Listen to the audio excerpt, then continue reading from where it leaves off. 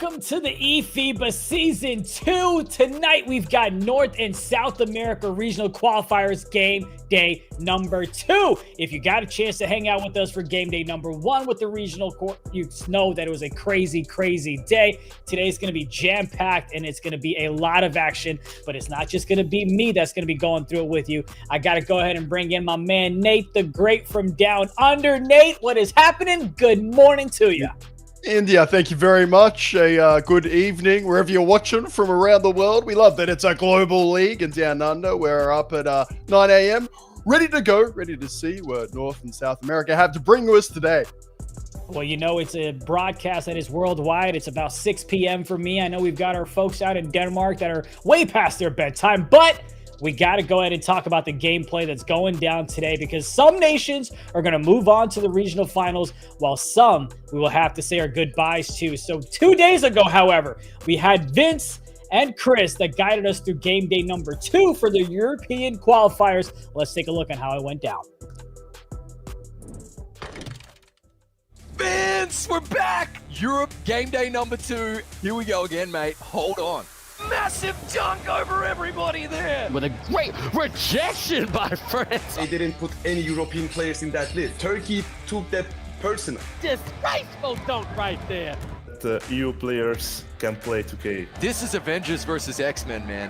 What a reverse dunk, mate. There was one player from all the other teams you could recruit. To be honest, no one team and Straight down to the right. Slam jammer right down. 𝐂𝐇𝐄 𝐄𝐄𝐂. Done something. I got it. This guy. Look at the back. Shout out to your cat in the background. Hold on.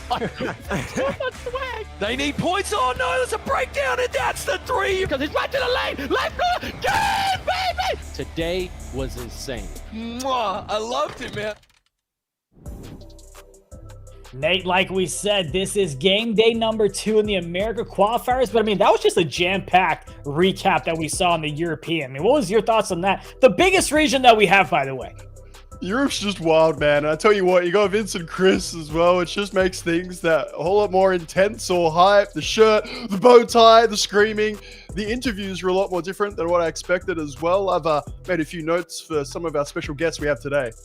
Yeah, I mean, when we get to Sweden, I know I need to hire like a fashionista, a stylist to get it taken care of. But let's go ahead and talk about the action that's going to be going down tonight because there's, like we mentioned, game 2, American qualifiers, which means a lot is going to be determined at the end of the night for us. So let's talk about the structure and what it looks like for both of the regions going forward. Let's start with North America, shall we? Now, we've got the same group as in game day number 1, and the group points still go ahead and stand as well as the leaderboards. But let's just take a look at the group standings without the skill boosters. As you can see right over here, you've got Dominican Republic and Barbados, Cayman Islands. We'll go ahead and show you the actual graphic because someone, an intern, is playing a little prank on us. We'll go ahead and fix that and get it right back to you. But Nate, are you expecting any surprises from today? Because we know how game day 1 went. Are you expecting any upsets for game day number 2? Oh, certainly. And I think with respect, there's one nation that we all know we could talk about a lot that go in as heavy favorites, maybe not just in this region.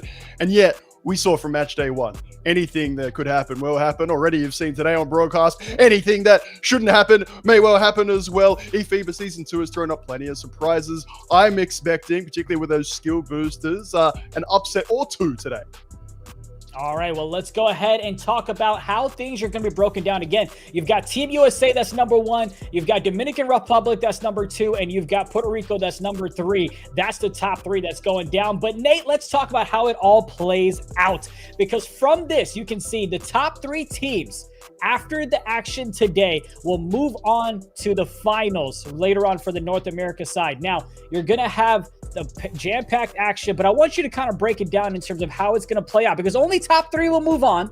The seeds from 4 to 6, we will have to say our goodbyes to. But what happens to the top 3 teams that are moving on? Yeah, you can see they're highlighted in green. And let me tell you, you want to be number 1 because that means you'll head straight to that final. Have a look at that top dotted line. Bada boop, straight in there. And then number 2 and 3, you play in a semi-final where then you get to play the top dog. I feel like it's nice and straightforward. I could be wrong. Best you know, though, that the semi-final is a best of 1 whereas that final is best of 3. So first versus the semi-final winner, best of 3. And of course, the winner of that final will be crowned North American champions. Head du Zhongping, I'm just going to say that differently every time because it's good fun. They will face the other regional winners in Sweden. DreamHack, the big dance. We're going to get our ultimate winner. But hey, today we lock in a particular region, and I feel like that first spot, India, just gets you a bit more advantage. Yeah, I feel like if you go ahead and say it completely different, someone in the production room is going to mute you. But you know what's cool is if you get the number 1 seed in North America, you have to win 1 game less than the 2nd or 3rd seed that you might meet in the finals. But let's go ahead and go down and travel south to South America, which again, same group as game day number 1. The points still stand the same as the leaderboards here as well. But let's take quickly a look at the group standings without the skill booster and see what that looks like for us. Let's make it crystal clear, though. The group standings that you're about to see is going to be without the skill boosters. And of course, we saw last time the skill boosters made an impact. We'll just get you right to the leaderboards here. It's Brazil, Argentina that are your 1-2 punch right now. They would make the cut if action ended right now. Uruguay and Venezuela, unfortunately, we would have to say goodbye to. I say would have to say goodbye to because there's a lot more games left to be played here today. So after today's game, top 2 move on from the leaderboard to the South America finals, number 3 and 4. We would have to say goodbye to. But Nate, how does it work when we get to the finals for South America?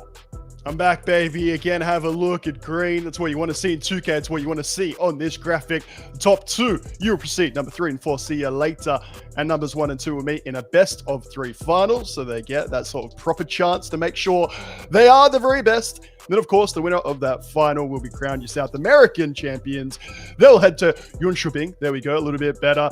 The eFIBA World Finals, where they'll play against the other regional winners.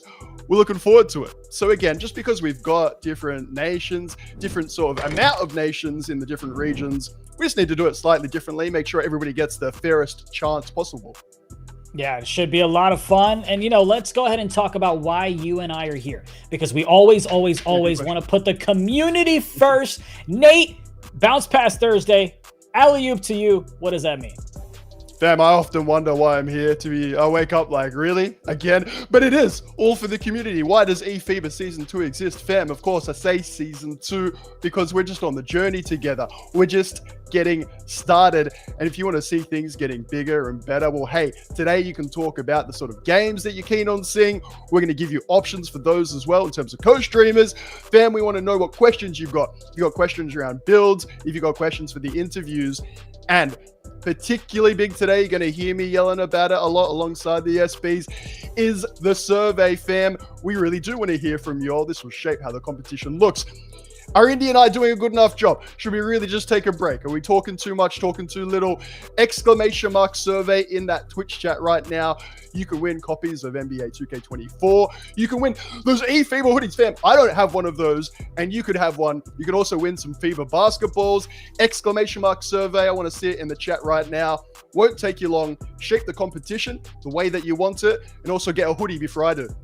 Yeah, I feel like I needed a part of my contract at this point that when I arrive to Sweden, I need me a hoodie, white and black as well. But let's go ahead and talk about your favorite topic, and that's going to be time for us to dive into the skill boosters. Please, India, thank you. I wait for this moment every time, baby. I'll wait. I try. Go ahead. It's all you. Thank you, friend, because we do have 4 that are active. And friends, literally, I'm stealing India's bit here a little bit because I just get way too keen. We got 4 of them that are active on your screen now. A nation conceding less than 30 points in a game. Of course, that triple-double from a player. The assist to points ratio of 35% or more in an individual game. And hey, look at this. A nation winning against an opponent with 10 or more points on the overall leaderboard. Fam, that last one means if we get a bit of an upset today, not only will that nation get the win, they'll get a skill booster point as well. A reminder, if you're new to eFIBA Season 2, new to these SBs, you get 1 point per skill booster, 5 points if you can complete all 4 of them. We've seen how they've shaken up those leaderboards throughout. Already, India, no doubt today, with that 4th one, a little bit cheeky. I feel like we're going to see more upsets. Yeah, I want to kind of do the math in my hand if I possibly can, kind of going eeny, meeny, miny, mo. A nation winning against an opponent with 10 or more points on the overall leaderboard prior to the round. We'll just let the ops team let us know how that's going to go down. But for me, absolutely looking forward to seeing if the defense comes into play by allowing only 29 points or less. And of course, if somebody goes ahead and gets a triple-double, that's something that we want to go ahead and pay attention to. Something else that you in the chat might want to pay attention to is that we have a lot of games that are going down tonight. So if you want to go ahead and follow a specific nation that we're not showing at the moment, go ahead and check out our Twitter page at eFIBA_official. That's right, official account. You can see the folks that are going to be streaming their games throughout the night. And of course, we've got some great surprises right over here. Something that stood out to me, Nate, is we've got Team USA announced their starting 5. And at the 4 spot is someone who I've been looking forward to keeping an eye on playing. And that's going to be Amber, a.k.a. Kraft. She's going to be starting at the 4 spot, and that'll be a fun matchup to go ahead and see as she makes her debut. So, man, we have a lot to unpack. We've got folks making their debuts. We've got countries moving on, federations that we say goodbye to, and I can barely catch my breath. Are you excited, my man? Bring it on, fam. Bring it on. We said we're going to have a few surprises. Not sure if you can see that, but a big fan of the anchors in the teams, locking it down, making sure that everything's going to be A-OK. Fantastic to have some diversity, to have some female players making their way in. You might have seen Harris on his stream talking about the quality that's there, how coaches, fellow players are all about it, fam. That is going to be a big game to watch. But of course, there's so many across the board. How could you pick just one? Yeah, and you know, something about Amber is I've got a chance to play with her just about maybe 6 months or so ago. She's great. She's definitely a better power forward than I could ever hope to be as well. And now she gets a chance to be taken under the wings of the likes of Dayfry, Dime, C's, champions in the NBA 2K League. So there's a lot that she's going to go ahead and take under her belt and see what she can put on the court is what I'm most excited to go ahead and see. But also another matchup, man. We got to talk about Brazil and Argentina. Argentina, the Dark Knight, the Dark Horse, whatever you want to call it for me, coming into day number 1. And they almost pulled off the upset against Brazil. They were right there, but Brazil made some clutch shots toward the end, and they took it away. From all the matchups that we've got going down, that's the one that I'm most likely going to be kind of really zoned in on as well. Is there anything else that you've kind of circled for tonight? I think you make a good point about the almost comeback. And yeah, as we spoke about a lot last time, those little 1%ers and off-court things and the coaching particularly, we're going to hear for some analysts and coaches throughout the stream today. But Brazil, Nick, respect. You're working your magic once again, getting rings in a certain league, bringing that quality when it counts here. I feel like Brazil taking this seriously, maybe on a different level to some of their contemporaries in this competition. Yeah, man, it should be a lot of fun. I'm just hoping for a few buzzer beaters here. That's all I can ask for on this early Halloween, Christmas-ish, whatever. But enough about me jabbing around. We had a chance to go ahead and catch up with Brian Lossie from Guatemala. Here's some quick fire questions that we got to ask.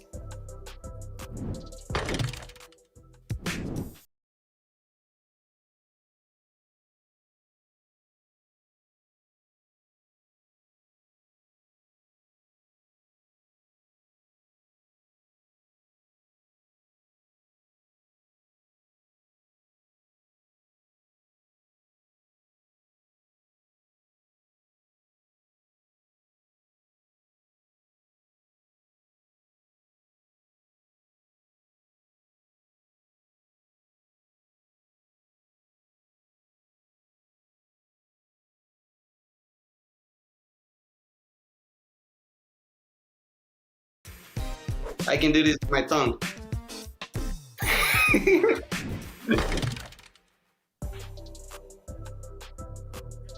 Nope.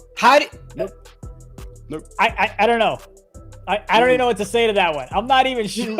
I was hoping to talk about like, would you rather be able to hear or talk? And then he does the tongue thing. You know what's, this is kind of sad. Whatever he did with his tongue, I don't even think I could draw with like my wrist. You know what I mean? That was wicked. Like, how do you even find out that that's something you can do? But let me ask you this. I know what Harris's hidden talent is if he's in the chat listening. What is yours? Yeah, good question. I think I'd need like an actual talent to then have a hidden one, right? I play a little bit of piano, a little bit of drums. Ooh. So sort of the music, a little bit of music composing. But then you'd have to be good at that for that to be a talent. India, you're a man of many talent, surely. What about yourself? I mean, come on. See, I used to play the percussion back in the day because I had a crush on somebody, but I was just horrible, so that never really worked out. But I'm not quite sure what my hidden talent would be. I guess just kind of broadcasting, but now, you know, we're in front of thousands of people and they kind of know about it. But let me ask you this. You know, I had a little conversation with somebody, and they were talking about how Team USA wanted to go ahead and beat the 221 record that the Philippines set last time they took the stage. Do you see that happening, whether it's Team USA or whether it's anybody that's playing tonight? Do you see somebody scoring 222? Yeah, Indy, I'm not even going to try and be humble here because you called it last time. If you are joining us in chat, firstly, !survey, because I'm going to drop that every second sentence. Secondly, India, before the world record was broken, legitimately predicted it, called it and said, it's going to happen now. I went straight away and said, there's no way. And I actually did not believe it was possible. If a team was going to do it, if a nation was going to do it, USA, and yet looking at the nations in their group, I appreciate some people might say there's a few that are a little bit weaker. To drop 225 or something, like when that world record was broken, brother, there was a man just standing hash. Then there was a second man who joined him like very late on. What, do I go out there again and say there's no way, only for it to be broken? India, prediction king, what about you? I don't believe we will see that record broken tonight. I will say that we might see 200 next week when a couple of teams play, but I don't see 222 happening tonight, especially because I believe adjustments will be made from that week 1 to week 2. But I want to talk about another matchup. We talked about Brazil and Argentina. We talked about Kraft making her debut as well. Another matchup coming back to North America that I'm most interested in is going to be if we go ahead and see a rematch between Team USA and Dominican Republic as well. So whether they go ahead and end up in the finals, if that's how things play out, but the next time that they play, whatever that series ends up being, that's what I'm most excited for. Because you know my 𝐂𝐇𝐄 GC head coach, Joe Vegas, former Blazer 5 head coach, they want to go ahead and beat Team USA like they did last time when they had the FIBA Open. Look, shout out to all our friends in the chat, including Joe, who's there ready to get things started. Just to sort of hopefully emphasize how big of a matchup that is. Dominican Republic versus US of A. Is that I was talking about it this morning with some friends. I was talking about it yesterday with another group of friends who don't even follow 2K, but they've seen the broadcast, they've seen some social media around it, and they were saying, oh, we thought US would just win every game really easily. We thought it would be a sweep. Friends, we might have a big upset today. We're already seeing the rosters changed around a little bit, the lineups rather within the roster. So have a look to see. Maybe that foot just comes off the gas a little bit, and anything you give me, Dominican Republic, will take and maybe make the most of here today. You know, we've talked about so many different things for folks in the chat to keep an eye on, but I want to hear from the chat. Let us know what you are kind of keeping an eye on. We kind of mentioned our top 3, our top 4 things, especially in terms of matchups, player debuts. But Nate, when we're coming into week 2, are you going to try to go ahead and throw a wrinkle in terms of lineups, or are you going to stick with what worked, regardless of what federation you are, whether you're winning or losing? If you were Coach Nate, what are you doing, and what's your game plan coming into game day number 2 for the North and South Americas? For mine, week 1 should have been about iteration, working out, sort of finding your feet, making sure that, you know, you can't be eliminated in that first week. So might as well just work out your combinations and whatnot. The counter argument to that, from what I've heard, speaking with the coaches and indeed some of the players, is that they want the consistency. Philippines, for example, Saudi Arabia or another nation, speaking with the coaches there, being like, we want to make sure that our 5 get as much cohesion as possible. We do not want to change it. The substitute reserves are there only for emergencies. However, Coach Nate, you asked the question, I'll be playing around with things week 1. See what works that maybe you're not expecting, that you don't realize. But week 2, it's where we're at today, friends. There will be nations that cannot qualify. They'll be done after today. If you don't know your best 5, if you're trying to work things out on the fly, I'm a bit worried about you, to be honest.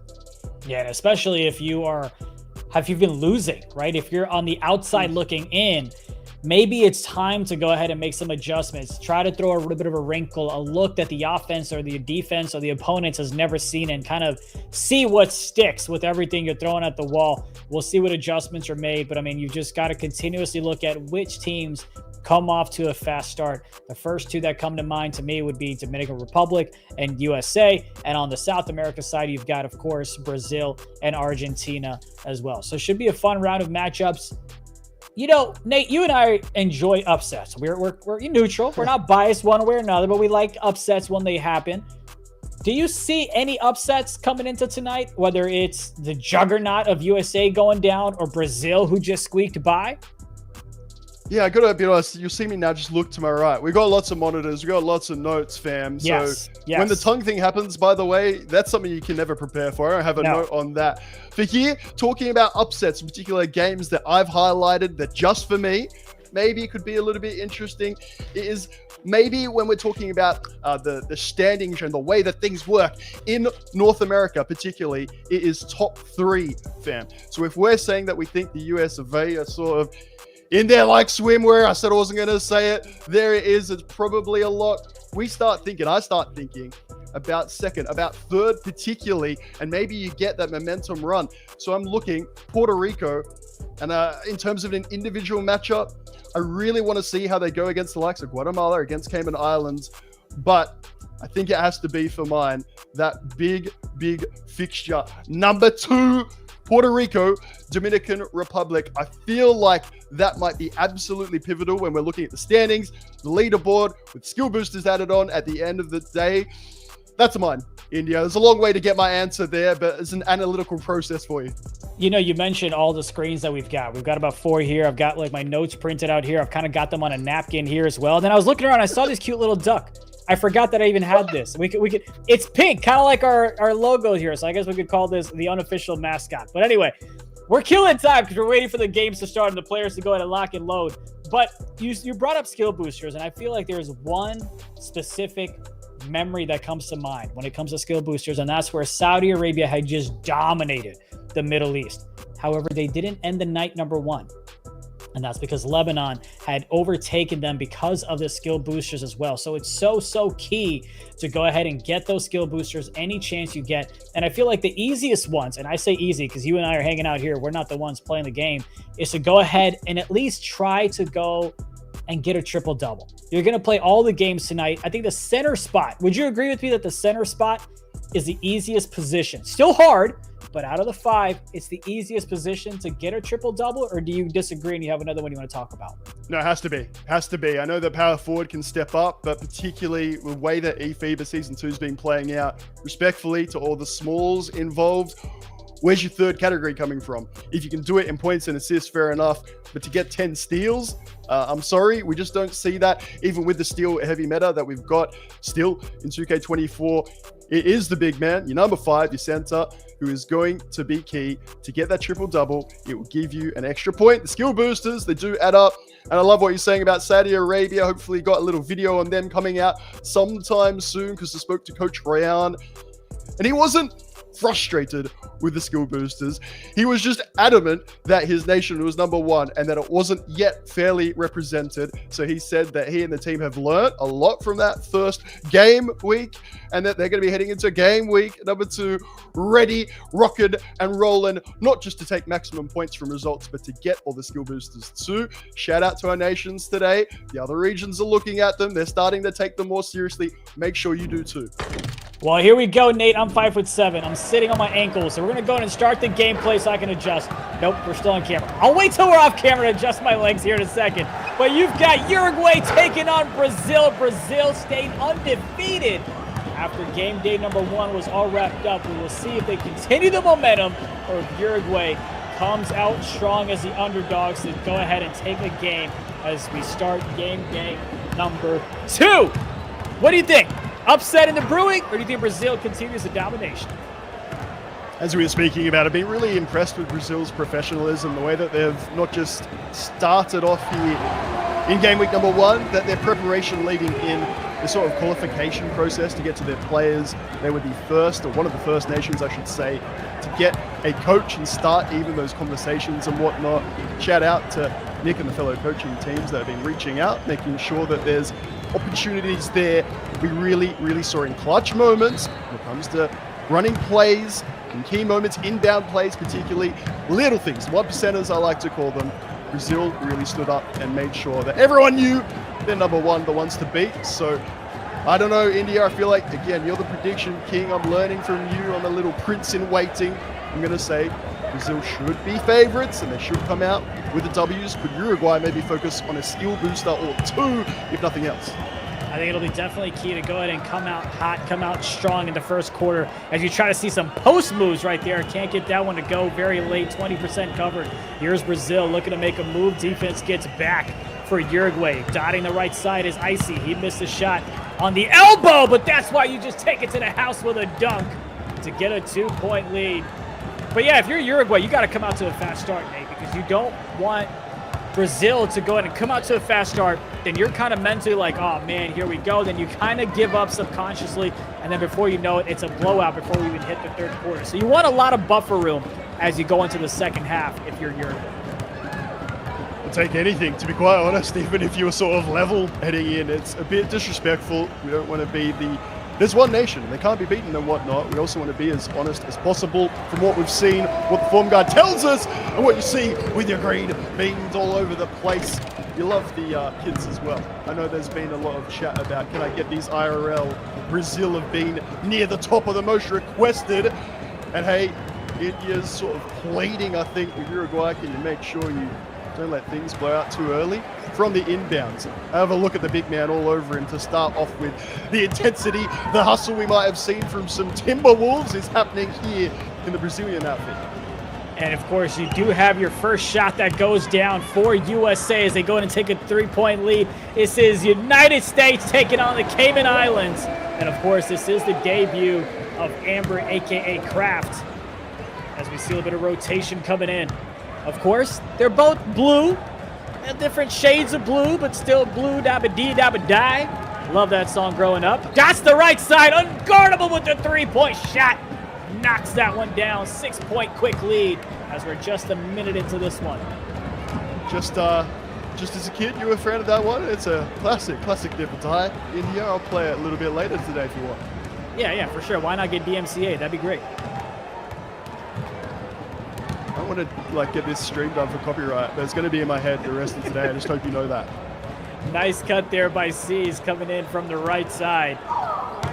The Cayman Islands did their best to go ahead and pull off a couple of upsets. They fell just short a few times, but they get another chance here today. Oh, that's going to be a backcourt violation. Not something you see often. That's a careless mistake by the Federation of the United States. Unguardable, absolutely incredible play in 2K League. They're a little bit of a fundamental error, but if you haven't got much time on the court, as I said, playing with different lineups, people that you've not been able to train with maybe as much as you like, just the lead-in times and whatnot, I wouldn't be too worried. It's just a little bit of pain to start off with. Lovely dime, 2 dimes, by the way. Great feed. And speaking of feeds, we're going to go ahead and jump back to Brazil taking on Uruguay as we showed you the debut of Kraft for Team USA. And here you've got Brazil off to a fast start. Nate, we said Uruguay needed to come off to a fast start. Unfortunately, it's Brazil that's off to a double-digit lead with about a minute left in the first. Well, we can dream, can't we? I feel like if you're not hopeful, if you're not thinking positively, you might as well not give it a crack, and there's plenty of time left. You almost feel for Uruguay. You got to see those, what do you want to call it, the schedule, fixtures, whatever you want, come out. Can we please have a somewhat easier game, just to warm ourselves up, get into it, get used to the connection and whatnot, and then you realize you're up against Brazil. It's got to be very, very hard. And maybe if you're trying to take the bigger approach, bigger picture look at the day, if Uruguay, at least it's out of the way. At least it's sort of like we gave it a crack. Maybe we just try some different things. You were talking about India, throw some different stuff in there, a little wrinkle, I think you called it. And then you know that the rest of the day should be a heck of a lot easier.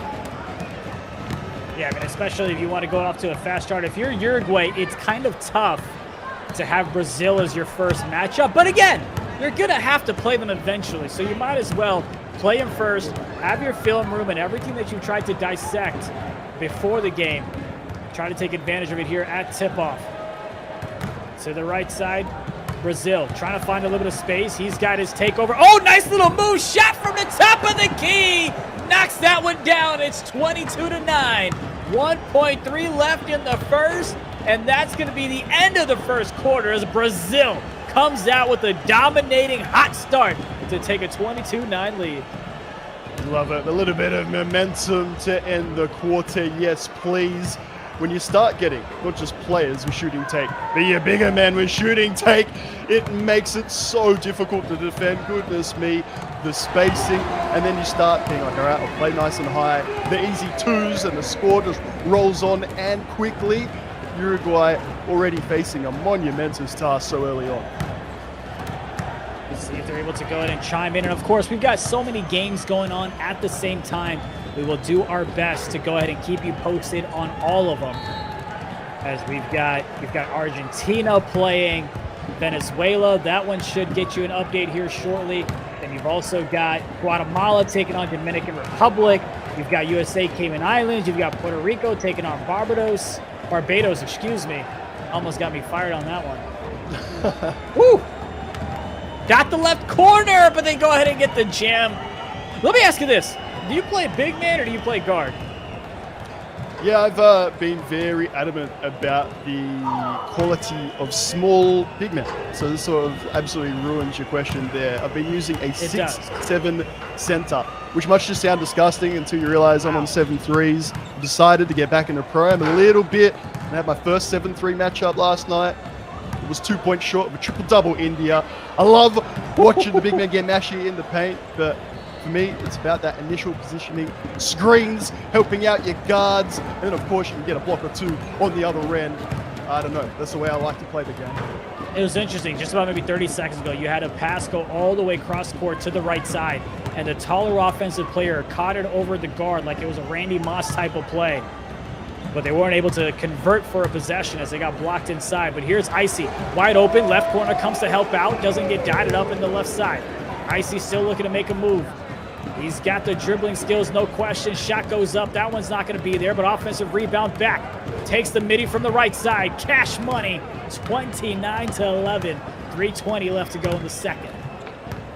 Louis, lovely fam. I sort of said I'm probably still too stuck in 2K23. The big men, you know, they can roll in for two or they can space and take a three. An absolutely collapse, by the way. Have the easiest little lay of your life, and please Uruguay, no more going up with that. What about the mid-range? Underrated, maybe underutilized, something that I literally made a note on. Make sure I'm looking for that from your point guard, your shooting guard. Get that little bit of space, particularly at the end of the shot clock if there's not much going on. A little bit of poise can go a long way. And that's going to be an illegal screen, something that we don't see often in the game of 2K or NBA itself. And Brazil is going to take possession here. The defender does not step up, and he makes them pay with another shot from beyond the arc. They scored 22 in the first. They've got 12 already here at the halfway mark. They're on pace to go ahead and get 24. You can see the defense of Brazil swarming pretty much on like a string, and that's exactly what you get on the output.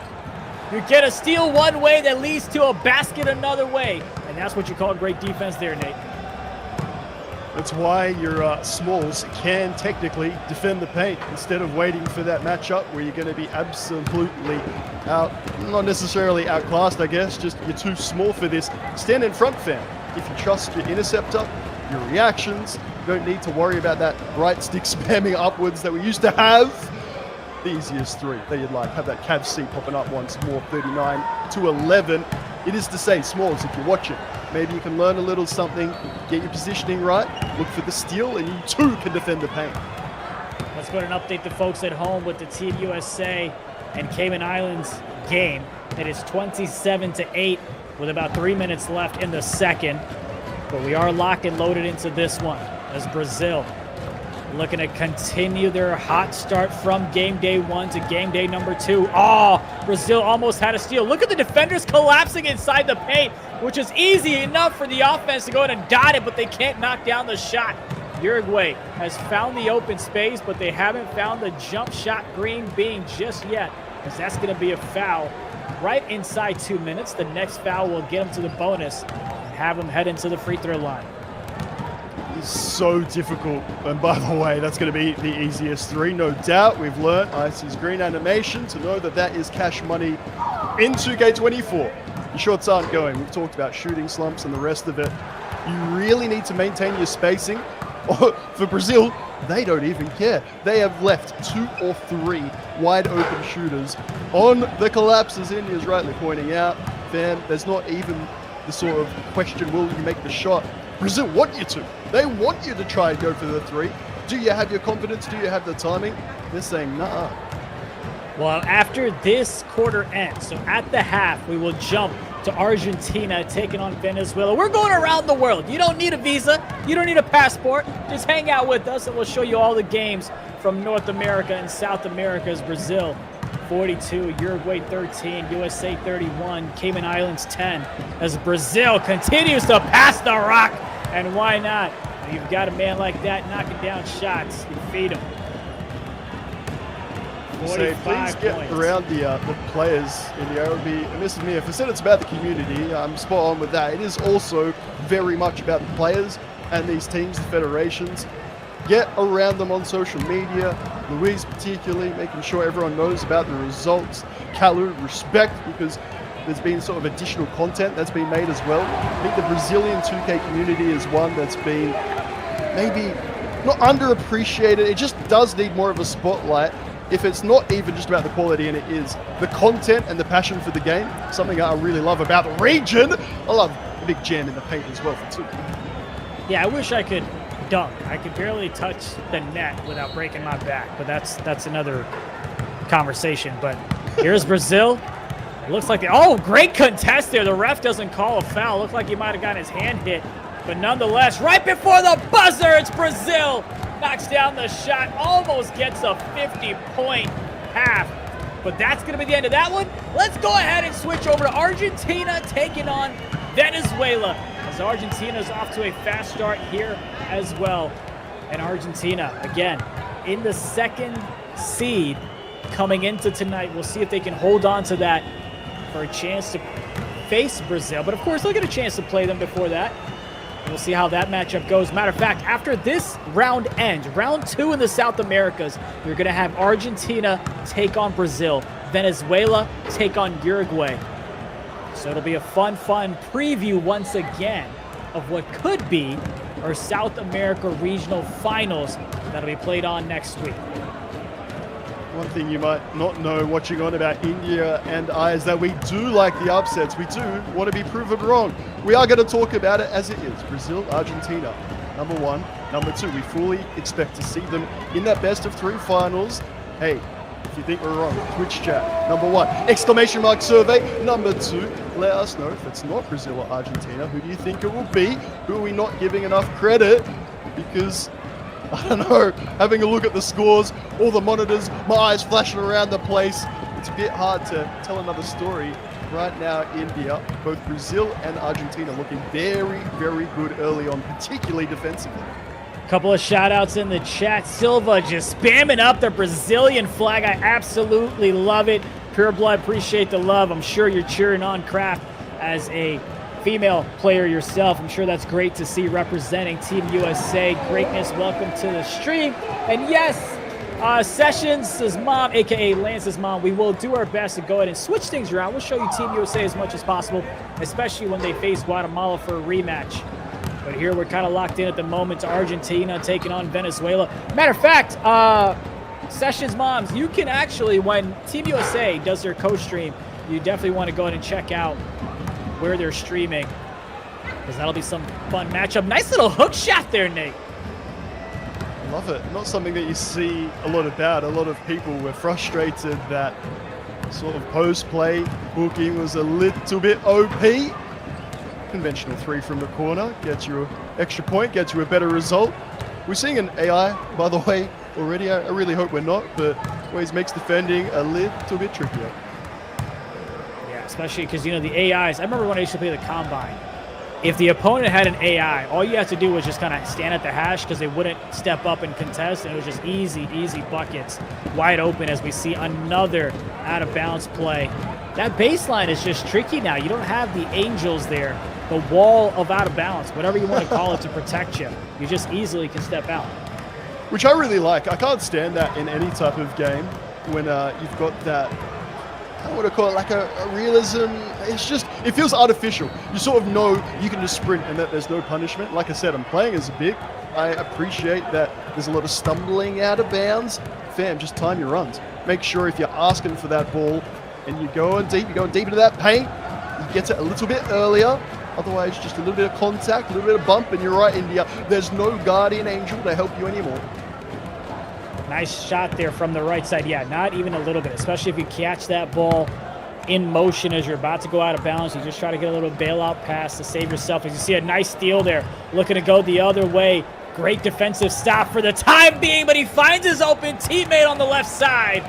Knocks down the three to cut the deficit down to single digits with about 2:32 left to go in the second. It's a rare miscommunication from Argentina on the defensive end.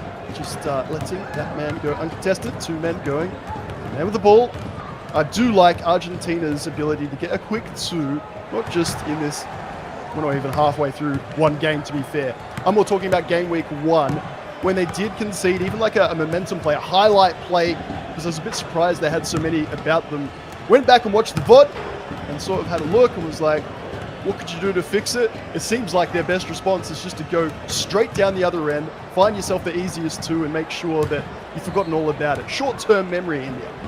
Well, you know what else is easy is filling out our survey. You can just go ahead and type in the Twitch chat, !survey. Let us know how we doing. Let us know what you want to see, what you want to improve. If you want to see Nate go bald, get a haircut for your chance to win an eFIBA hoodie, basketballs, NBA 2K game codes. Go ahead and fill out that survey. Have you ever gone bald? Yeah, many times. It's the classic post-breakup for me. You just shave all that hair, go to the gym, you know. That's the response. Someone knows what I'm talking about. I know. All right. Well, yeah, I might have to see those pictures later on, but Truly Honcho down low. The defender there is almost non-existent as he slams it home. Yeah, I'm not sure how I'd look going bald, so we're going to avoid that. That's the right side. It's not a good look, but it's just a response I take. I like it. I like it. You know, fresh start. Yeah, I like it. I ain't mad at it. 𝐅𝐻𝐿, you shouted out before. I want to shout out again because the survey has been completed. Fam, you can win NBA 2K24 game codes. You can win FIBA basketballs. You can win an eFIBA hoodie. I will say, 𝐅𝐻𝐿, that if you can acknowledge that this purple court looks amazing, I'll appreciate your entry all the more. Yeah, I'm excited for the gear. Like, if we don't get gear, I'll be upset. You know what I mean? Tries to knock down the shot. The offensive rebound is there. Back over to Truly Numb, as that's going to be a violation. Looks like that's offensive 3 in the key. Not sure who was standing there because the offensive rebound was just secured. Maybe I forgot to count at 3 successfully, but let's go ahead and give the folks at home an update on a couple of the other games. We've got Brazil taking on Uruguay. That is 69-21. 30 seconds till the end of the third quarter there. You've got Team USA 64, Cayman Islands 20, with about a minute left in the third quarter in that one. And, of course, you've got Argentina taking on Venezuela as we near halftime. They've got themselves a comfortable lead. Are you surprised that it's only a 10-point game here? Or are you expecting a closer one? You're expecting a blowout one way or another? What are you thinking here? Yeah, certainly not a blowout, but again, my little notes that I've got here is Argentina by 40. So, hey, at the moment, I'm well off. I don't know if the AI is rent-free. Looking at the box score, there's not a lot there that could suggest as much. I said defensively, and you talked about the one-on-one matchups, 100% being able to just shoot over the AI. I think I even was thinking rotations and stuff like that, trying to play a zone or any type of formulated defense when one of your players can't be communicated with, can't be controlled. It makes it that much more difficult. I do think you're still going to find that Argentina win by about 40, that maybe it's just first game of the day nerves. Argentina coming in as a number 2 spot. We've got Silva showing so much love for Brazil. So let's go ahead and jump into Brazil taking on Uruguay as they've got a big lead here to start off game day number 2 for the North and South America regional qualifiers, as they've got about a quarter left to go so that they can remain undefeated. Icy looking for the rock right back, but they're going to get dotted up on the left side. Defender's there, but doesn't jump. And the lead for Brazil just continues to climb. Yeah, a lot of parallels with USA Cayman Islands. Just by the way, at the end of the 3rd score update, USA up 70-20. So Anna's debut going remarkably well. Yeah, so far so good. Cannot complain one bit. As you see a nice fast big basket. I tried to read what was happening and commentate that one. I almost butchered it. I think I did butcher it, but we'll come back. And it's going to happen all the way through. There's a lot going on. I love the Twitch chat that keeps me accountable. To be honest, India, like, I rely on you big time. I don't make that any secret here. But Twitch chat talking about the SBs, the skill boosters, because after those score updates, quite right you are, Twitch chat. Under 30 points, get you an additional point, get that skill booster for Brazil, US of A. It's looking pretty good. And of course, help us out. If you see a triple-double or a triple-double watch that we're not keeping an eye on, please call it out, because our 4 eyes are not as great as the, 1,000 eyes that we might have in the chat. But nonetheless, Brazil. And keep in mind, you may have already had skill boosters last time. I believe, and I could be wrong, I've got to get my memory on point. I think Argentina, if they had additional skill boosters, I think they might have had 3. Or they might have had 5, but Brazil only had 3. Point being, Brazil didn't really take advantage of all the skill boosters that they had. So you want to make sure you do that this time around, as they can't get that one to go. A reminder to those in chat, I did say that it is 1 point per skill booster, but if you complete all 4, you do get 5 points, if that makes sense. So it would be like 1 for 1, 2 for 2, 3 for 3. But if you can complete all 4 objectives, you get 5 points. There's incentive to think about them all game day long. Matrix in the chat is asking, how are you watching the USA game? We had the eFIBA League Pass. Cash at me $700 and I'll send you the link. Thank you very much. I'm kidding. For anyone that's watching, that is a complete joke. Do not get me fired. Do not put that in the survey. 100% a joke. We will go ahead and complete this game and then do our best to head on to the USA Cayman Islands matchup. Shout out to our wonderful co-streamers. There's plenty of ways to watch. Go in to those eFIBA socials. Don't forget to go to the website if you want the full rundown of all the games and whatnot. eFIBA.basketball. That is eFIBA.basketball. As Louise is money, the only South American to be there in the draft pool for the 2K League. Shout out Louise. I see you. And you've got team takeover for Brazil. As they need any more help, no, but they've got it here with the takeovers. On the defensive side, look for them to be a menace in the paint, and there they are. Looking to run the fast break. Keep an eye on that pass. No? Oh, come on. Oh, come on. They had a man wide open on the left side, and they turned it over. It hurts to watch, doesn't it? Even in a game like this, even when you feel like it's done and dusted, that's why you see homie getting emoted on when you're down by, what's that, 66? Love it. Show that passion. Shot from the top of the key, knocks that one down. Matrix, I'm glad you love me, but my Cash App notification hasn't gone up yet. So I don't know what's going on there. I'll keep an eye out for you. No worries. As Icy looking to return the favor of a 3. Less than a minute left to go in the 4th quarter. Gets the slip, gets the dunk inside. As they've scored 13 points. This is something interesting, Nate. Brazil has held Uruguay under 10 points each and every single quarter. We'll see if that streak continues here in the 4th as well. They've scored 8 so far. A dunk would go ahead and get them in the double digits. And they've got about 36 seconds to do that. Holding them to 29 as well, so no fouls, please. Certainly no bucket. If you want this skill booster, that's going to be contested. So maybe only 1 more possession to defend. Brazil pick up an SB. Icy going to try to go ahead and milk the clock as much as possible. There's 4 seconds separating the game clock and the shot clock. After this, we will jump to USA taking on Cayman Islands. So stick around for that one, and a foul comes in from Uruguay. Maybe they know. Maybe they know that they're trying to get to... but that was the worst thing you could have done. You would have had 5 seconds, well. Guaranteed. They don't know. Well, Brazil is obviously trying to get their skill boosters, and they got the right side. That shot's going to go up. That's the buzzer, and that's going to be a skill booster for Brazil as they go ahead and secure the defensive side of things, keeping Uruguay under 30 points. And we've got another skill booster watch as Team USA is going up against Cayman Islands. And you've got Team USA on the right side. They're the team that just knocked down the 3. And of course, if you can't tell, it is the United States that are in dark blue. And that's going to be a quick foul. I know there was people in the chat saying blue on blue, fam. I ain't worried one little bit. Surely you know the names. We're very grateful for the feeds that are being supplied as well. Dimes, Cease, you know these names. You know who they're playing for. We sure do, and there's Unguardable. The man's got a logo. I don't. That's just crazy to me, but that's fine. No worries. By the way, I just had a couple of DMs. I won't say who, but a couple of DMs just asked me for the direct link. That's insane. Congratulations on making bank, brother. Proud of you. But no, I will say you have co-streamers that Team USA is going to have that a lot of federations are going to have. So make sure you check out their social pages as they will be streaming a lot of the games throughout the night.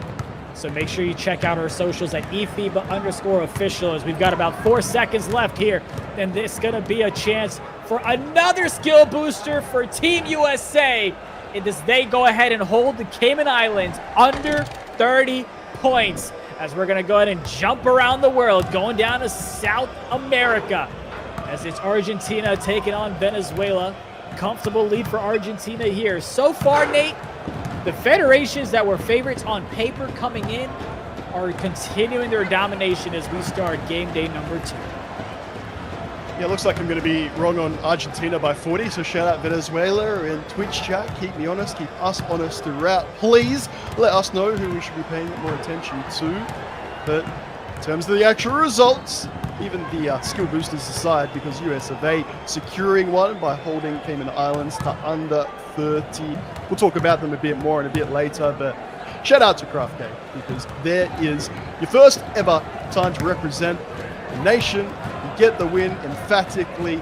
13 boards, 6 assists, 4 steals, playing the 3. Am I wrong to see that as a bit of a surprise in you? I mean, no, not at all. She definitely is always going to go ahead and crash the boards. Those 4 steals that you mentioned are more steals than the Cayman Islands had as a team. So it just goes to show that you can be whatever gender and still be able to play the game of NBA 2K. And, you know, we'll see if we can go ahead and chat it up with her later on. But lock it in on this one. Argentina still holding on to a 20-point lead as that shot somehow drops. Thought that was going to be contested, no doubt. Just over 2 minutes remaining. Thankfully, we've got ourselves a game where both teams are over 30. But friends, you've got the assist to points ratio, 35% or more. Not sure how good your maths is.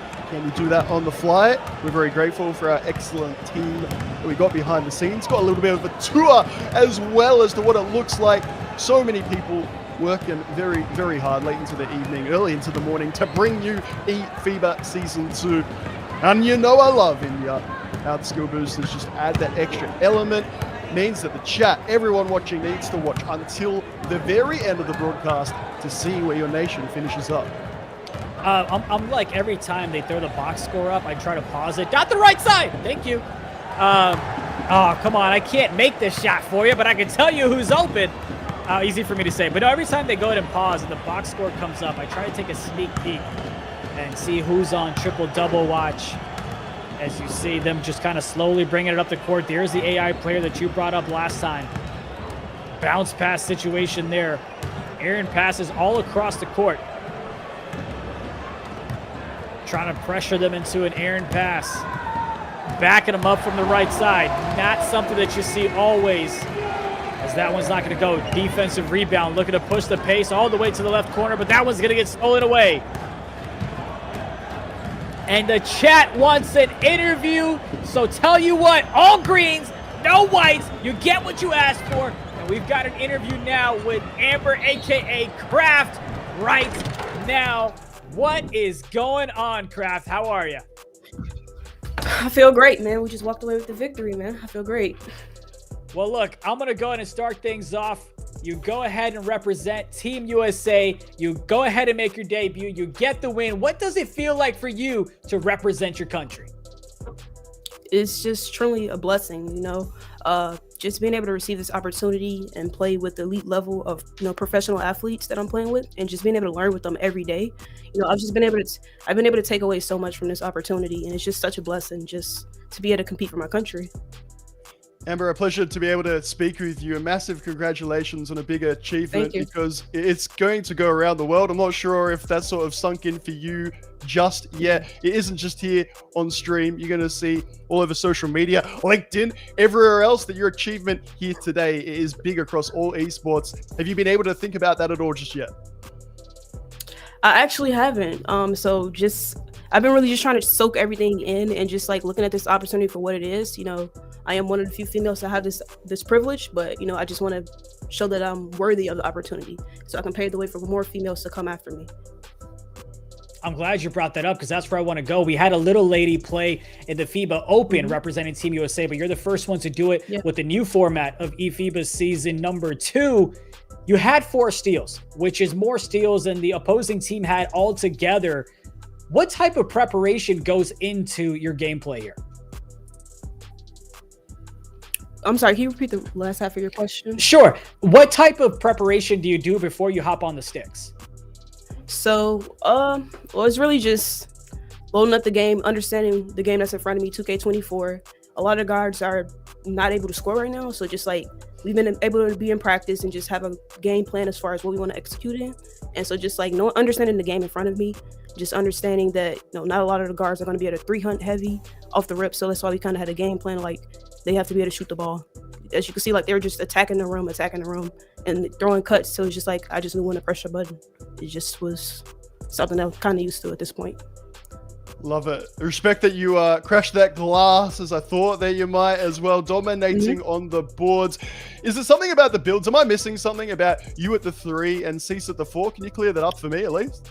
So actually Cease was on lock, but both of our builds were 6'8", technically power forwards, and so like our icons were just switched. So it's really was just, we both were really out there on like power forwards, I think, but it really just didn't matter. So we were able to get the job done. So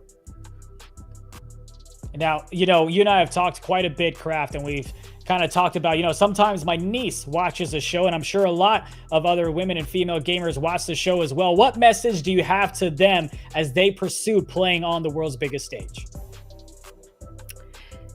You can do it. Although you might not have the opportunity to be on the stage at this point in time, just keep working at it. Believe in yourself, believe in your game, and block out all the outside noise. You know, just keep putting your head down and do the work, and the opportunities will come. Thank you so much, Amber. Honestly, it's just like a massive encouragement. As I said, it's going to go viral. Not only have you made just a massive step by being here, then you absolutely dominate. Again, friends, I don't care if it's like, thank you for explaining, by the way, the sort of power forward 6'8". That's the nerdy 2K and me coming out. But the way that you grabbed all those rebounds, I couldn't lie. I've got it on the other screen here. Watching all the way through, what are your expectations now for your team for the rest of today? Go 5-0. 5-0. I love that. All right. Well, let me ask you this before we go, because I control it this time. Outside of Team USA, obviously, who do you feel is the biggest threat to take y'all down? Not yourselves, right? Don't want to shoot yourselves in the foot. But outside of Team USA, who's the biggest threat to take y'all down? Outside of Team USA, who's the biggest threat to take us down?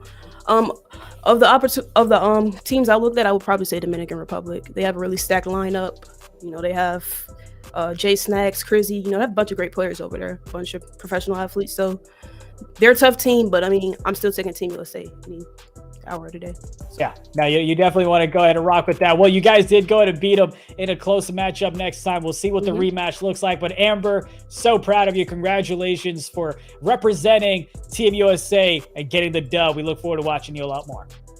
All right. Thanks for having me. Appreciate you guys. Absolutely. Take care, Amber. We'll talk soon. And what a great debut. You couldn't ask for a better one. Tied for most steals in the game, more steals than the opposing team. You go ahead and crash the boards themselves as well. 13 rebounds, shooting 66% from the field. Love the debut there. Nate, any surprises at all from the first round of matchups before we dive into round number 2? No, just call it like it is. 0 surprises. Maybe there it is sort of your lineup announcement is about as surprising as we got before the game. And I want to say surprising, not as in undeserved, not as in what's going on, but just why has it taken so long?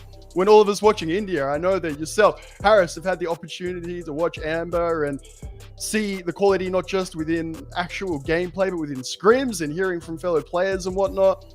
I've done the best I can. One thing you can't learn from research and prep is hearing from the woman herself. And what about that confidence? Straight down the line.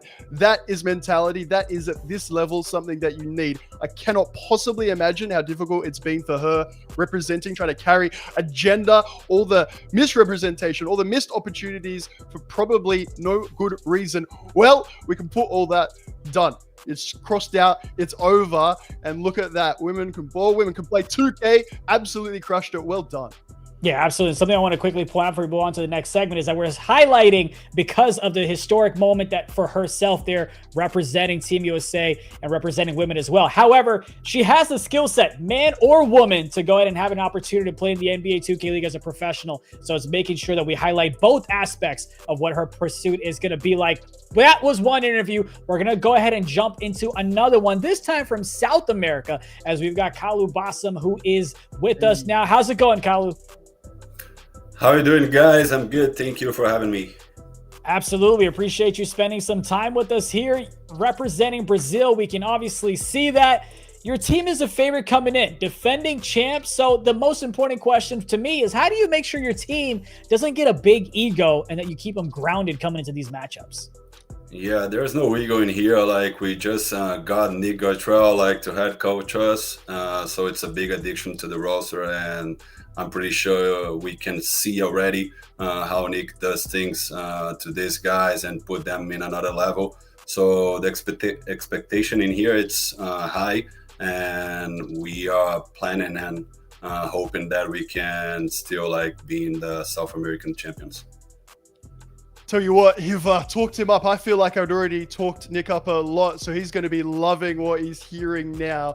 I just wanted to know specifically from a manager capacity, how does that sort of look? Can you shed any light on that situation? Because I've been very impressed with the Brazilian Federation and the professionalism. Yeah, I think like this is a milestone for the whole community, having a head coach at this level. Coaching and training the national team. I guess we're gonna be like example for many other nations besides USA, for sure, that they already do this every single tournament, putting like head coaches from the NBA 2K to practice their teams.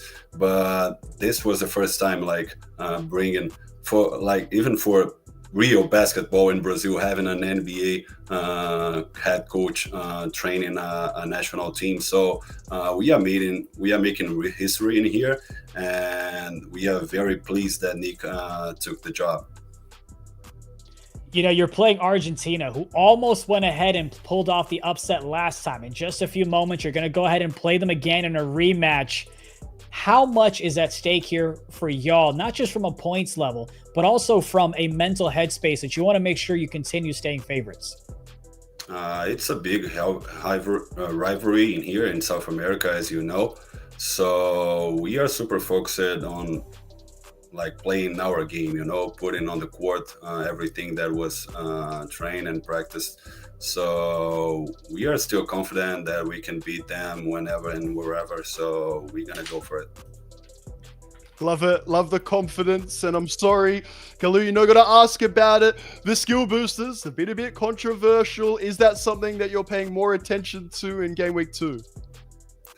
Yeah, like it gives you a booster on the scoreboard also, you know, so we need to pay attention on that. We got 2, I guess, on this first game against Uruguay for the first round of the day 2. So Vitão did the triple-double and we hold the guys under 30 points.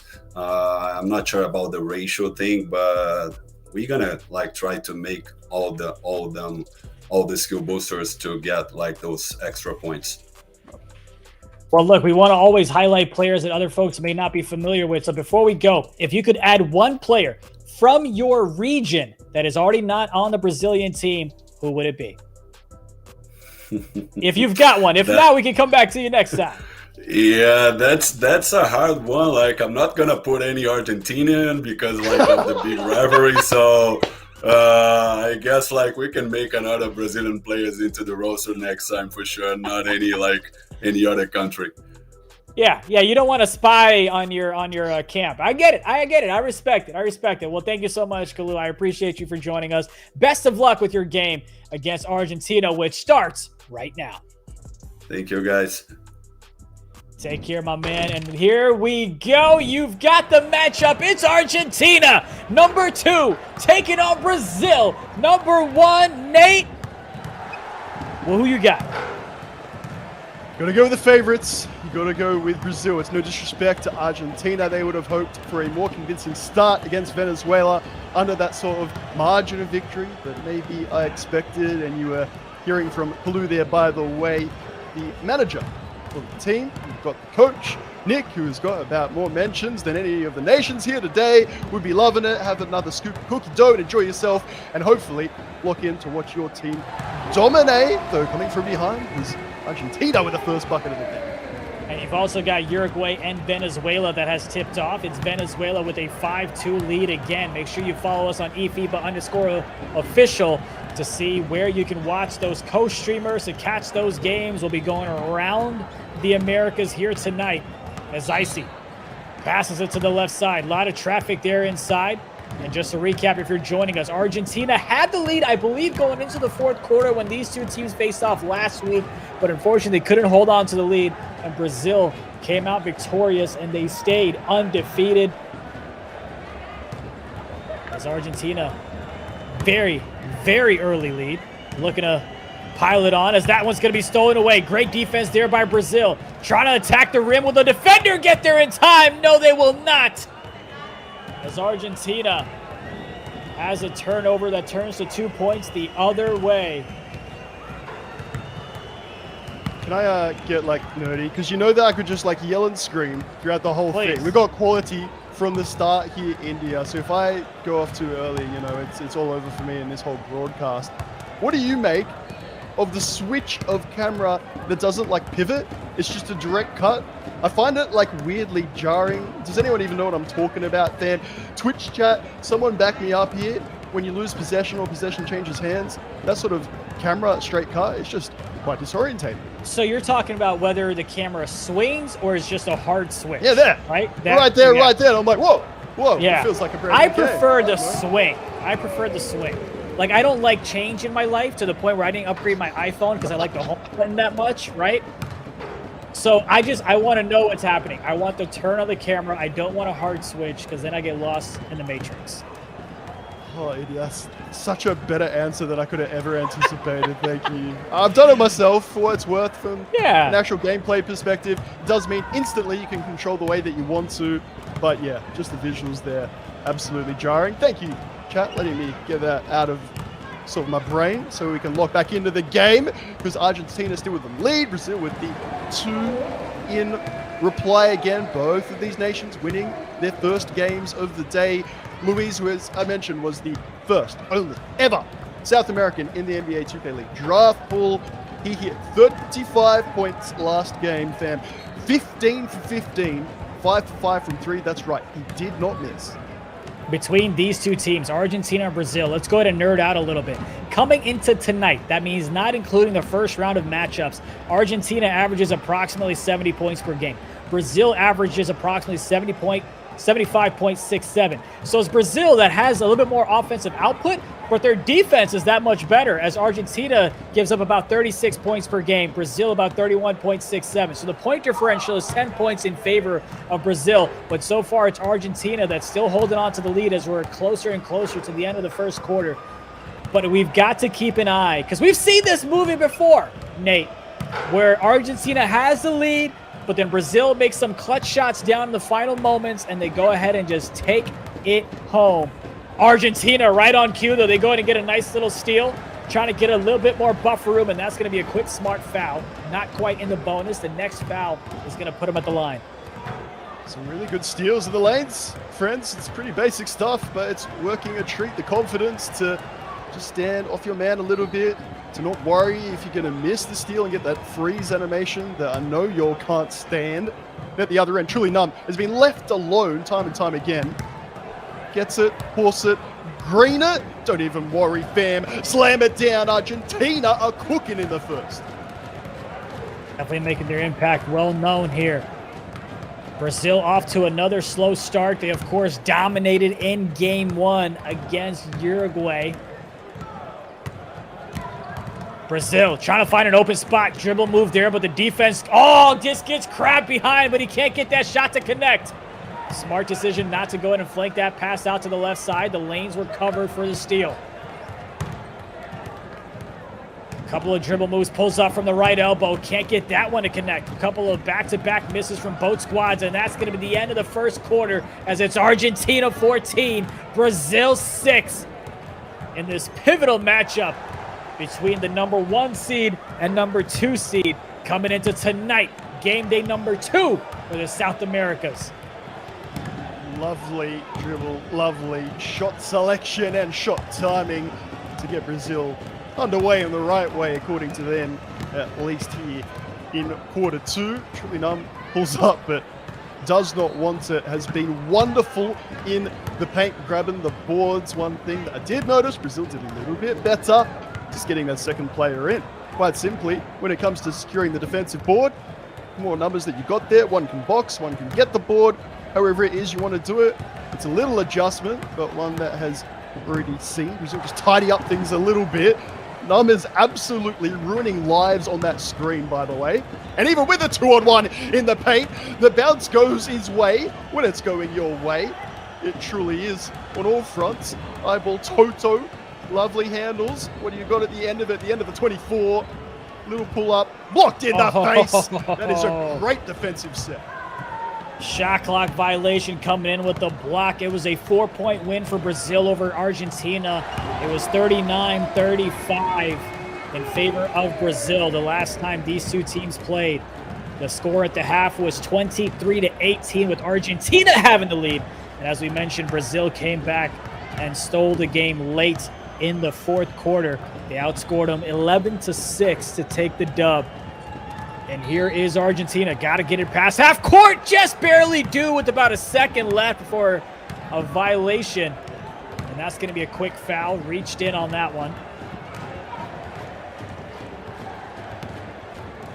It's fun just nerding out with stats. You know, you just spew. But then here's the thing. We could also make up stats and the chat wouldn't really know. But I promise so far what we've said is calculated and accurate. But they also say 79% of the stats are made up on the spot. So who really knows? India. I love it. Some of your things today in terms of the co-streaming and the stats, maybe it's accurate, maybe it's not. You don't know.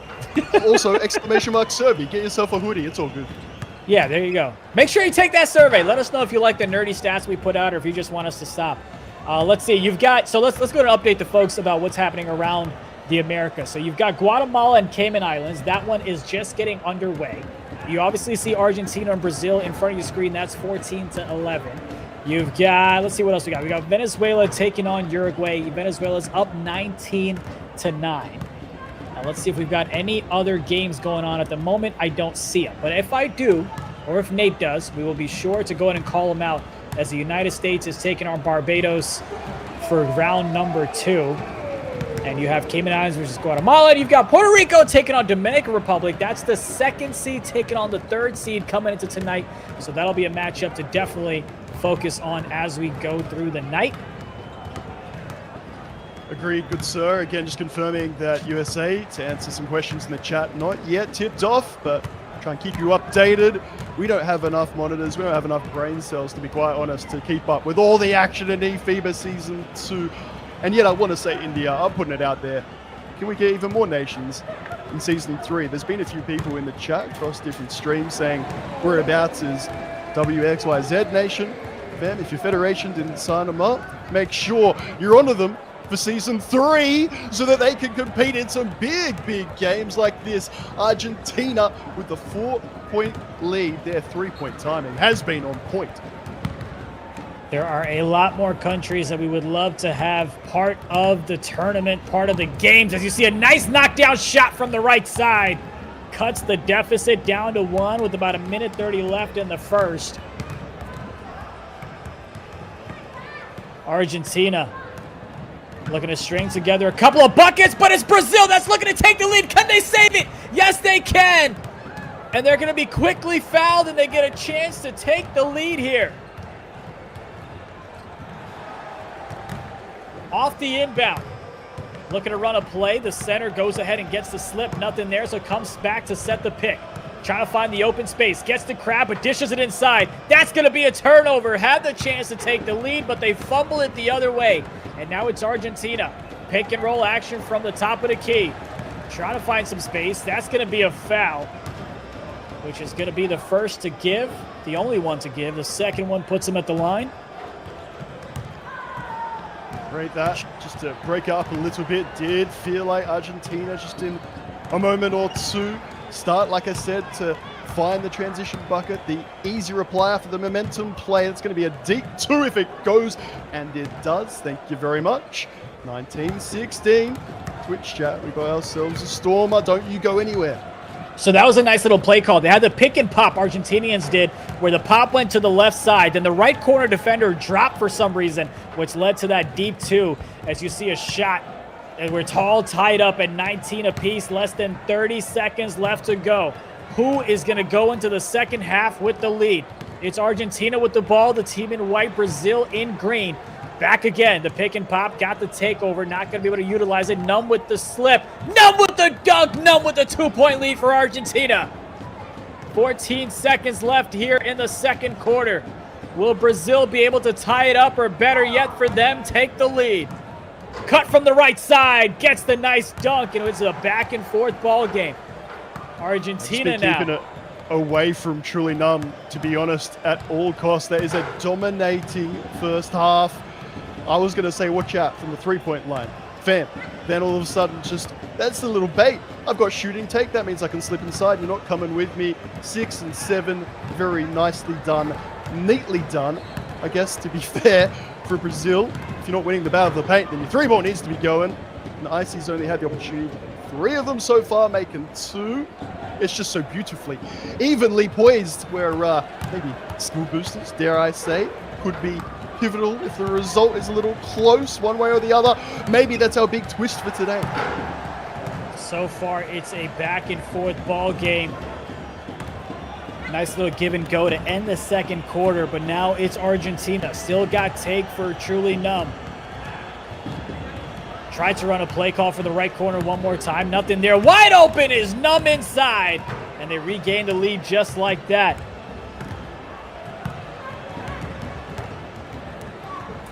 I see to bring it up. Fam, let us know. Is this going to be the upset of the day?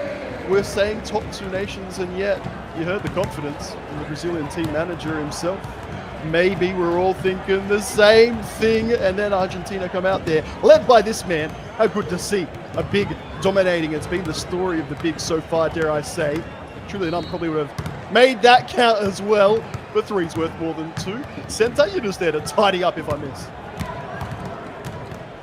26-23, 4 minutes left to go in the third. Argentina gets dotted on the right side. Is that going to be the one to tie it up? Yes, it is.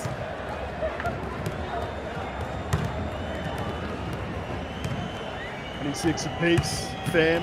I've sort of got that multiple monitors going on, looking at some of the other connotations. I'm going to leave it up to our wonderful eFIBA team to make sure skill boosters added up correctly. A reminder they're done and shown to you right at the end of the day, so watch all the way through. I feel like it has been the battle of the bigs. I'm having a little bit of an argument with one of my monitors about how passionate I am about how we talked about that today. I think maybe just summed up a bit by Luiz, who's just not been able to get the ball to go. I said 15 for 15 last game. it just goes to show the way you start a game shooting in 2K24 can really dictate how it ends.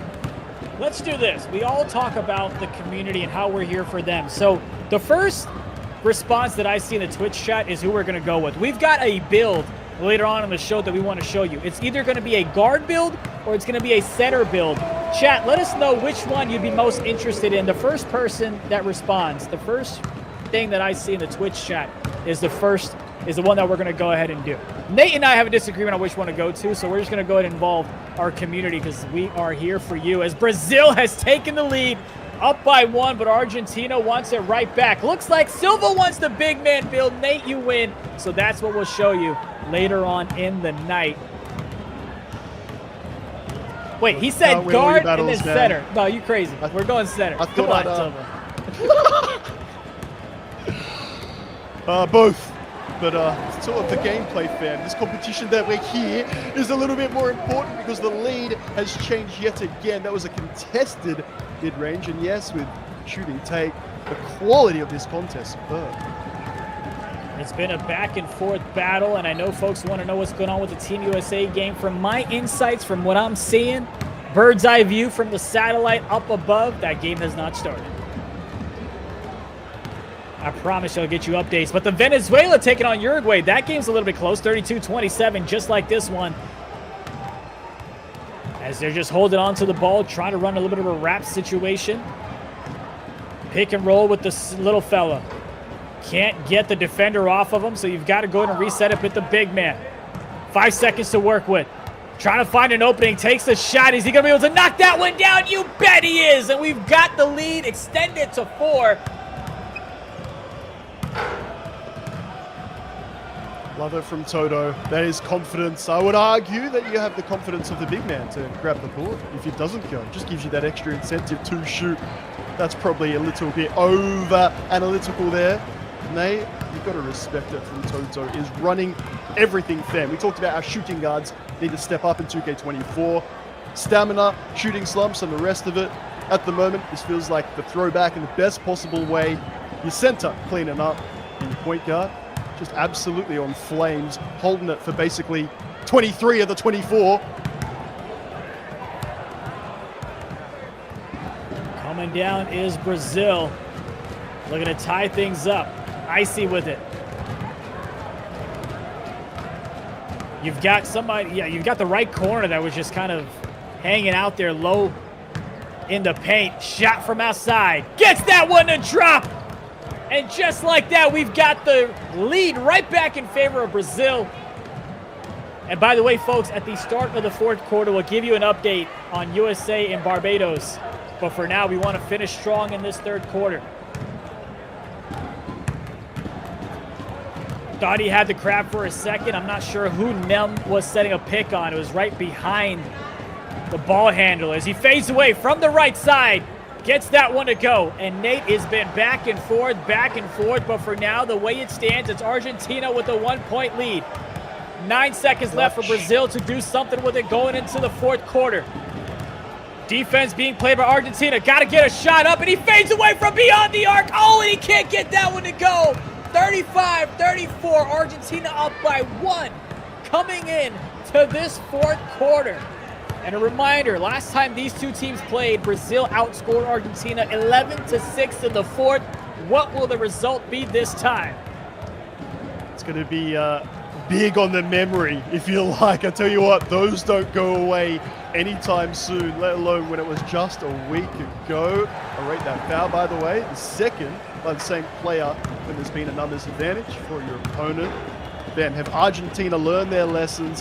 Have Brazil got more professionalism, more coaching, more tape where they've worked out how they can come back from even crazier positions and dunk all over truly numb? Oh my goodness, that was rude. Ruthless indeed, and it was worth a 1-point lead for them. Oh, nice foul there because he kind of had the crab, and the center was going to go for the slip, so the defender had to make a decision to go to the paint or contest up top. So a smart foul there. Down low. Got to go ahead and get it up before you get called for 3 in the key. They know that, so they go ahead and call timeout. as the Perfectly second called, quarter. India. I had my heart in my mouth, to be quite honest, in a one-possession game, and it's been like that now for over an entire quarter. That's right, friends. It has been one possession, one way or the other, for over an entire quarter of NBA 2K. Is wild. And the score is moving, by the way. We ain't just stopped here. Have a look at those off-ball screens. Have a look at that shot. Are you kidding me? 12% covered to get your 2-point advantage. The quality is just getting better and better, fam. Troy, and Mama Lance, update for y'all. Team USA does go ahead and get the victory as Barbados had some connectivity issues, unfortunately, so they are going to go ahead and get the dub. I know any federation wants to go ahead and work for their win, but they'll take a rest as it's a long tournament and a long night ahead of them. But again, USA does get the victory over Barbados as we had some connectivity issues. But now we go ahead and talk about a couple of the other updates around the Americas. It's Venezuela up 43-35 against Uruguay. And you've also got the Cayman Islands up 24-18 against Guatemala. And of course, the biggest matchup that Nate and I have been talking about is this one right over here. Argentina taking on Brazil, as that's going to be a violation. Rate the gameplay from the catch, by the way, on the webcam you might have seen. I can't stay still. I'm leaning in, I'm going crazy, and my poor chair is copping it. I'm not sure where you're watching, what your setup's like, watching from around the world, but it's good to know that when you're competing in eFIBA in a clutch game, just sit in your couch. It's just any other game. And of course, we want to make sure we show you the best quality games. We'll come back and showcase this one and give you updates throughout the night. But let's go ahead and jump to another matchup that is going to be marquee in what we have been talking about all night long. As now you've got Puerto Rico taking on Dominican Republic, the 2nd seed taking on the 3rd seed. Let's see what this matchup looks like. It's Puerto Rico that is up by 4 against Dominican Republic. What are you expecting out of this one? Well, I can't lie, India. I have had it up on a monitor the entire time. I can't resist, fam. I know I should just focus on one, but I love this format. We're jumping around. The Twitch chat is telling us what they'd like to see. You're going to see, if you are new to these nations, these players, have a look for the logo. That is an NBA 2K League logo. That is something that you do not get without a lot of effort, energy, application, quality. I could go on and on and on. I really hope that you are familiar with some of them. This fam, the names and the quality in this contest, India, particularly on the defensive end. It's been going to 24 seconds almost every possession with some big buzzer beaters at the end. Of course, Gazuli range is something we'll talk about. The last time these two teams faced off, it was a 13-point win for Dominican Republic as they came out victorious. We'll see how the rematch plays out. 30 seconds left in this one. Gazuli, nice little pass inside the paint to give Puerto Rico a 3-point lead. Gazuli, a 2K League professional, representing Raptors Uprising GC up north in Toronto, Canada, representing his federation of Puerto Rico. You heard of them before, India? I hear they're all right. Yeah, they're all right. You know, we'll be flying down there if I can find my different identification stuff for tomorrow's flight. It is a global community Twitch chat. That's what we're poking a bit of fun at. There's always something going down as Jay Schnage. Push that one down. Yes, please. There is a season up and running. Already going on with some qualifiers for some different franchises. There is nothing bigger than what you're seeing right here, right now, though. eFIBA Season 2, you have the very, very best of the best. We will give you the update, let you know what's happening with Argentina, Brazil. This was my game of the day, India. We were talking about it before. I was excited to see if USA are going to finish #1, and it isn't if. Who would be #2? And I did say this game may well decide it. Having a look at like Joe Mas, just like dominance in there in the paint. I don't know. I can't take my eyes off it. It is 42-42 in the Brazil-Argentinian game with about a minute left in that one. And that is the battle between first place and second place. Well, let's go ahead and show you that since it's a minute left, under a minute left. 42, Brazil, Argentina, 42. Argentina's got the ball on the left-hand side. Less than a minute left to go. 10 seconds on the shot clock. Oh, that one almost got ripped away. Is that going to be a jump ball? You bet it is. That's going to be a jump ball between Argentina and Brazil, and it is going to be crucial on who wins this one. Keep an eye on Brazil running the opposite fast break. There they go. Oh, and he didn't pass it to him. They slowed things down, didn't want to take the risky pass on the fast break opportunity, and now it's icy. Tied up at 42 apiece. Pick and roll action. You get a cut from the right side. You get a dunk from the right side, and you get a lead with about 26 seconds left to go. 1.8 seconds. 𝐼𝐍 India. What a combo, and it's the shooting take that even if you're not going to pull up with it, it does just put that doubt in your opponent's mind. Everyone steps up that little bit higher. I love the maturity. Find that feed inside for 2. Get that lead. Truly Numb gets that inbound there. Oh, they had the slip, but the lane might have been deflected on that pass. Here's trying to find a little bit. Fades away from the right side. He can't get it to go, but the offensive rebound. He didn't go up with it. He passes it right back outside. 5 seconds. And they got the left one. They need to get a basket. No!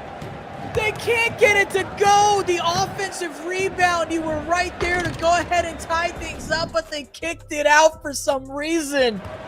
But nonetheless, it's Brazil this time coming away victorious with a 2-point differential versus a 4-point last time out. Nate, Brazil continues to dominate in that fourth quarter, 10-7. I'm just going to keep my hands on my head, to be honest. Truly Numb dominated that contest. 8-12 in the end, horsed the boards. I know you could with a 3, but then they didn't even take a 3 at the end of that. Like, surely just send it to OT.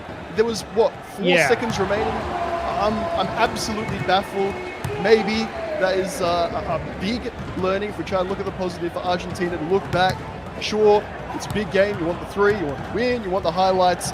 Maybe the mature thing to do, the professional thing, is just to take that 2, force OT. Well, I guess we'll never know. Congratulations, Brazil.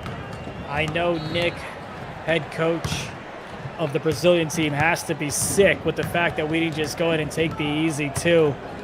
But nonetheless, congratulations to Brazil as they continue their undefeated streak, and Argentina takes their 2nd loss of their whole tournament. Both of them come in at the hands of Brazil. We're focused now on this one. 2 minutes left to go between Puerto Rico and Dominican Republic. That right corner, you can easily have a cut if they want it. Oh, they tried to call a cut. They backed it right back out. Left side goes, tries to fake it. Top of the key shot, knocks it down, and it's about to be possibly an upset here, Nate, as the 3rd seed in Puerto Rico is looking in a solid spot to take down Dominican Republic. I guess technically an upset, but as we talked about at the start, India, it was who wins this gets 2nd in my books. What about a block from behind? They're so rare. Even in 2K24, they're a little bit more frequent. Still barely anything. Gazuli! When you get a shot like that all the way from the left side, you've got to go and show some excitement. That's what we call Gazuli rage. Deep shot.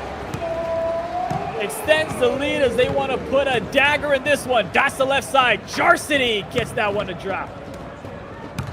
Nicely done. Game is not over just yet, friends, but we're close to. Was that the dagger? It felt like it. From deep, it has that weird flatter trajectory when you're hitting it from about that range, and yet gives you that confidence that you know before that green animation's popped up that you've nailed it. Gazuli inside does not get the kind roll. Guess who's there for forward? One of the most underrated big men you're ever going to find. Man, what a story Jomar is in terms of the generator, how he got his chance to play and compete for NBA 2K, my team champion as well. Just an overall great dude. Now has headed to a new team in Pistons GT as that shot doesn't go. Defensive rebound secured. Jomar with it. Are you surprised with Puerto Rico coming away with this one? No, certainly not surprised. One little bit. I will be surprised now if they don't go on to take 2nd spot at a minimum rather. US of A, like I keep saying, should be a lock for number 1. Puerto Rico, this is basically job done. Now back it up. Show us that it's yours. Hold on to it. It's one thing to get a lead in the game, another thing to keep it. What about with our eFIBA Season 2 leaderboard? It's one thing to get on top. It's another thing to stay there. That's the thing that champions are made of. The adjustments were made by Puerto Rico to make sure they claim victory. Right here is @𝐂𝐄𝐂. Just going to get it down low, follow the guide, and that's going to do it. It is Puerto Rico 52, Dominican Republic 43, and Puerto Rico gets their revenge as they go ahead and take back the game that they lost last week with the same exact federation. I mean, you love it when you can kind of go ahead and get your link back or your link back or your chain back, whatever the cool kids are saying. I'm sure I'm gonna get some heat for that in the chat, but just a great game overall as I go ahead and extend my height here in a second. Love it. By the way, !survey friends, make sure you let us know what you're thinking about all the different games, the different format that you see here in eFIBA Season 2 with the action, fam. Is it an upset, India? I'm done. I'm reading all my notes. I'm staring at all the monitors. I'm sort of saying, looking forward, because we looked at the flow, you know, the format. Where do you go to from here? Where do you want to finish? What we do know, fam, stay until the end of the broadcast to see how those skill boosters affect things. And Puerto Rico looking very good for a top 2 spot. It'll be really interesting to see what happens at the top 2 spot. We've got 4 monitors and a phone, and my phone tells me that we've got an interview right now with Matos, who is from the Brazilian Federation. So let's go ahead and have that interview now. What is going on, my man? You go ahead and squeak out a victory right there. How's it feel to remain undefeated? Yeah, what's good? Yeah, we're feeling really good right now. We went really bad to end up the group phase unbeaten. Now we need to focus on the finals. So yeah. Surely now, you're relaxed, you're confident. Argentina, tick, they're done. Is that what you're thinking, or is the job not done just yet? No, yeah, for sure. The job's not done. It's always a tough game against Argentina. The first one, we won by like 3 or 2 points. This one, too, we won by 2. This game, we scored better. The other one, we are playing bad offense. But we let them score a lot more points on this one, so we need to focus and get better on some points. You know, so often we talked about how your team, your squad, the Brazilian team, comes off to a slow start, especially against Argentina, but then you rally back in the second half. One, why the slow start? But more importantly, how are y'all able to make those adjustments into the second half?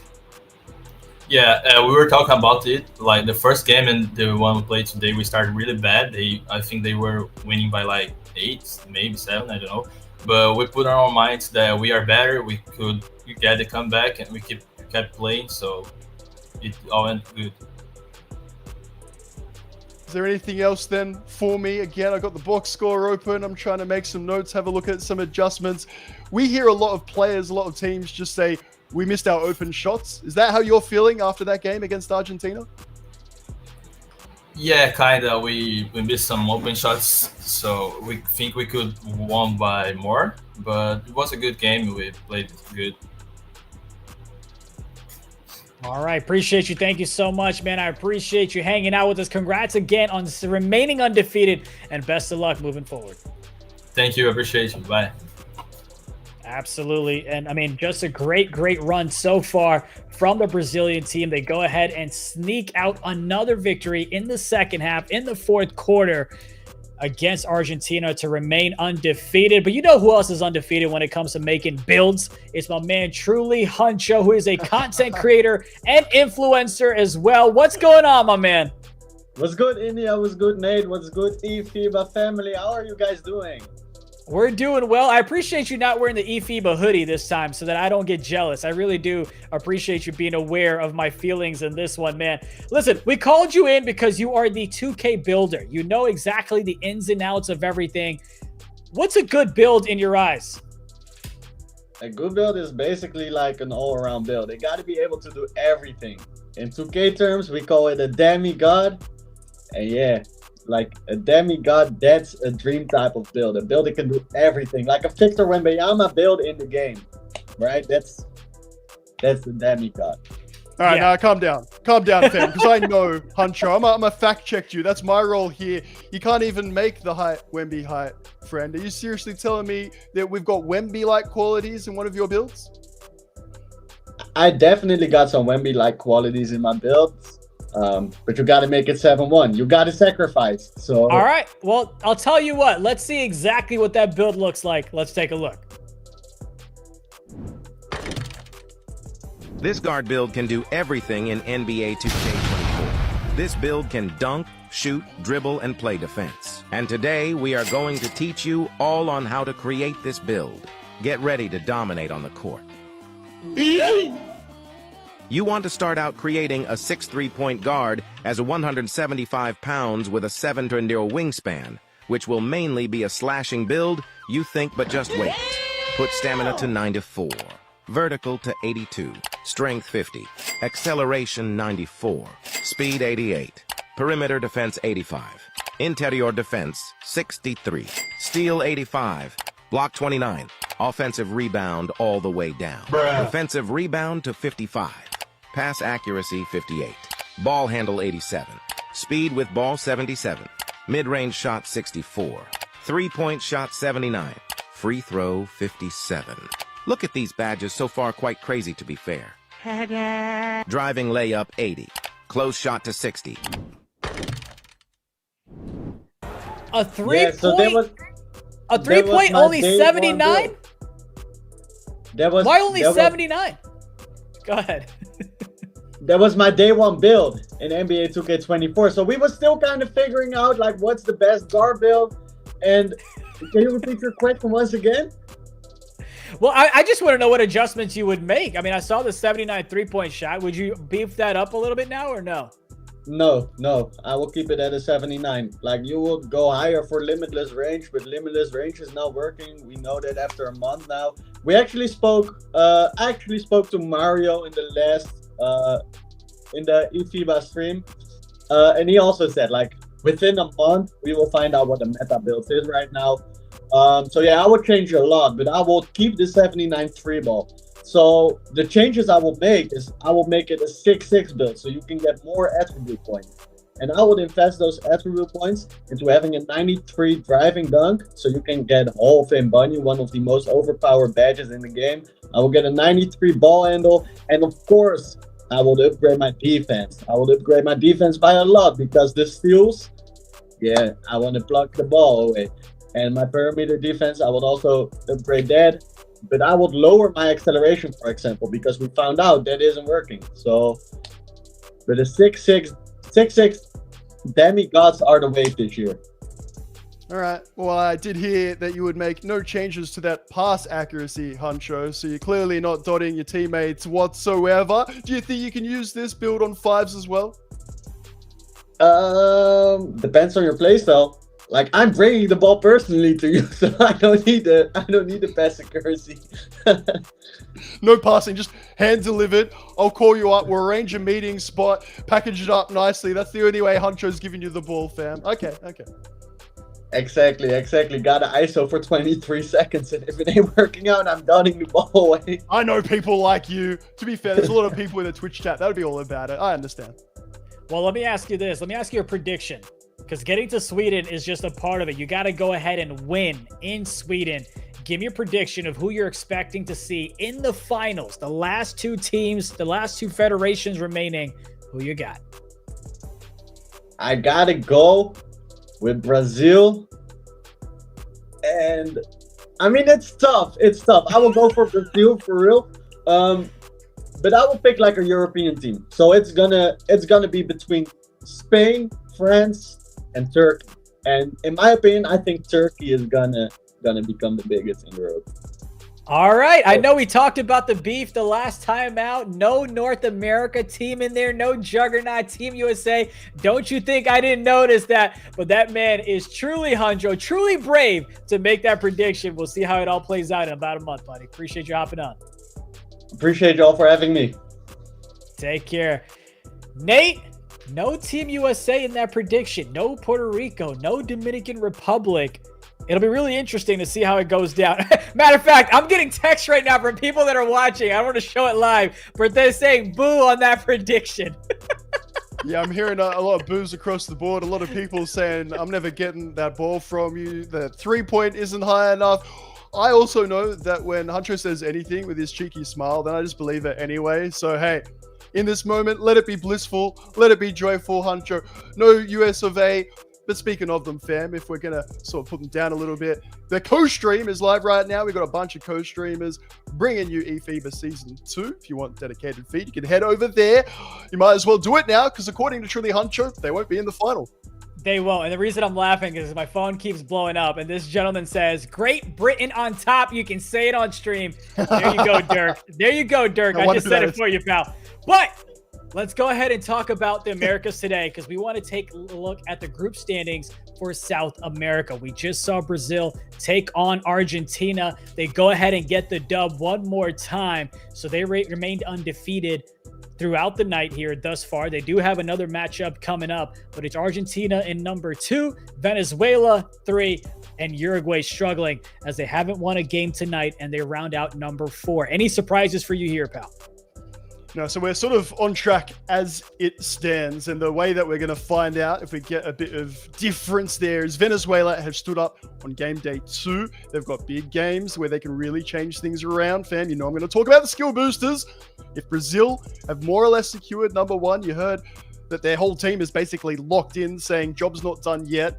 Have a look, man, with the skill boosters. There's one of them. Can Venezuela get the results in their games? And then have a look at those SBs. Could they usurp Argentina, take that second spot? Because 3rd and 4th, fam, they're going home after today. And with the skill boosters, we are still going to go ahead and stay the same, especially in the top 2. Brazil, 33 points in the leaderboards. Argentina, 28. So you can see how they're highlighted in green. And that's because the way that it stands right now, those 2 teams will move on to the South America Regional Finals. That'll be played later on in this tournament. And of course, the winner from there will move on to Sweden for a chance to compete for 50,000 euros. Speaking of South America, speaking of Uruguay, let's go ahead and watch Argentina, number 2, take on Uruguay, number 4. And to no one's surprise, Argentina's got themselves a comfortable lead here in the first quarter. Yeah, after that big effort against Brazil, and again, I've probably not personally given Argentina their respect. I was baffled by the last play. I was assured that Truly Num was about to yam at home to send us to OT. Didn't happen. You've got to put that behind you and go again. Uruguay have had a difficult time of it so far. I don't think it's going to get any easier against a fired-up Argentinian team. And for those of you wondering, again, you can watch a lot of federations have their own co-streams. Make sure you check out eFIBA_official for those links, as I believe USA just came into our chat and let us know that their co-stream is live. Their game is not, but you can go ahead and check that out, as Argentina's got themselves a 12-point lead so far. Taking a look around, I don't see anyone else really playing. Nate, I don't know if you've got anything, but it looks like everyone's just kind of waiting to load up so far. Yeah, got all the screens happening. Just to give you sort of the overall group update, we keep talking about the standings, the leaderboard and whatnot, because we've got different number of nations in these different regions, if that makes sense. Some are just bigger so far than others, and that's all good. It does mean with South America, we've got the 3 rounds, 4 teams, fam. I'm sure you can do that math. And therefore, this is the last round of the South American region. Venezuela would need to upset Brazil. Argentina can more or less secure things with a win versus Uruguay. Goodness knows, we've seen some twists already so far in eFIBA Season 2. Can Venezuela bring us a big one to finish off South America today? Yeah, it'll be interesting how mathematically things can play out for South America. Obviously, we did see, I believe we are going to see some movement. And this time, Nate, I can't be congratulated with the prediction, because we did see Puerto Rico go ahead and beat Dominican Republic. So that's going to have a bit of an impact, but it depends on the results of the matches that are still to be played, especially Puerto Rico taking on USA. Now, if Puerto Rico beats USA, things could get interesting, where Puerto Rico can, worst case, be in second place, best case, be in number 1. But again, still a lot of matchups left to go. I believe Puerto Rico took 2 L's last time out. So again, domino effect, different things would need to happen. But for the Argentina and Uruguay game. You're seeing that here, and this is the last round of matchups. Argentina taking on Uruguay, Venezuela taking on Brazil. And then we'll talk about the Americas, the North Americas when we get there. But for now, this is the last round of the South American matchups. Let's see if Uruguay can add to their part in what would be, again, a big upset, a big change. And we will head to North America, so don't go anywhere after this round of games is done. Uruguay have struggled throughout eFIBA Season 2. I feel for them in that the quality, lovely yam, by the way. Way to make me eat my words. I love it when that happens live. When you look at the nations, we're talking about the sizes here, India, and the quality and whatnot. It is so tough for Uruguay to have to face up against Brazil, Argentina, and then you've got one other nation in there, and it's Venezuela, who on game day 2 have been on flames and playing out of their skin. It just shows the quality already. Can you imagine, like, Season 4, Season 5, Season 10? The level of competition is going to be superb. Oh, no question about it, especially with a lot more money on the line. You know what I mean? We've already got 50,000 euros as the prize pool in Sweden. A couple of updates here. You've got Dominican Republic taking on the Cayman Islands. That game just tipped off. They've got a 2-point lead with about 4 minutes left to go in the first. It's Brazil taking on Venezuela. They've got a 7-0 lead, a touchdown lead with about 3:14 left to go in the first. And, of course, we're locked into this one, 26 to 12. Excuse me. Here in this matchup. Oh, that was going to be a turnover. Easy bucket going the other way as he greens that one to extend the lead. Jorginho, reverse yam, yes please. 28-12, Uruguay have shown signs, will I say, of it's got a competency, and that just sounds brutal. But it's when you're talking about matching up with Argentina and Brazil, it just takes it to a different level altogether. Shout out the Locke Rodriguez, who's been doing a lot of work, even if you're not getting those stats in the box score. I'm having a look at the point guard getting locked down, switching to the other ball handler. There's a lot of positives in there if you look for them. Speaking of positives, I believe you'll like this edition of Bag Motion, going to a particular team that you might be fond of. Quality, I saw a lot of changes. I could talk about it for a lot, fam. I'll be talking about it a lot on Sunday, so you can join me then if you need to. In the here and now, it's great to see the NBA 2K League players balling out in this competition. I think a lot of people might have just assumed it would only be USA where they'd be representing. A little put back there, just by the way. Nuh-uh, fam. Across the Americas, a few in Europe as well. There's been a lot that have made the draft pool. Speaking about sort of the potential, maybe what region could be next. For now, Bag, a pleasure to have you watching along, watching your contemporaries do their thing. Yeah, you've also got the Philippines, the team that set the world record in the eFIBA Season 2 for most points scored, 221. They've got their tournament going down later on mid-November as well. But the biggest tournament of all in my eyes is this one that we're competing for. eFIBA Season 2. Left corner's wide open, passes it up to him. Gets the shot to go. And the lead continues to grow for Argentina with about 1:04 left in this one. Nate, let's talk about badges while we're in a blowout situation. And there's another quick steal, and there's another quick three. Gets that one to drop as well. What badge do you feel like for a big man, since you're such a big fan of them, is the one that you've got to go ahead and take advantage of when it comes to NBA 2K24? So I want to double check when you say badge, you mean badges and not takeover, which is a different thing. That is correct. Awesome. In the States, it was one of the adjustments I had to make. They're like, and now so-and-so's got badge. And I'm like, bro, it's takeover. Stop that nonsense. In terms of actual badges for you big man, goodness me, to pick just one is rough. I've been back on my 99 strength center, and so off brick wall is just amazing. I'm not going to plug my own socials. That'd be disgusting, wouldn't it, India? But if you happen to come across them, you'd see a 6'7" big with 2 or 3 players on either shoulder. The Hoff brick wall just makes me enjoy the game all that bit more. I like that one. What about takeover? Yes, it's saving up for Mamba. To be honest, for mine, you can see there on your screen that Mamba symbol. Play with the ball right now, which means when both those takeover bars are filled. You can activate Mamba Mentality, and then you get the boost across the board. I probably am a bit selfish like that, India, and if it is just the first amount of take I can use, I'm going finishing. I'm just saying, get that ball in my hand. I've got 99 dunk. Let me just see what I can do with a bit of take. It never ends well, but it's fun to see how it plays out. Well, I'll tell you what, you might not be selfish enough, but I did go to put your socials in the chat, so folks can go ahead and check that out.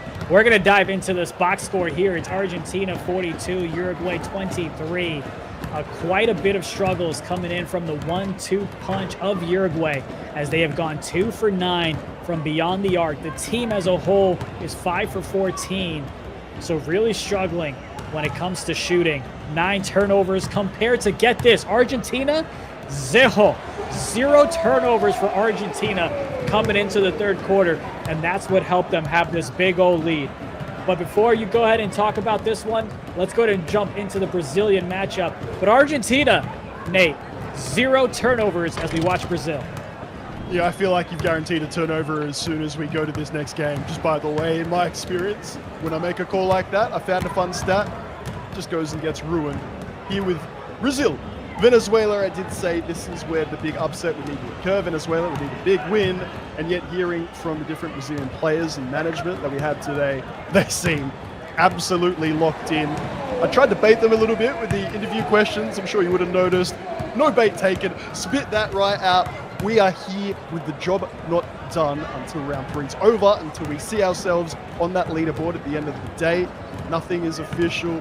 Looks like that's the type of performance you're getting here in the second. Media trained all the way through and through as Brazil has a nice little slip, but they get blocked from behind. Venezuela with a big block. The highlight of the matchup, I'm sure, as they go ahead and jam it the other way. 4-point swing for Venezuela as the deficit is a little bit less. To see some positives, we talked about the thinking forward, to be quite honest. When we're talking season 3, again, ! survey, Twitch chat. If you want to get yourself NBA 2K24 game code, an eFIBA hoodie, FIBA basketball, whatever it is you're looking for. Let us know about your feedback of the competition, because we want to make it bigger and better as we go on. And for Venezuela, they might be starting to think in a similar way as their competition in the bottom 2 spots. The minute it comes to an end, they can look ahead. When we played against Brazil, when it looked like nothing was there, what did we run? Did we have some big moments? Is there an individual player that maybe is okay at the moment that we could build into a potential great in the future?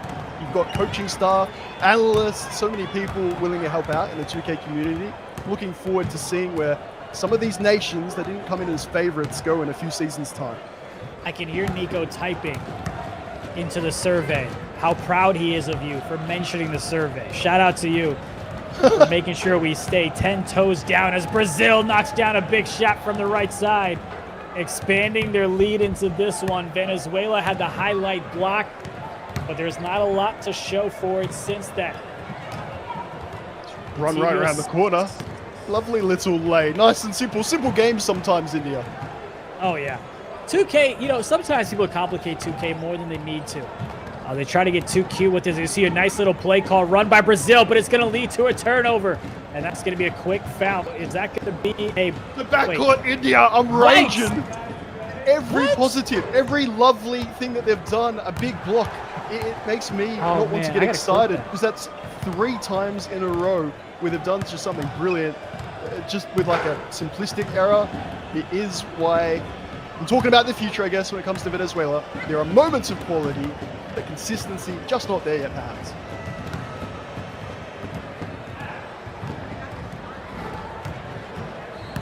(26-9).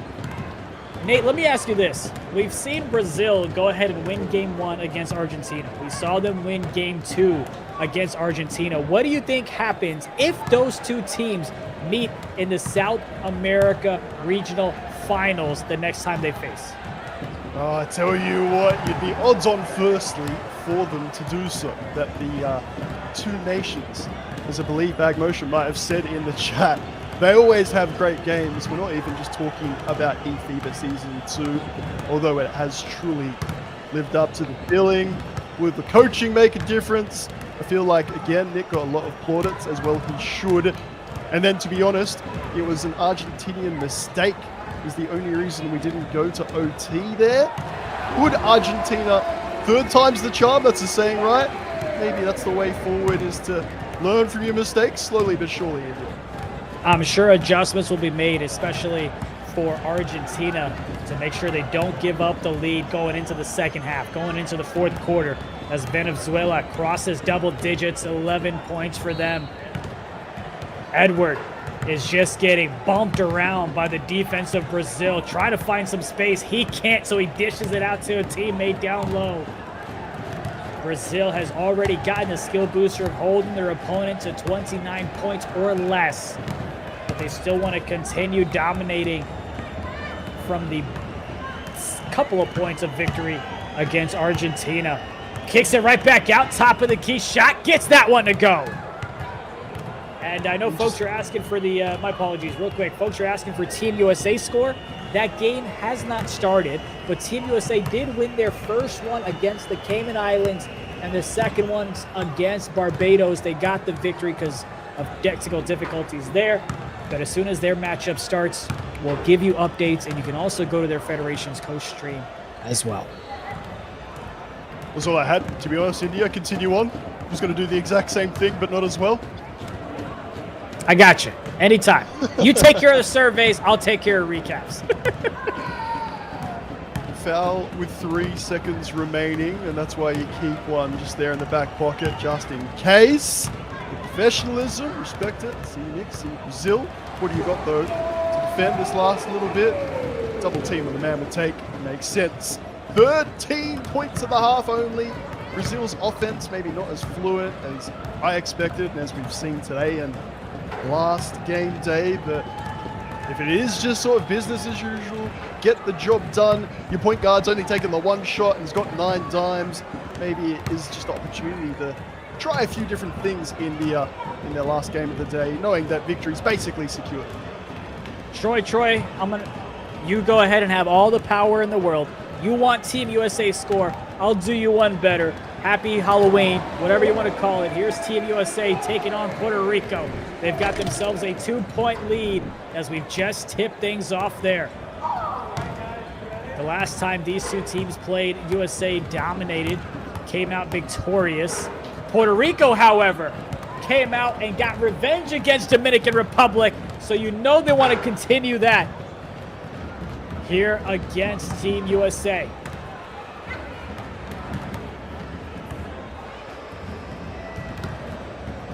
Down low, they're going to go ahead and call a timeout so they don't get called for 3 in the key. As you've got 𝐷6 in the lineup this time around as well. It's just trying to get that lineup, and have a little switch around, and then I start seeing the yelling at the corner of my eye. This one just got started, fam. There's only been one score for each side. Have a look at the passion. I love the webcam. I love the players. That's why I'm so excited, particularly for the live final in Yunshubing. Bring it on. You're going to see a lot of that passion, a lot of camaraderie, because there's a lot on the line. That prize pool, by the way, €50,000. Not sure we mentioned that today. So much to play for. You want to talk about how much to play for and the talent that is in this matchup. Forget on the team. In this matchup, especially for USA, you've got 5 people on the roster that are currently playing. Out of those 5, combined, they have 6 championships to their name. CB13 just got one. Johnny Red had one a couple of seasons ago. Champ 6 as well, a.k.a.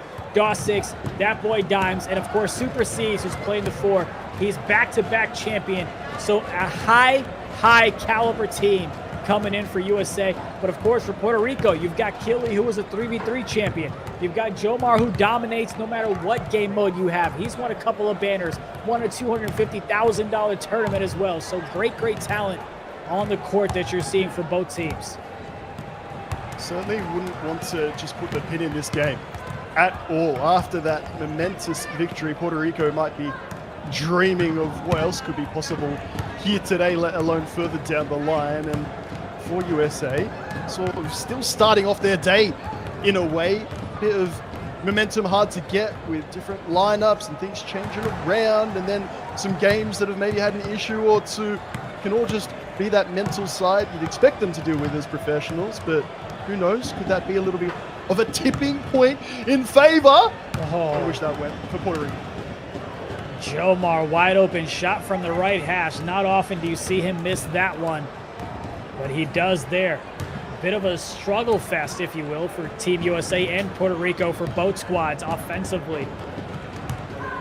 Just a couple of shots to go down. Here 𝐓𝐶 kicks it right back out to that boy, dimes as he misses that one. And it's Puerto Rico going the other way. 𝐂𝐄𝐂. Pick and roll action, trying to find a little bit of space. Had the slip for a second, but Super 𝐶 is there playing the contest and the slip. 𝐿𝐷 is able to dominate down low, gets the rebound and puts it right back. Finally, we get the exclamation point India after a few good plays. It's so good when you're commentating, hey, the break, this wonderful pass, a dribble move, and you just get lost in the moment, and we start to get some green beans. Thank you very much, right on cue. It's a bit deflating when you see the brilliant IQ, and then no green at the end of it.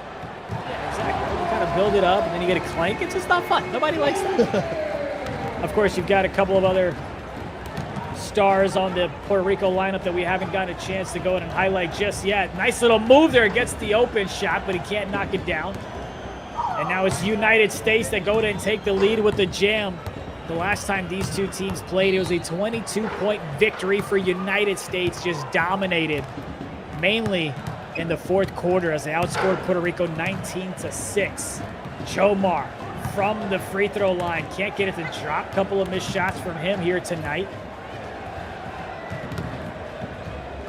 Just want to shout out to Alper in the chat real quick, because he said this will be a game for the ages. It's been great to have you on the broadcast, friend, and I think that is looking like an accurate prediction. If people have just been joining and they're thinking USA are going to walk it, Puerto Rico are well up for the challenge today. No question about it. They're keeping it close, that's for sure. Matter of fact, we'll do a little recap of the pace that they're at versus the last time they played. That's about a 1 second on the clock. You got to get it up, and he almost did. But that's going to be a shot clock violation, as it did not go ahead and hit the rim off that shot attempt. And now is Puerto Rico's chance to go ahead and take the lead, or go ahead and tie it up. Here's 𝐂𝐄𝐂 bringing it up the court. Oh, reach-in foul there. 𝐶 thought he could have maybe gotten a steal, as they did have a 1 to give, so they got a bit aggressive on the defensive end. A little bit of zone coming in from United States as 𝐶's guarding 𝐿𝐷, giving him enough space, daring that man to shoot. 10 seconds on the clock. 𝐿𝐷 looking to set a pick for 𝐂𝐄𝐂. 𝐿𝐷, pick and pop! 𝐿𝐷 for the lead, and he misses once again. United States left that man open, but he couldn't hit an ocean right now, as it's the U.S. with ball and a 2-point lead headed into the second quarter. Shooting in 2K24, friends, welcome. If you haven't a bad quarter, you might need to just put it away. It sucks because it's a great play, isn't it? Absolutely left, as you said, wide is the open. And yet, India, on the other side of it, I'm trying to look at the positives, man. I'm looking at the two-sided things, if you will. Are you sitting off anyone who's missed like 2 or 3 shots like that? Because we know 𝐿𝐷 was already not feeling it from range. Do you start letting them have that and trusting that those shooting splits are going to go the way you want? You're out of your mind if you think I'm benching 𝐿𝐷. No way, no how. You go ahead and let that man shoot or shoot. No, I don't blame you, though, but that is a question that you got to ask a coach, as a coach, right? Is, hey, oh, he tries to go ahead and jam that one, but gets denied, as we are still waiting for either team to go ahead and cross double digits. As 𝐶's got it to the left side, back over up top. To the right side is CB13. We'll get you an update and a scoreboard reflection of Argentina and Uruguay, but it's CB13. 𝐶's with a long shot, well inside. He's going to miss that one as well. I'd like an update on my chair. I know you're not asking, but it did just break with that attempted slam from 𝐿𝐷. I got very excited and sort of sat up quickly, and the left arm has just fallen off. So thanks, 𝐿𝐷. I need a new chair. You didn't even make the 2. I feel like next time we get on camera, I need you to showcase that to me as a 3. Gets buried from Puerto Rico, and they take the lead We're going to go ahead and jump games here real quick as we've got Argentina taking on Uruguay. They were looking good. To open on the other screen, Uruguay starting to fight back a little bit. Argentina in the third, putting together a good run and get there right at the end. 76-53. Well done, Argentina. Difficult to bounce back from that 1 point loss. They've done it remarkably well. And there's your score, 76-53. Don't worry, we just wanted to show you the score. And now we're going to hop right back into this one because I know you're going to come with me and pitchforks and everything else. I know, chat. As Jomar gets it back over to 𝐂𝐄𝐂, trying to find some space. Right hash shot. Jomar with a big offensive board. Gets the jam to go. He said, I may not be able to knock down shots, but I can create off the offensive rebound. As the lead is now 3 for Puerto Rico. Dimes. He can shoot that one. You don't want to give him too much space. Back over up top to Johnny Red. You've got 4 of these teammates, or 4 of these players on Team USA currently playing that have been teammates in the championship run that Bugs Gaming had in Season 5. So the chemistry is definitely there on the offensive end and especially on the defensive end as Jomar gets positioning inside, gets called. He's going to be shooting too. I always feel like CB is very unassuming, and I really liked that he got that ball in that last possession with all of 3 seconds remaining. Doesn't panic, finds the feed to C's, who was equally poised, gets that space, no need to drive all the way to the rim, pull up, take you to. Little attention to detail, little moments like that make a big difference, and the reason, alongside that chemistry, why Team USA is so hard to beat. It's definitely going to be a 4 quarters effort no matter which team you are right now. Puerto Rico looks a lot more locked in, focused, and sharp this time around for game day number 2 for the North America Regional Qualifiers. Don't forget, we talked about this at the start of the show, but if you're just joining us, from the North America Regional Qualifiers, the top 3 teams will move on to the finals, and then the first place team will automatically qualify to play in the finals, and the second place and third place will duke it out in a best of 1. The winner of that will face the number 1 seed. I promise, we've got visuals. We'll show that to you later on. You can also catch it on socials. But let's go ahead and jump games here real quick and show you what's going on around the North Americas, as it's Brazil 52-33. We got to show love to all the federations. If you want to continue catching the United States and Puerto Rico game, you can catch that on USA Basketball's Twitch stream. But then, of course, come back and hang out with us, right, mate? We don't want them to leave us forever. I was going to say, we're into the final 2 minutes, friends. We're just giving Brazil the respect that they have earned. They'll be top of their group.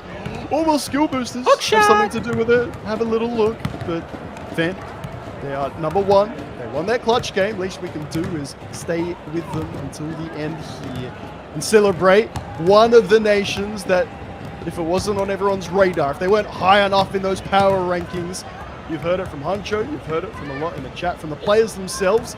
It might be time to start talking about Brazil as favorites, as at least highly contended big dogs for those live finals in Sweden. They have done so well, and job not done, of course, with those finals. You were talking about India, maybe before then in that best of 3 regional contest we've got. The Argentina come back, I can't wait. It should be a lot of fun as you've got the Brazilian team just dominating offensively and defensively as well. 3 of the 5 players have takeover. All of them that are activated are shooting it. Oh, that thought that was going to be a clean block, but the ref said you hit his left pinky, and that's going to be a foul. Now, I will say this. There's a lot of conversation on Twitter about who's the better team, who's the better players, and how the international talent goes unnoticed. And we have been saying it since day number 1, Nate. All that goes out the window when we get to Sweden, because that's where you truly get to dominate your opponent from no matter what region they are and show that you belong as a professional. Show that you can play at the highest level against the best of the best in the world. And it is now team takeover for the Brazilian squad. Bring on live action, fam. It's like there's no hiding anymore, and I don't think anyone's like hiding per se, but it's very easy to talk your talk. It's very easy to get into the chat or wherever else and say, yeah, we're this quality, we're that. Again, I love the Philippines' confidence. When you say you're on Europe's level easy, maybe you got to secure your ticket to Sweden. There is no hiding. Everyone's on the same connection, same environment. Then you can prove it. Then maybe we can start talking facts. There's a poll in the chat. Let me give you an update on the score. United States 20, Puerto Rico 20. Start of the second half. There's a poll about who's going to win. Make sure you vote. Let us know what the community is thinking, as this one is pretty much wrapped up. 64-41. Venezuela making it look pretty as they knock down another one to make it a 20-point ball game. Will Brazil go to respond back, or will they just hold on to it with a little bit of sportsmanship? Sportsmanship, as that three doesn't go. That's going to do it. Brazil continues to stay undefeated. 64-44. Venezuela on top. And as soon as we have the group standings for you, the skill boosters, all that good stuff available, we will showcase it to you. But for now, you go ahead and vote in the poll while you watch this intense matchup between the United States and Puerto Rico. 1 point lead for USA. The battle of the pros, the battle of the North Americas. Coming into tonight, it's the number 3 seed, Puerto Rico taking on the number 1 seed. We've already seen an upset early on where Puerto Rico beat Dominican Republic. I know Puerto Ricans looking to do just that and take down the United States, give them their first loss of this eFIBA Season 2. Was happy to report having it open on one of my many screens. Jomar Widtake has started greening, which is good to see. By the way, D2, so it's not quite a tied ball game. Just calm down a little bit more, Nate. And our poll fam, you haven't got much longer to vote. It looks like it's roughly 50-50. It's about your fan, the community. Who's winning it? Puerto Rico in an upset? USA to stay undefeated? You let us know right now. Puerto Rico with the 1 point lead. United States leading in the polls. CB13, recently crowned champion with Warriors Gaming Squad. Gets it over to Johnny Red. Johnny's going to get fouled. Man, I'm tense. I don't know about you. Like, my body is actually physically tense right now. India, we're sort of blessed a little bit that some of those simultaneous games that I love jumping around and looking at, as I said, all the screens, all the monitors, we can lock in on this one a little bit more, and after this round, focus in on North America. It's going to be wild if Puerto Rico can pull this off. I know we've got a long way to go, but how good have they been defensively? The rotations, the late hand up in the face, the sort of discipline not to jump. I'm loving it. You know, we've talked about Johnny Red and how impactful he's been on the offensive side, as Dimes misses that one from the top of the key. And Johnny Red, we've seen him put up, 63 points against the Federation that scored 61. So he single-handedly outscored them, but here tonight he struggled. 1 for 4, shooting 25% from the three-point line. Only 3 points for him, as I know he wants to get more involved. But for now, it's the United States that take back the lead. They did go in and win the Twitch poll. 60% of votes coming in for United States, 40% for Puerto Rico. But that's the poll. Look at the face cam, India. You know I'm all about them. Sorry, the disappointment there for Puerto Rico. Missing it on one end, and then the wide open corner 3. It's going to be nailed all day, every day. Every possession is just so intense right now for this team. They want this win. They know they're in the contest. They know they're so close.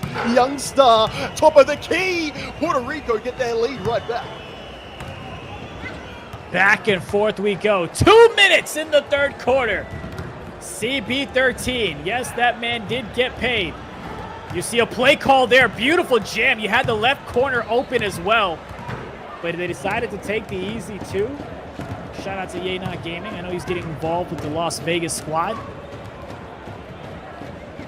That's the right side. Wide open 3, but he's going to go ahead and miss that one. Would have been huge, as it would have been given a 2-point lead.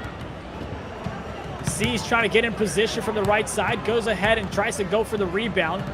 Puerto Rico has it. Or is he going to dot the left side? No, he's going to go ahead and chuck that one up, and unfortunately, not the greatest shot selection. I'm sure that's not the animation they wanted. And And now it's the United States coming back the other way. What are you seeing? You're that little bit closer, Cease, by the way. Nothing fake to get open, doesn't go. Dimes O-board. I'll finish this point in a moment. If you let me. Cease! Yeah. See you later, friend. Cease had the ball, pump fake, defender goes flying out of bounds, and then he knocks down the 3 to extend the lead 34-30. Talk about momentum plays. It's what I was trying to get at. Those points, all right? That 3 counts the same as any other 3 in this game, but also it doesn't. That hurts, fam. Have a look at the reaction, top left of your screen. The frustration, it's almost a little embarrassing. And from Cease, it's what we've come to expect. All those rings, all that quality, known as an elite defender, maybe not talked about enough as his poise offensively. And can do it on the offensive end, defensive end as well. Defensive Player of the Year, Super C's 2-time champion. Dimes. Trying to find a little bit of open space. Gets it back over to CB13 for the reset. There comes a cut from Johnny as C's wraps up. Now they reset it back to their normal formation. Dimes trying to find an open man. Almost gets stolen away. There's Johnny Red. And there's another 3 as he doubles up his score with that one. 7-point lead now for United States. Nate, they are starting to get going here late in the 3rd quarter. Don't say I didn't try and tell you, fam, that blocking foul is going to be some freebies at the line, a bit of pressure relief. I said it's a 3 on the scoreboard. It might count the same. It's going to feel different. You can see in the face cam. You can see in what we're seeing gameplay-wise. It has hurt. Maybe 2 seconds remaining. Who's got it? Johnny Red Green! You can tell it, fam, if you watched enough NBA 2K. I don't care how early you're in 2K24. You sense momentum plays, you know the green animations, the releases from these players. USA huge in the 3rd. Way to go ahead and continue that momentum with about 2 minutes left to go in the 2nd. United States turned it up a notch. Johnny Red got involved, scored more points in those final 2 minutes than he did the rest of the game thus far. 7-point lead for the U.S. There's Johnny. You see him with badge. So look for him to get a lot more involved and continue lighting it up. He can knock it down from the logo if you dare him to, but I wouldn't recommend it. Tried to take a fadeaway shot from the ref corner. Nothing there. Dimes is inside. Almost loses it. That's going to be a jump ball. 2.5 seconds left for the United States. If I can nerd out tiny bit, jump ball. The players who aren't contesting it, have a look to see who gets involved. There you go. You can win the tip. Doesn't mean you're getting that ball back. Not at all, as Killy's got it now. Looking to cut the deficit down from 7. Jomar almost saw a cut from Gazuli, fakes it. A couple of fakes coming from the corner. What a beautiful shot there. Found the open space off the pick.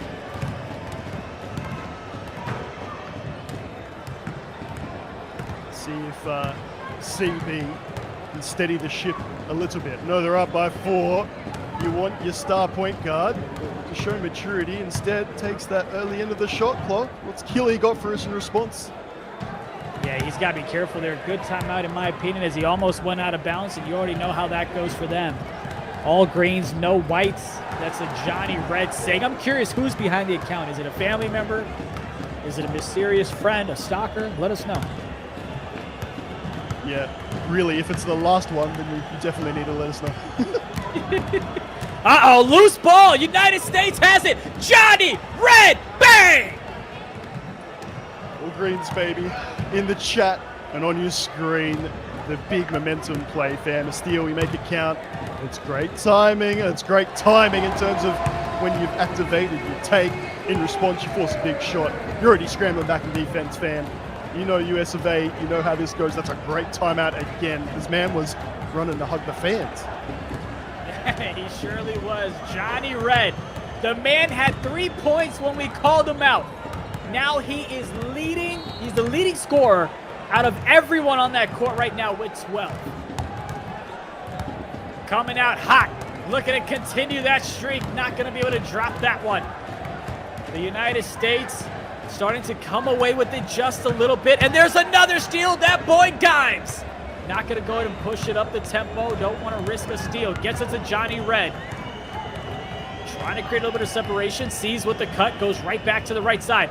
Johnny Red, that's his man CB13 who knocks down the shot. Johnny Red can knock it down. He can dish it out. It's frustrating defensively. That's not even off-ball movement. That's just a wide-open man who's just feed. I'll hit it just whenever you're ready. I'll knock down a nice, easy 3. We'll see if Puerto Rico is able to go ahead and have a comeback in them. A dominating third quarter, and so I thought he was going to shoot that one. As Johnny Red says, don't worry about it, buddy. I'll go ahead and shoot that rock any time of day.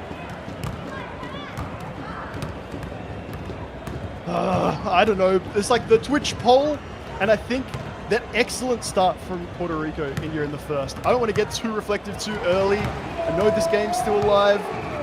It felt like it had something special. Alper, of course, saying this will be one for the ages. It did have that about it. You can see the intensity. I keep talking about the face cams and whatnot. Feels like in that run at the end of the third, and it's not like it's a skill issue is what I'm trying to say. It's nothing about the ability to green or anything like that. It's decision making. That's all it is. We'll see what Johnny has in mind. Here comes Johnny, 52-40. The man is red hot. All greens, no whites. Johnny Red lighting it up here in the second half. And that's what we say in Dagger. We're saying it's close to being done. Friends, 12-point lead. That is not going. It's late. With take. Well played, USA, once again. They find some consistency. They find a go-to man, and he's got the hot hand. He's getting that ball every time. Johnny Red is not missing. No, he is not, and he goes ahead and comes away with the ball. He's got take. Is he going to try to shoot that one from the logo? You know he wants to. Will the defense let him? That's his teammate, Super C's on the right side. And it doesn't matter who you are on Team USA. You are nothing but butter from outside the arc. Look at that. 18-point lead. You wouldn't blame anyone India if they just sort of joined in thinking it's been really one-sided. Maybe you just see the box score, the overall score on social media. You're like, okay, classic clinical performance. This was on the line until about 15 seconds left in the third. And USA doing what they always do. They go ahead and come out strong to close games out. This game was so close. Johnny misses that one.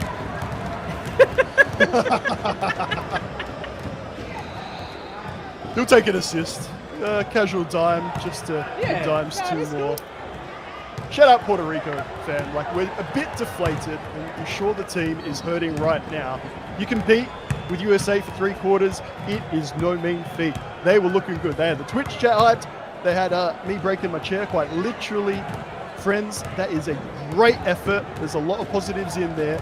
Johnny Red takeover, almost literally getting the job done single-handedly. How many shots, how many field goals has he been responsible for? Having a look at my notes, I think it's the last 7 where he's either assisted or scored them. So what can you do when an individual's that good, India? Just smile and watch. And that's going to be it. It is 60 for United States, 40 for Puerto Rico, as Johnny Red was red hot in that second half as they take care of business to remain undefeated. 20-9 was the fourth quarter advantage for Team USA. Like we said, backs against the wall. They want to get the job done. They had the lead already going into the fourth, but they take care of business. But Nate, I'm going to go ahead and get your thoughts on the group standings that we've got presented for North Americas as we are more than halfway through the night. Still a couple more games left to be played, but let's see what the group standings are for North America. Matter of fact, I lied to you. Little pump fake. We're going to go to South Americas because those rounded matchups are done. There you go. So all the games, all the rounds for South America are finished. So is Brazil number 1 in the group standings, Argentina 2, Venezuela looking at number 3, and Uruguay standing at number 4. What stands out to you here?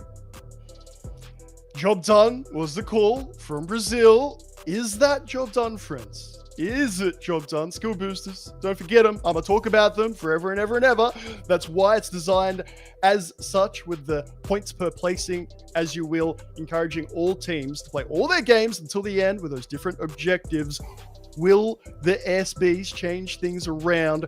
Maybe even Venezuela, if they balled out when it comes to those SBs, could they overtake Argentina? I'm speculating big time in here. I'm fired up. Well, why speculate when we can get the answer right now? That's the group standings. Let's go ahead and take a look at the leaderboards, which is going to be the combination of things. They do go ahead and stand 1, 2, 3, 4, but we've got to go ahead before we dive into the first two. A big shout out for Venezuela, who beat Uruguay earlier to get their first ever win in eFIBA. Shout out to Uruguay. Excuse me. Shout out to Venezuela for beating Uruguay. My apologies if I said that backwards, but a great job by them to go ahead and get the dub. The 1-2 punch, though, with the leaderboard and the skill boosters, this is what it looks like. Let's see if we can answer your question, Nate. Any movement? Any movement? No. Argentina could not get a single skill booster, but even if they had secured 5, they would still go ahead and be in second place. Nate, you've got the tickets punched for Brazil and Argentina, as they are going to go ahead and move on to the South America Regional Finals. Commiserations, Uruguay. They were big in game day 1 and then game day 2 in South America. Venezuela, congratulations again. The way that the skill boosters work out, however, particularly in this group, is that the second place, if you could utilize them, there was a big chance to overcome the top dogs. Brazil, you heard it from them all the way through. We've learned about the skill boosters. We know how important they are. It's almost like a discipline you need to build in to your game, to your coaching in this format. Congratulations for taking out top spot. The job's not done yet. Bring on, fam. What we all want to see, more Brazil, more Argentina in those finals, the best of 3. I can't wait. Well, what I tell you what you don't have to wait for is the interview. We talked to this man earlier, but we're going to bring him back now that things have been finalized. Mr. Luis Matos, welcome back, my man. You secured the #1 spot in the South America Regional Finals. How you feeling now that you know you're moving on to the next round? Yeah, we as a team are feeling really good right now. But as I said before, the job is not done yet. We ended 6-0 on the group stage, but now we really focus on the finals, because we had like 2 tough games against Argentina, but I think we are the better team. We need to just focus on our mistakes, and we can get this. We can win this. How are you feeling about a best of 3 series? Do you think that that's what this needs? I know you guys are 2-0 in this group stage against them, but do you think that's what we all deserve? A best of 3 with just the 2 of you? Yeah, it's gonna be for sure a really good matchup, best of 3 between our both teams. We expect to get the win, but it's probably gonna be a good series. Well, look, I believe the chat, the community is asking to do a celebration with us. I'm not 100% sure what that means, but if you know what that means, then you can go right ahead. But how you plan on celebrating clinching the #1 spot? How what? Sorry? How are you going to celebrate moving on to the next round? Oh, we're probably gonna do a party. We all from the same city, basically, just one guy not. So we're gonna hang out and celebrate and prepare to the finals. Your coaches in the chat absolutely getting excited, knowing that the job's not done, but it's a big moment. Can you once again just speak to his sort of what he's brought to your side? Is he going to be a key in that best of 3 final series? Yeah, sure. This game we played against Argentina today, we were talking about it because Nick made a huge difference on our communication, the call-outs in the game. We are like the first quarter, I think we were losing by like 14-6, 14-7, and he made really good calls so we could adjust and get the win. So, and I think for the finals, he will probably do a really good job for us to prepare to scout the other team and break down their game. And now, one final one from me. On a scale of 1 to I've already booked my flights to Sweden, how confident are you that you're going to beat Argentina in a best of 3? To be honest, I think like 8 to 1 to 10. I think we're a really good team. Okay, yeah, and I think we had a really good chance, and we're really confident. So we just need to work on some mistakes we made on those 2 games. Yeah, I'm sure Nick has already booked his flights, hotels, and nonetheless already Sweden for all of you guys. But thank you so much, man. We appreciate you for staying late, hanging out with us. Congratulations again on clinching the #1 seed in the South America Regional Finals next time around. Appreciate you for hanging out with us. Thank you. Bye, guys. Take care. Wow. I mean, they didn't book their flight, so not that confident, but 8 is still pretty solid. 8's like, hey, we already know which leg we're going to take, you know?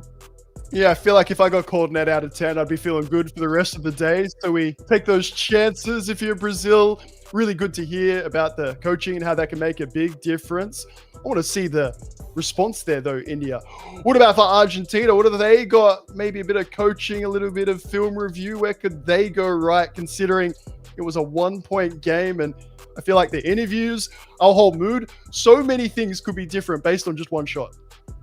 Yeah, and especially in those late game decisions where, again, you got to have nightmares if you're an Argentinian, because you had the offensive rebound and you had a chance to go in and tie it up, but you kicked it right back outside to the right hash, hoping for a 3, I guess. I'm not quite sure. Maybe you thought the defender was going to jump and you were going to get blocked.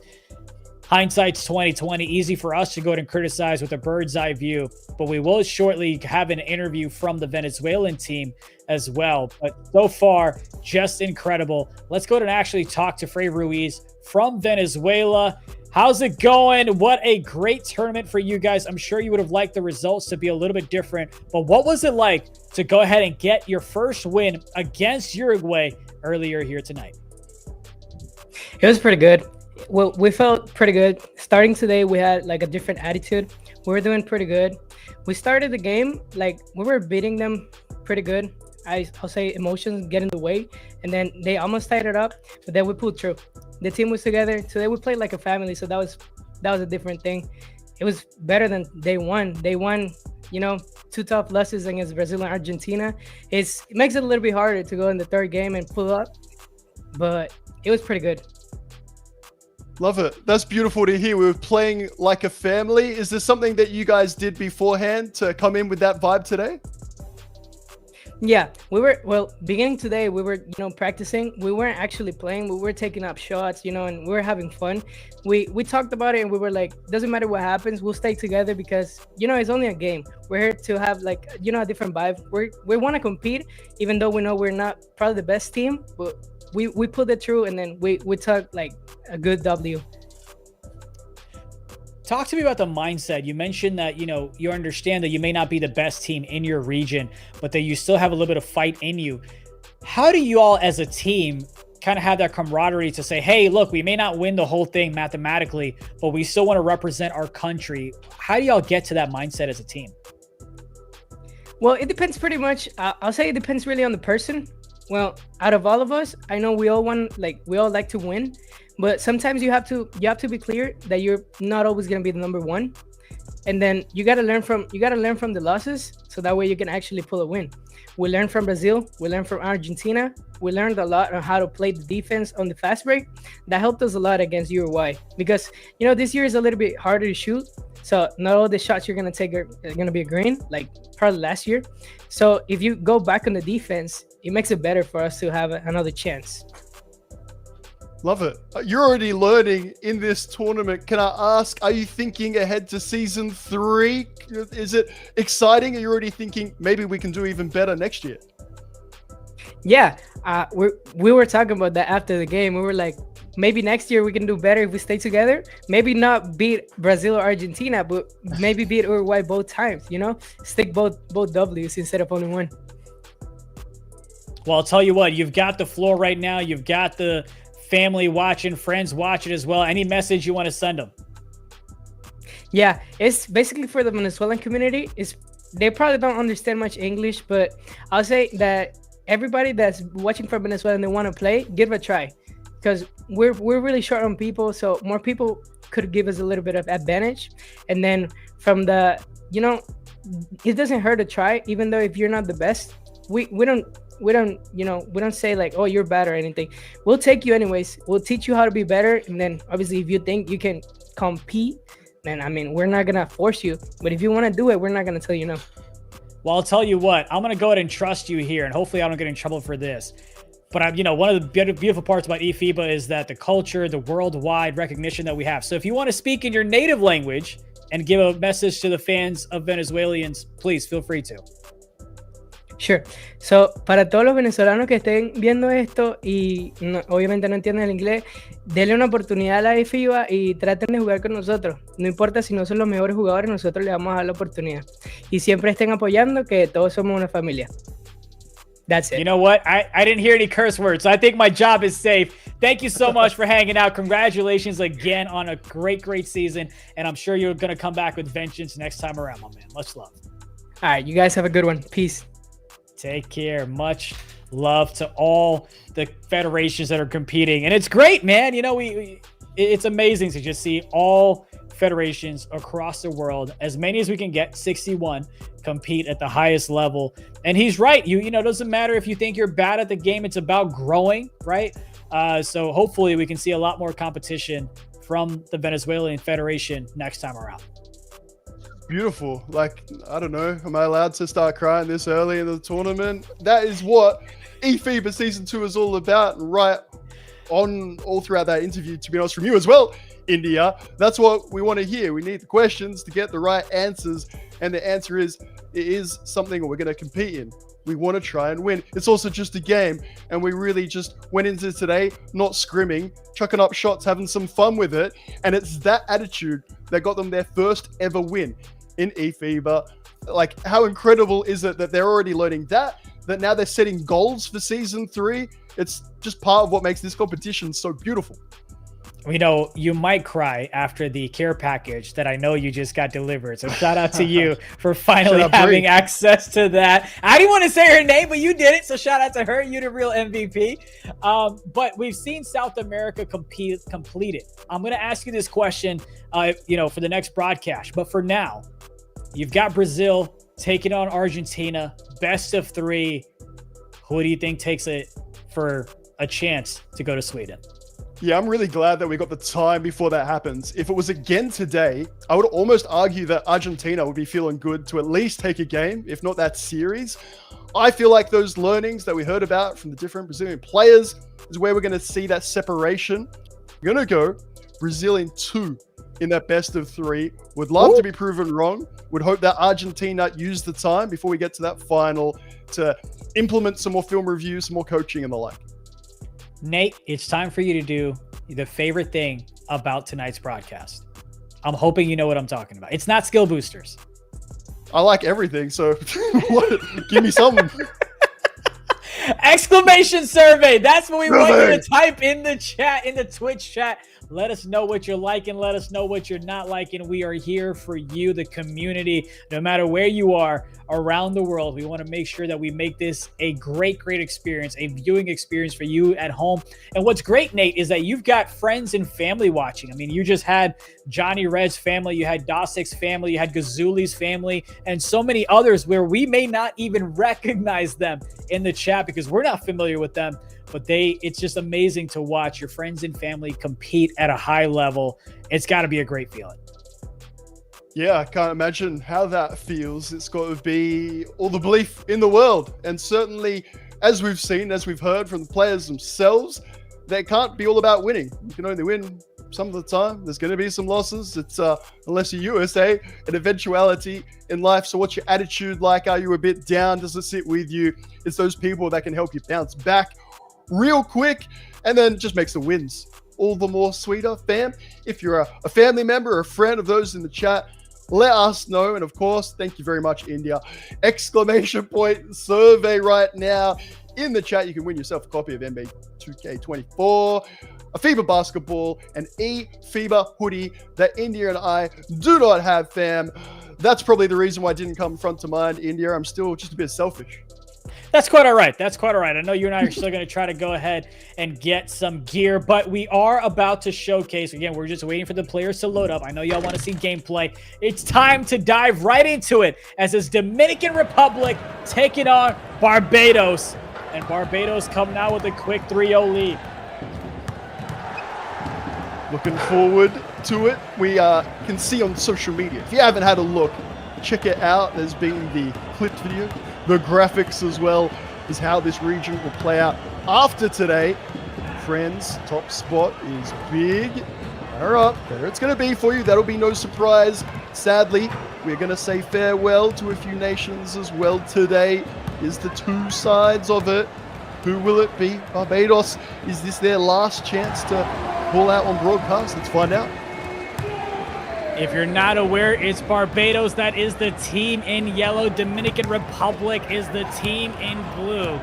Dominican Republic did go ahead and drop a game against Puerto Rico early on. And in the next matchup, they will take on the juggernaut that is USA, that remains undefeated in the North Americas. Just trying to do the little stat updates in here. I don't know about you. I appreciated South America in terms of its, what do I want to say, comparative simplicity. I was able to work that out on the fly and get a bit of narrative structure. North America, sure, we got USA #1.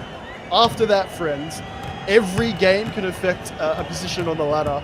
So basically, everything you see on broadcast until the end of day is not just relevant, it is highly impactful. It will determine which nations make it through and which are going home. It is two teams in the Americas that remain undefeated. It is North America. You've got Team USA. For South America, it's Brazil. Have not dropped a game yet. Brazil came close twice.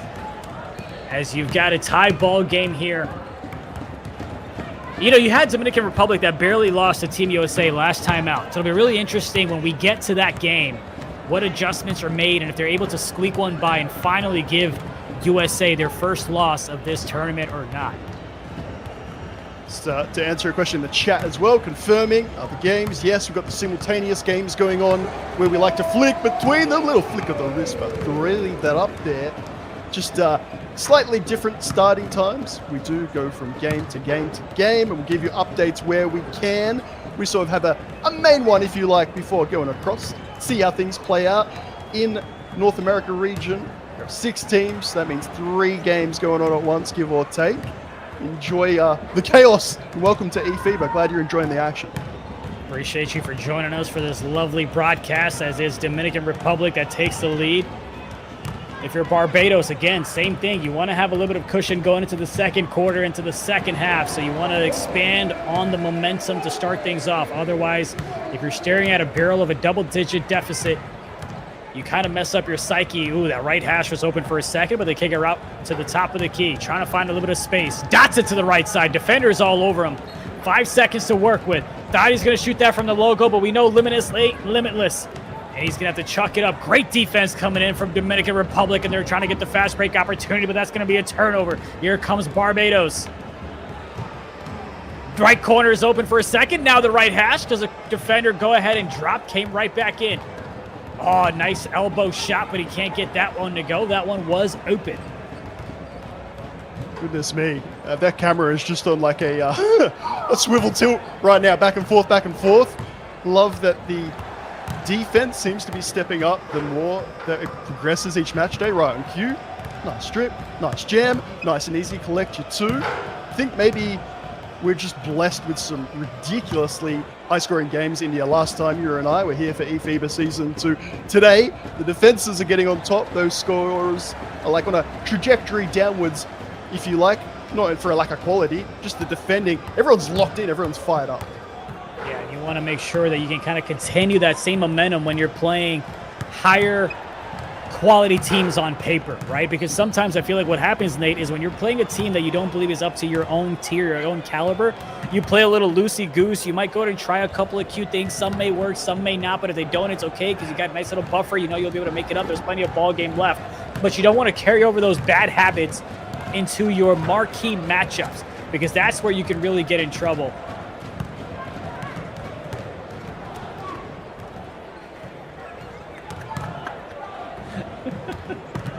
What do you got? I hear a little chuckle. What am I missing? Oh, you know, nothing. Just nothing. I don't know what to say. You know, sometimes when it's 3 a.m. somewhere in the world, you just get funny texts. That's all. I feel that. I understand. It's part of the beauty of the global competition, wouldn't you say? Different things at different times. A deep 2 with a hand in the face, that's never going. But hey, Shout out Barbados. Decent little start, certainly more than in the contest. Dominican Republic are a nation that many thought could and would take it to USA. So starting this as clear favorites, rough analysis gives you about like a 60-point suggested differential. So 7 points a quarter time. Got ourselves a game. All right, I see you talking numbers to me. I see what you're doing. I like it. It doesn't mean they're right, but yeah, give it a go. Had the left corner open, decided to go up against the whole squad, gets denied, and that... Okay, look, he made that shot, don't get me wrong, but you had a teammate that you could have passed it to. You could have probably gotten the layup or a dunk yourself. Maybe it's something about boosting the take that I didn't quite understand, or maybe he wanted to go ahead and get the animation, didn't get the animation, but then he went ahead and timed his midi just right. Nonetheless, it's 21-12. Dominican Republic on top. We do have a couple of other games that are getting tipped off as we speak, so we'll update you when we're into them, as they're just loading up into the arena. This is round 4. Wow. Wow. Same brain. It's my turn to use it. Wow. Sendo. It's all you, buddy. They want to know. You got your answer. You got it twice. You got it. Oh, you're answering crystal something. clear 4K audio. It is 5 rounds. Because you've got 6 teams, fam. It's the easiest math of your life. The point being, you can go to eFIBA.basketball. That's eFIBA.basketball if you want to see the results of where we're at today. But this broadcast is the only place you're going to find those standings, the leaderboard, and have those skill booster points added on at the end of the day. Make sure you see, do USA really stay on top? And indeed, in this group of 6, who will get into those top 3 spots and progress through? Someone in the chat's asking, do you know the score from the Barbados game? Oh, you're talking about from Team... Well, no. USA did not lose to Barbados. I don't believe it was close. But if you do want to go ahead and check out what the score of that one was, you can check out FIBA.basketball. Matter of fact, I'm just going to go ahead and help you out here. There is your link. I almost... the TO team would have killed me because I almost put the Google Sheets of the feeds in there. Please, India. I think we're good. I can let the too many tabs open, man. As well, you and me both. Don't you worry. Shared problem that Puerto Rico, Cayman Islands has just tipped off. Again, friends, if you missed a little intro to this little contest, and it's not little by any means, we will be flicking across. We will be giving you results, little updates as we go. But appreciate that. In what is basically a unique competition in esports, 61 nations all around the world, just making sure that all the players are happy before all games are underway. Yeah, we had some connectivity issues, which is why United States got the victory against Barbados. So if you check that site, the reason you see 20-0 is that right there. Right corner shot, wide open, can't get it to go left corner. 2 for $1, knocks it down. And the lead extends 32-16. Less than 2 minutes left to go. Puerto Rico is taking on Cayman Islands, and they're up 9-0 as that one is just about 1:16 into the first quarter. Contested shot almost, so they bail out of it, trying to find a little bit of space. Bigfoot steps out of bounds, or was that 3 in the key? Looks like it was. And they're going to take the free throw.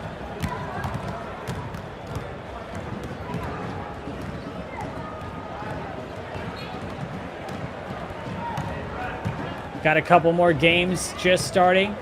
So as soon as we have updates for you, we will go ahead and let you know. You've got USA loading up. Great contested shot. That one's not going to go. Gets his own rebound. 2 for $1 this time on the other side. And I don't know if that one even hit rim.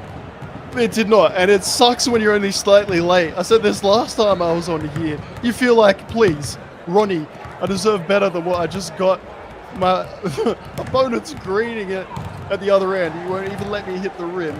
I will say that the big man really had an easy 2 there. Unfortunately, it's a little bit of a stagger away from the paint and then trying to sort of sky hook that basically from a little bit too deep with the man in the way. Little things, but that early decision making is a big factor. These top teams will make you pay. United States and Guatemala has tipped off. As we have something worthy to update you, we will.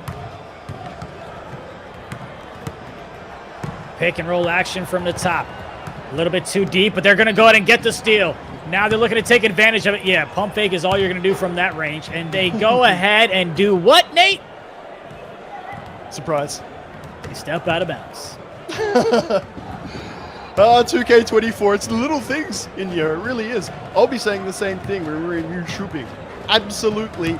The mentality, the playing the percentages, the 1%ers, all those little things really do add up.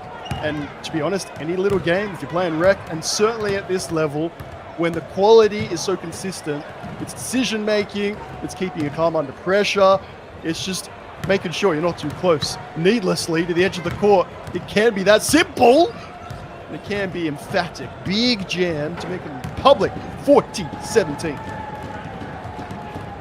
Barbados coming into tonight, so not including the matchups that they've played so far in game day number 2. Their point differential is negative 17.2, where Dominican Republic is a positive 34.8. So a bit of a lopsided matchup, which you can see the result of here on your screen as well. As Dominican Republic looking to wash away the nasty L that they took at the hands of Puerto Rico, and so far they're off to a great start.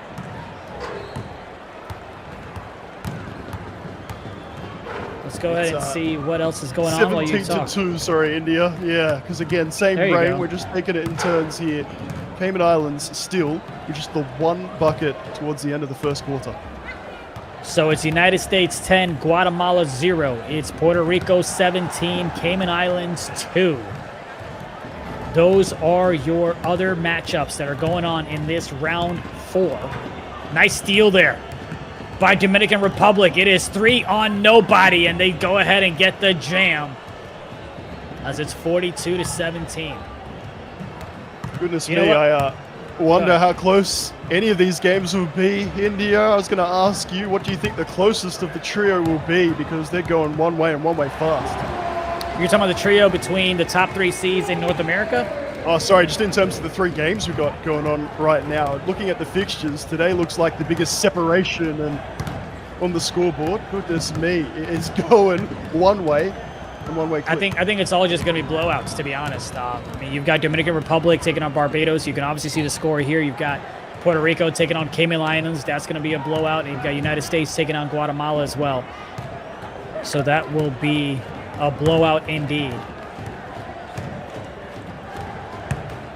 But we're going to see if Barbados is able to go ahead and make that a little bit closer.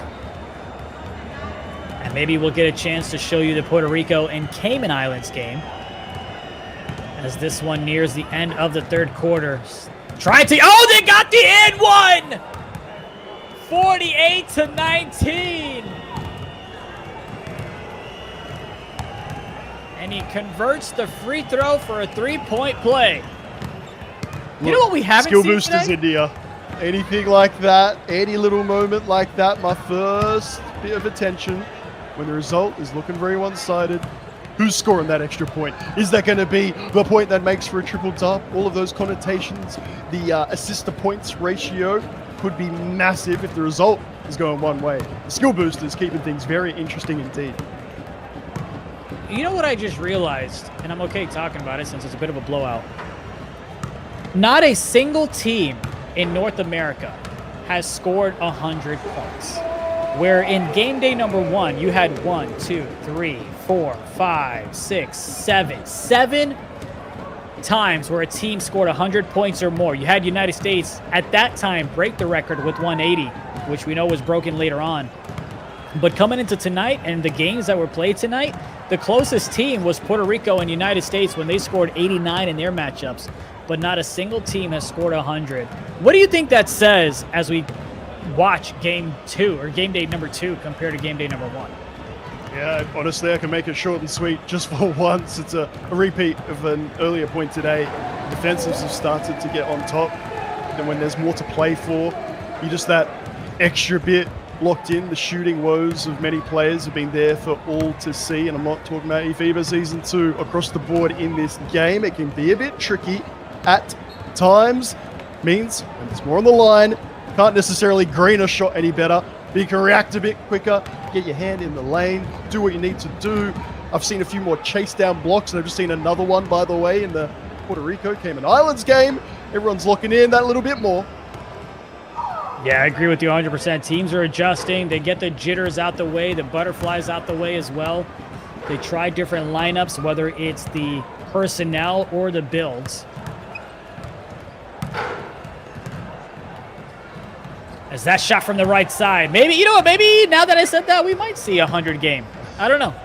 Might see a 100-point game as Puerto Rico's already at 30 with about a couple of minutes into the second. Obviously, you see 60 here. Let's see what United States has going on in their part of the world. You've got United States at 36-2 against Guatemala. We don't see the Hundy in, what, at least 2 of these games. I feel like let's take a look at South America. Isn't what it used to be. South America, no 100-point games tonight either. So we have not seen a 100-burger at all tonight.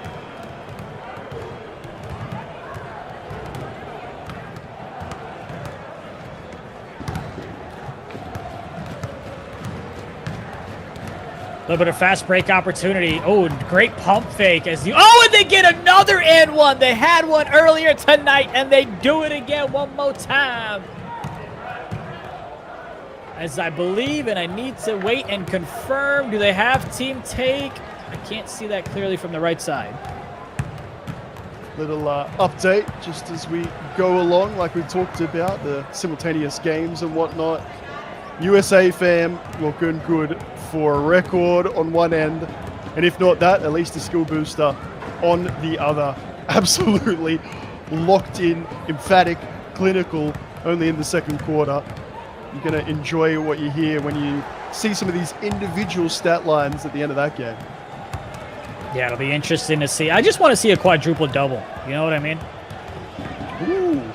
Yeah, with what's the fourth for you then? Steals or blocks? Well, in this game, it's got to be steals, no?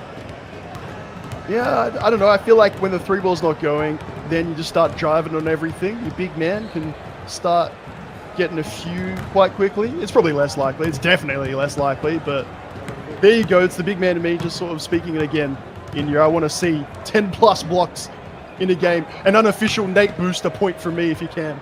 I like that. Nate booster. I like that. As that shot towards the end of the third quarter is not going to go. 65-31. Update on the other scores, 48-8 now. United States winning that one with about 3 minutes left to go in the second. 40-9. Make that 43-9. Puerto Rico winning that one. Nate, when we go ahead and see a rematch between Dominican Republic and the United States, what are you expecting? Yeah, that'll be our last game of this broadcast. Just so you know, if you're watching along, appreciate you, !Survey. Gotta say it, win yourself some stuff. Let us know what you're thinking about the season thus far. USA, Dominican Republic to finish. What a dream fixture. You can already see it, to be honest, on your screen right now. Dominican Republic having fun with it. I'm seeing some enjoyable takes. I'm seeing some turnaround mid-range jumpers. I don't think that this is necessarily practicing anything for that big last game. I think they're just enjoying themselves knowing that they do need to lock in to finish off the day. Gotta love those skill boosters. Gotta love the surveys.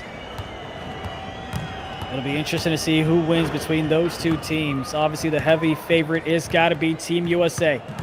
It is 71-31. Josh from the right side finds the open lane. Right man is... Okay. Okay, no problem. No problem, that's fine. I'd like to get denied by the backboard too. Matter of fact, I have been denied by the backboard, so I can't talk a lot of smack. But he had the right corner teammate wide open. As he does go ahead and get it to him this time. Bailout pass, nothing there. Rebound secured. Right corner one more time. Dominican Republic with another 3. Love it. They're having fun with it. And as we said, it's what this competition's about. You heard it from Venezuela themselves. Even with some of those results and things maybe not going their way, if you can't enjoy it, when you're losing, when you're winning, you're doing it wrong. There's a big encounter to finish off, friends. If you're wondering, this is sort of the entree, if you want, to the main course to finish off a big game day 2 in North America. How lovely is that? Maybe it's not even for fun. Maybe we're going to see that come out in that game against USA. Get to your mid-range, get plenty of space, separation, green it. Looks impressive if nothing else. Amen to that. 81-33.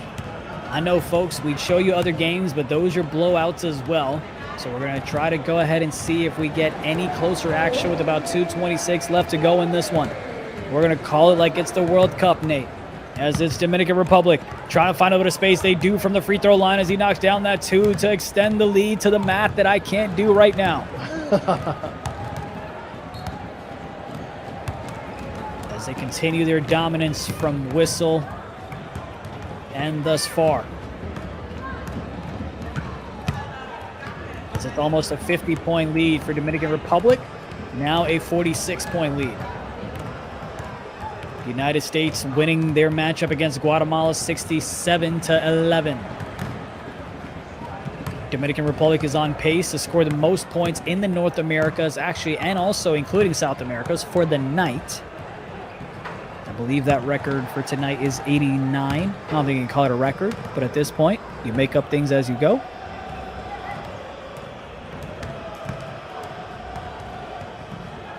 Looking to back them down as Barbados inside. Great little move there as they get the bucket inside. 1:30 remaining. The Hundi. You don't get a skill booster for it today, but I'd still love to see it. See some confidence with your shooting, whether you got take on or not. And there you go. Confidence eventually only goes so far. So it becomes overconfidence and you're taking red contested looks. That's much better. To the corner. Shmoney, 88 of the best. Barbados, to their credit, got over that 30 mark, but looks like we might be sending them home, sadly, very shortly. Yeah, again, just a reminder, from the 6 teams that are in the North Americas, top 3 will move on to the next round of the North America Regional Finals. And the bottom 3 teams, we will unfortunately have to wave them goodbye as they will exit the tournament with their heads held high.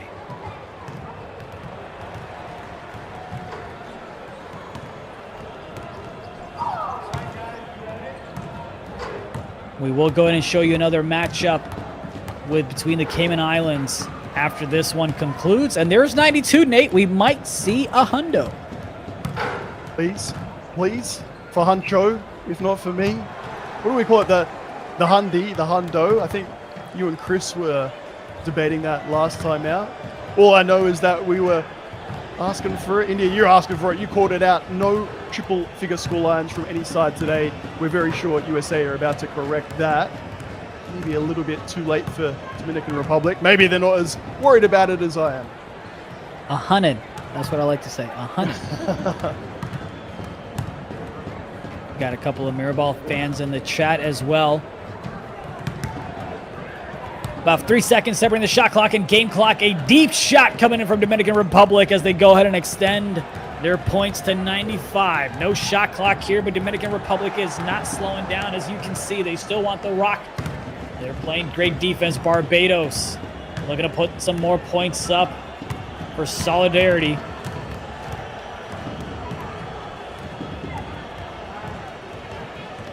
That's gonna pretty much do it as Barbados takes a shot from the right side. That one doesn't connect, and it's going to be Dominican Republic 97.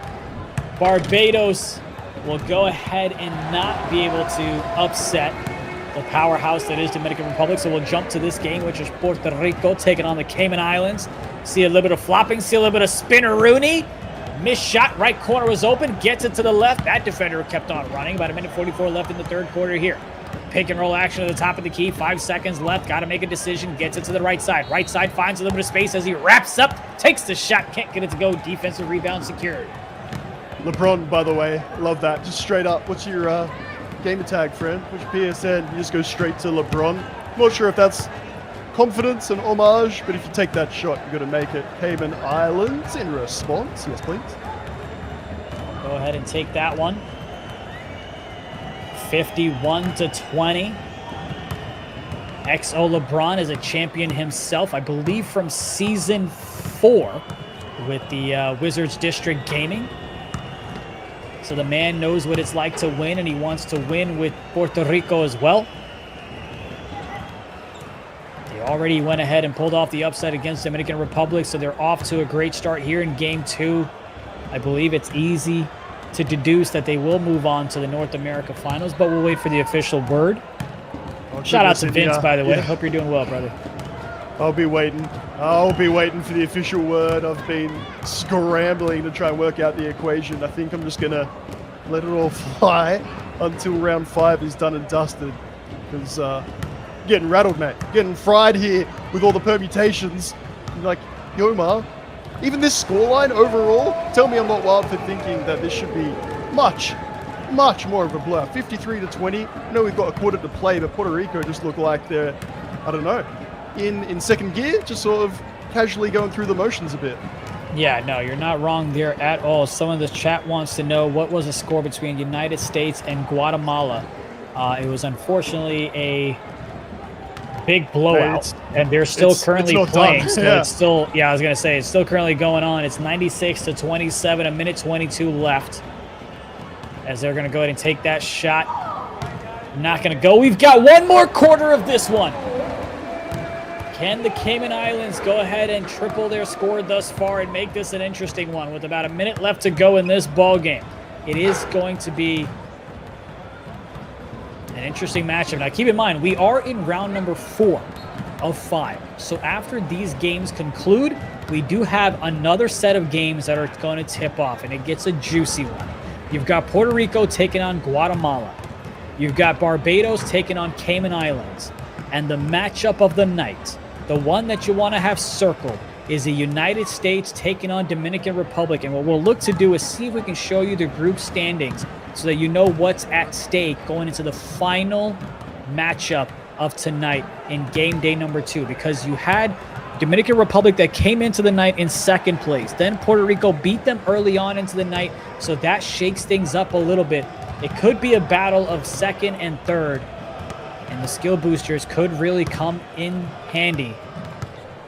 And of course, if United States loses a game, how does that shake things up? I believe they would still go ahead and be in first place, since they've only dropped 1 overall, and Dominican Republic has already dropped 2, and so has Puerto Rico. Look, I choose to believe that their skill boosters could change anything. I don't care. I've seen enough shots Amen to that. already this season that I'll be hanging on there. Dominican Republic with a win, some skill boosters. I know that the USA are currently enjoying themselves against Guatemala, but hey, we've learned a thing or two throughout, and you're on the other side of it, to be honest. India, with 2 losses each. Does that make a nation from the bottom 3 with some skill boosters able to overtake them? Maybe particular nation, Dominican Republic, gets a 3rd loss, and all of a sudden, what maybe they were thinking about, could we be number 1, dreaming about that, they could be out of the top 3 altogether. A reminder to you, Twitch chat, it is only the top 3 that will progress from North America. The bottom 3 teams, they're done at the end of today. One of my favorite songs is Dreamer, but unfortunately, sometimes you have to face reality, and I do not believe that the federations that came into tonight at the bottom 3 will be able to do that, and here's why. Because 1, they've continued to unfortunately not be able to beat the top 3 teams, but also because I don't believe they've been able to secure as many skill boosters, with one of them being, hey, you got to hold an opponent to 29 points or less. So there's already one that gets eliminated, therefore you can't get 5 skill boosters. So I just think mathematically, unfortunately, I do not see a way for the Cayman Islands, for Guatemala, and for Barbados to go ahead and sneak into the top 3. Yeah, we got the Cayman Island games on right now.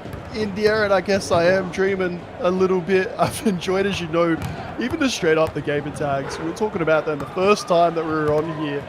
And then you start looking on social media and they're having a bit of fun with a bit of banter between themselves, and that sort of like friendly ripping on one another, bagging themselves out, even like your teammates on eFIBA Season 2. You know each other very well, but you just want that sort of public shout out to have a bit of fun. I feel like in this game, this scoreline could have been a lot worse. I feel like I've seen, even when they have been behind in games, the desire to throw the oop, for instance, which I guess I equate with fun. Certainly their Pro-Am celebration when they do win is fantastic. I reckon you're quite spot on. The 3-3 split is looking decided. To have a look for Cayman Islands in 4th. Maybe, just maybe with those skill boosters. Could they dream of 3rd spot? Yeah, it'll be interesting because we're trying to figure out who's going to be in the 2nd and 3rd spot. I don't know if one is up for grabs, if Team USA especially goes ahead and closes this one out that they're currently playing against Guatemala. But that 2nd and 3rd, you just want to get some film. Matter of fact, you might have teams that go ahead and throw and say, hey, we might throw a different lineup so that you can't really film against us on the other side. And we talked about 100 points not being able to be crossed here tonight. Team USA said, hold my beverage, as they have 137-34 with about 3:20 left to go. And so far, not even getting close to breaking that 221 here tonight, Nate. That record, I believe, is safe. Certainly safe. The guards absolutely on flames. For USA, there is one AI player minimum for Guatemala, which has meant that defending as a unit, if it was ever going to be remotely possible, it's just sort of do your very best man on man. But repeating, CB absolutely crushing it. John, like, I don't know, what do you want to say about this team? It's the players that are left out that almost make the headlines even more so. When you see the 5 on there, and then we're saying you couldn't even get close to the world record, and they're barely missing, and you see the quality that's on that bench, they're a scary lineup. There's a reason why they're #1, and clearly so. Shout out to Gliz hanging out with us in the chat. I've got so many jokes there, buddy, but you know I can't really go there, so I won't. But yeah, you're more than welcome to hang out with us.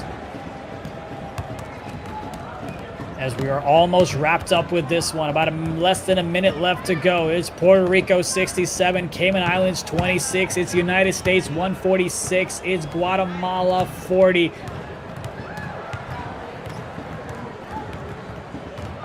And that's going to be a foul.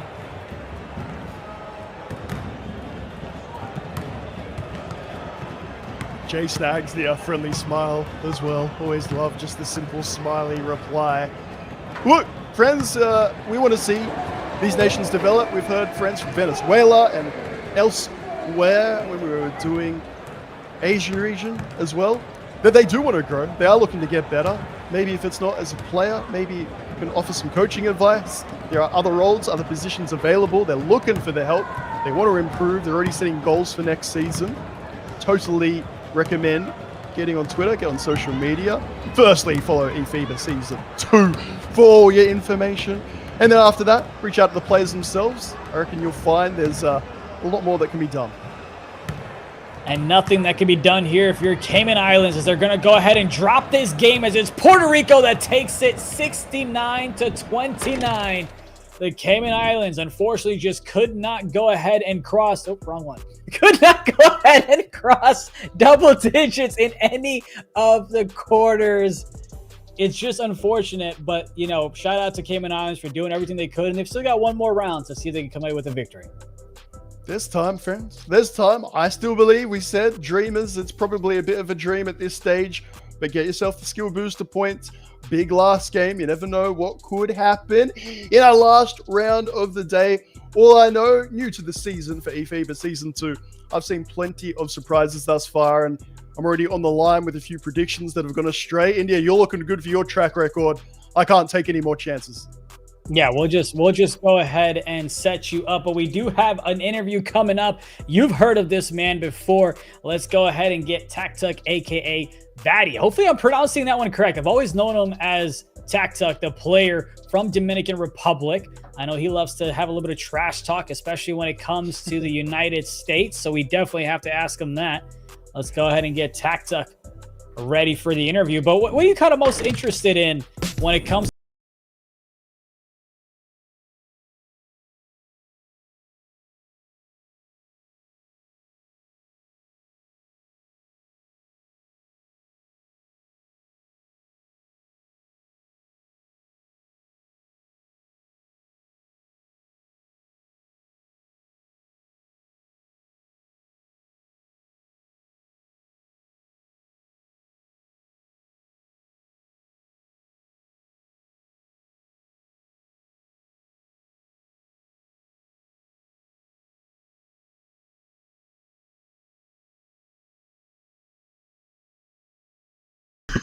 Yeah, you need to eat good, but I can get somebody for that. You know, the reason he answered most attractive person versus someone who can cook the best food is because a man owns a restaurant. So he can go ahead and get food anytime he wants, any time of day. Just call it up, make it himself if you want to. But I'm interested though, Nate. Would you rather have Kobe's mentality or LeBron's physicality? That's a good one. Man, I'll take either. I'm game for like a 10th of either. Are you kidding me? LeBron doing what he's doing in like all those seasons deep. Kobe, how many like YouTube compilations have we all watched of clutch game moments, being injured, no one even knows, the whole ball thrown at you and he just stares you down, fam. I'll take whatever I can get. Give me scraps, please. Yeah, look, the production team has seen me struggle with my leg being asleep, so I'm going with LeBron's physicality. No question on that one for me. We are going to have things coming up for y'all. We've got a little bit of an interview. I'm sure Nate's excited for this one as well. But, Nate, the second and third seed, we've been fighting about it back and forth. We've been talking about it back and forth in terms of you've got Puerto Rico and Dominican Republic. Let's go ahead and kind of switch things up. Do you believe that either Brazil, actually, let's start with Brazil. Do you believe that Brazil can beat any of the top three teams in North America? So you've got United States, you've got Dominican Republic, and you've got Puerto Rico. Do you believe Brazil can beat any of those three in a best of three? USA, I'm just going to put out there, as boring as it is not part of this conversation. I ain't going to compare USA with any other team so far. They can only play against the other nations in their region. So that's the only sample size we've got at the moment. They have still been far and away the best, and everyone needs to catch up to them. As for the other two, yeah, why not? Brazil with that professionalism, with that film review, with the coaching, and I think even more like the players' personal application, that we've had a bit of fun with it, particularly when we had the blowouts. Indy and I just sort of start to be like, look for some different talking points and a bit of fun because the players start having fun. Brazil are locked in. Their mentality, it is Mamba mentality-esque for sure. I believe they will then finish maybe second, maybe third, but certainly in the top three, if that's kind of what you're asking. And let's go to the other team in South America, since we've got some time here. Argentina, do you believe they can beat the top three teams in North America as they stand, United States and Dominican Republic and Puerto Rico, in a best of three? Yeah, okay. Same with USA. I'm sorry. Just straight out of the question. Can't do that. Not going there or whatnot. Based on Toto alone, yeah, I'll go third. I'll put them in a top three, but maybe just not with that same consistency of improvement that we've had from game day 1 to game day 2. Tell you what, I'm enjoying that. Almost in my head, you know what's happening right now, India? I'm like dreaming up like fantasy world where all the nations are sort of like switched around, which obviously doesn't make sense for connectivity issues in a million other regions. But it's why I'm so excited for that world final. We're going to see the sort of like Europe versus Middle East. Boom. Like there's no more debate anymore. It is the same situation. In the meantime, maybe that's all I've got are these fantasy scenarios wondering. Argentina, yeah, maybe they scrape in third. Brazil, I'm thinking third is a minimum, if not second for sure. USA, just got to say it one last time. Clear number one. Let's not get funny with it. Yeah, it'll be really interesting to see if Team USA does make it all the way to Sweden, or if Dominican Republic or Puerto Rico have something to say about it. Speaking of United States, though, they did go ahead and, okay, bear with me here. I'm gonna do a little funky thing, okay? Ready? United States went ahead and won that game against Guatemala, 172-50. Here's where we get a little weird with it. Shout out to the Philippines. They scored 221 points. You would need the combination of Guatemala and United States, their score combined, which would give you 222, and then only then would you beat what Philippines did at 221. That's how spectacular the Philippines' performance was against another federation, which I won't call out right now. But, you know, that's just how amazing they played. But shout out to United States as they go ahead and win 172-50. They help their point differential, but nonetheless, they continue staying undefeated, joining Brazil as the only other team in the Americas, the North and the South, to stay undefeated. Now, Let's go ahead and jump a little bit to whether we want to talk about Middle East. Well, you've got Saudi Arabia and Lebanon. With the Saudi Arabian team has been undefeated as well. Lebanon does have the #1 spot in the leaderboards, but that's because of the skill boosters. Do you believe that whenever those two teams face again, that Lebanon can go ahead and beat Saudi Arabia, or do you believe Saudi Arabia will kind of continue their domination, just squeak by a win like we saw with Brazil against Argentina tonight? Yeah, I've been very straightforward. I love the question because I'm tempted to run with it. I'm going to give you straight nah as an answer. Saudi Arabia are one for mine that I don't know if people sort of realize the setup that they've had.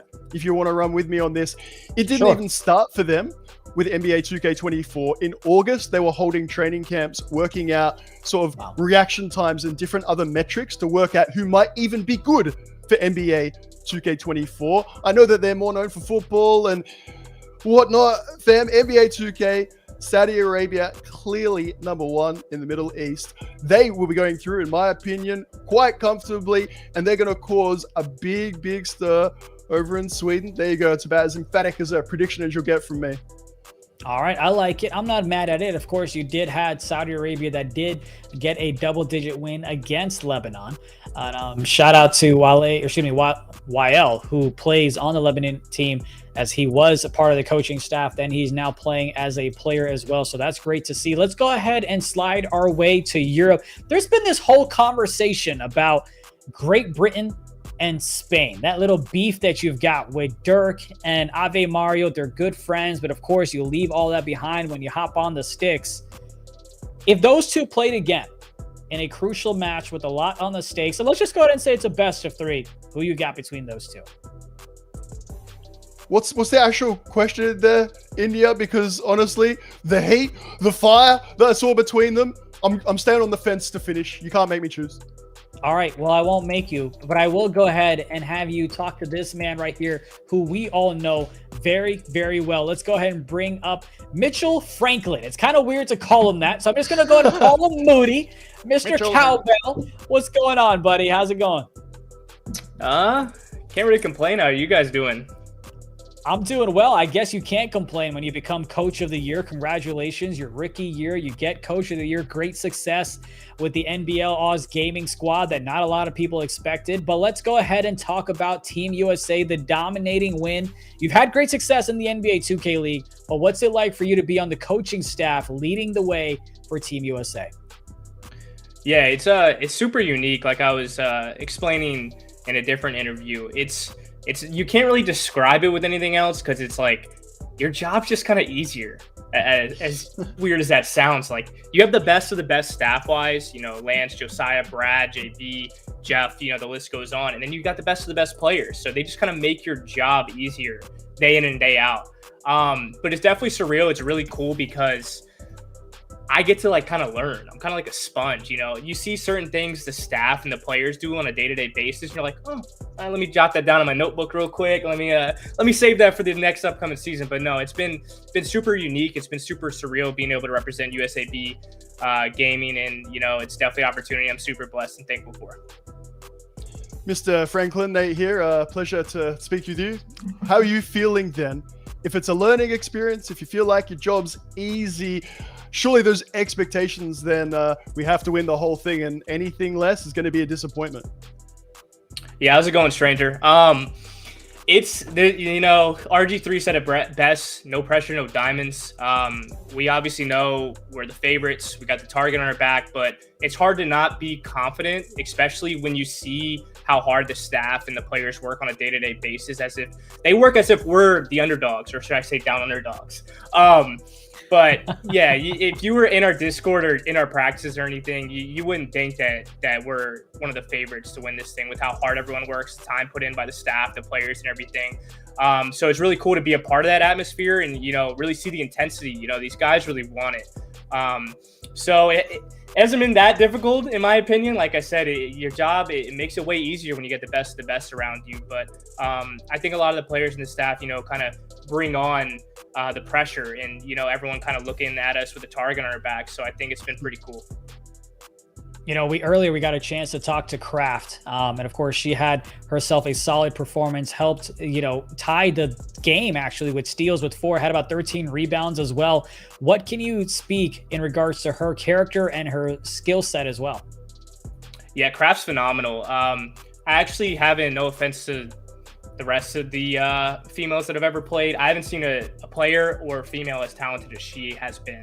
She's phenomenal. You know, she came in since day one in practices playing, and she automatically, like, it's just that confidence and swagger she's got. Like, I know humbly she believes she's good and knows she's good, and it's really cool to, you know, see her jump in with all the, you know, top dogs and call rotations out, you know, lead the defense in a way on the back end. It's really cool to see. And, you know, I know some good shooters in the corner in my days, and she's knocked down. You know, anytime I see the ball go to her in the corner open, I expect it to be green, you know, turn around, go the other way. But it's really cool to see that, and, you know, I hope she helps that scene continue to grow, because there's so much talent worldwide where people can come in and just be good at the game or learn and, you know, get to that top level. So it's really cool to see, and I think she's setting a great example for everyone around the world. So everyone needs to pay attention.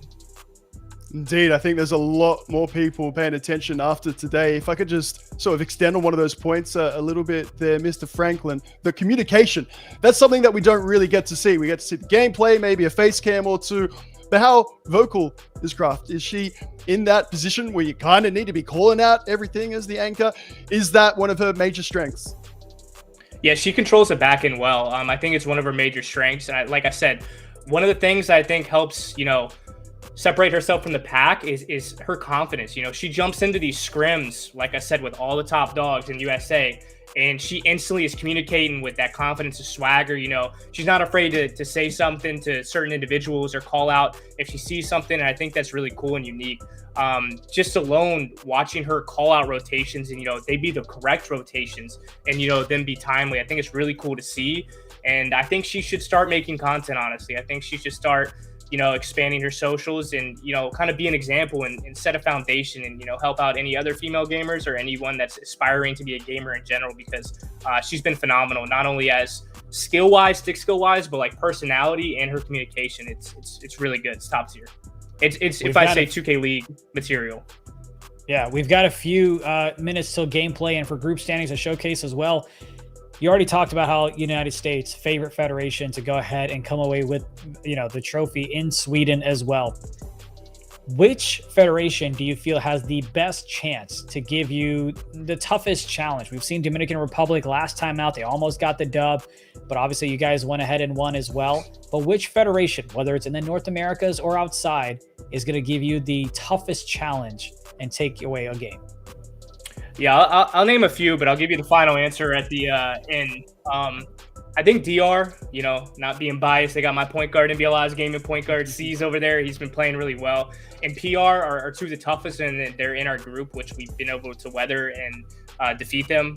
Coming up and playing DR again, this should be a goodie. Make sure you guys tune in. I've seen Turkey playing well, Brazil, but at the end of the day, you know, call it cliche or whatever, it's us versus us. I think the only team that can truly beat us is ourselves. If we're missing shots, turning the ball over, too many chefs in the kitchen, I think honestly, truly, at the end of the day in Sweden, it's us versus us. So the only team that can beat Team USA B is Team USA B. So. All right. Well, we appreciate you for hanging out with us, man. Best of luck. You've got an important game coming up, and we hope to see you in the finals. Thanks, guys. You'll see us in the finals. All right, my man. Don't forget my NBL Oz Gaming gear when I see you in the finals. But appreciate you for hanging out. It's time to go ahead and talk about where we stand in the North America group standings, because we've got one more round to play. But we want to let you know what could possibly be at stake. Ready? Could never be, but please, India, I need to know. I need to know. My notes just don't go far I know enough you on woke this up one. ready because you woke up at like 6 o'clock, but let's go ahead and show the group standings for North America.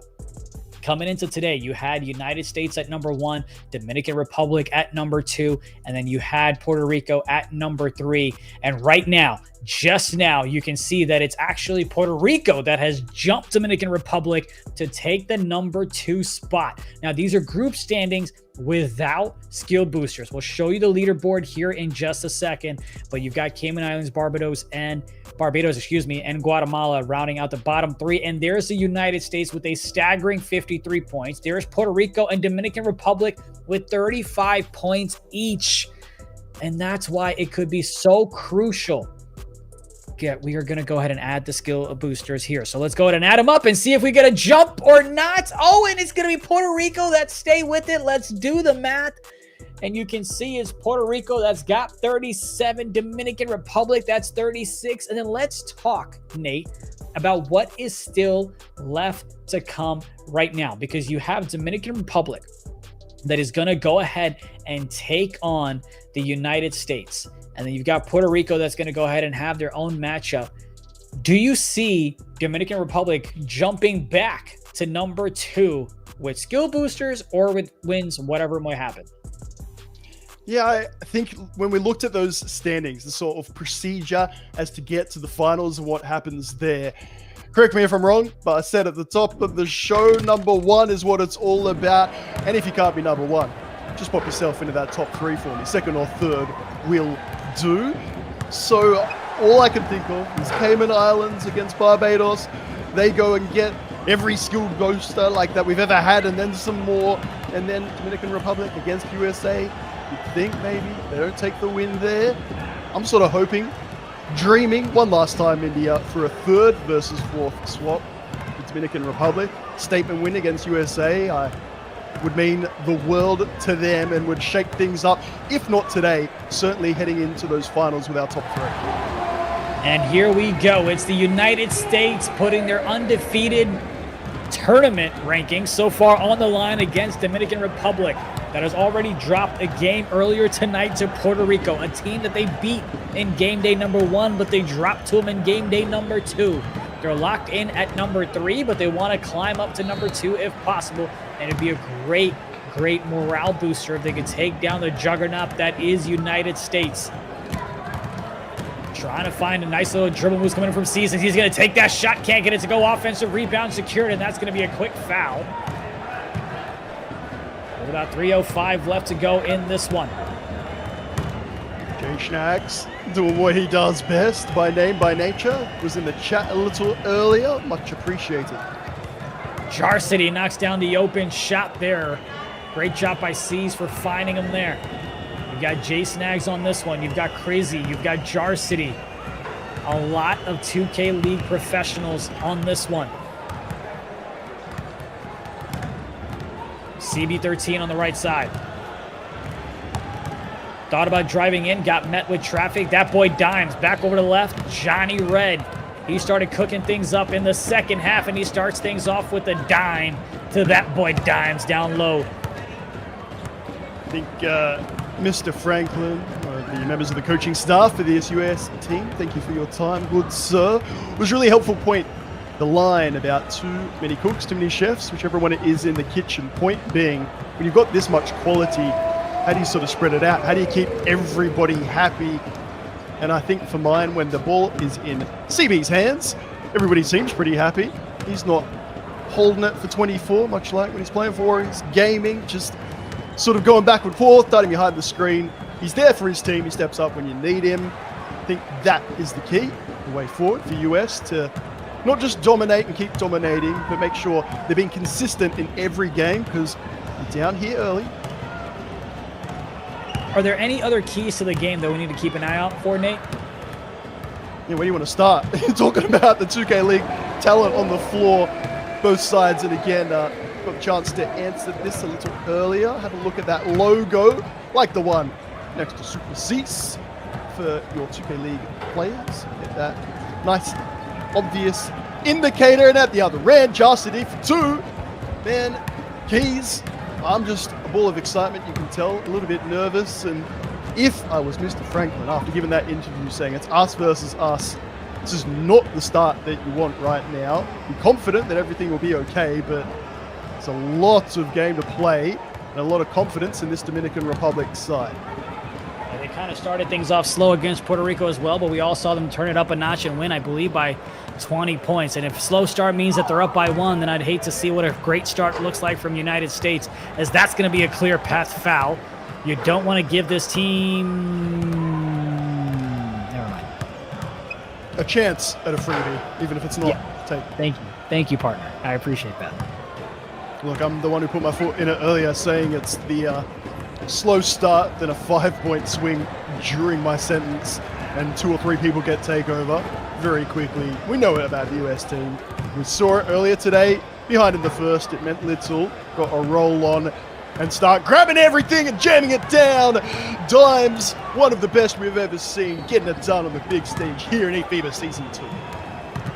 Dimes dominates. The man, by the way, fun fact for the folks in the chat that might not know Dimes' history, drafted #1 overall ever in Season 1 of the NBA 2K League at point guard. Then he goes ahead and makes the switch to center in Season 5, plays for the Raptors up north in Canada, then gets traded to Bucks Gaming in Milwaukee, and he wins not just a championship, but he wins Finals MVP as well. So makes a transition, goes from point guard to center, gets himself a ring and a Finals MVP trophy, and now gets to represent his country for a chance to be a world champion, truly, in Sweden. But we are a long ways away from that. 6 seconds left. Johnny Red dishes it out to the left side, excuse me, right side there. Dimes going back to the left side. That was just foreshadowing. That miss, though, is going to keep the lead at 4 for the United States. 24 seconds again. You've got to respect it. You've got to do it back-to-back at both ends. Dimes, early pass to Johnny Red.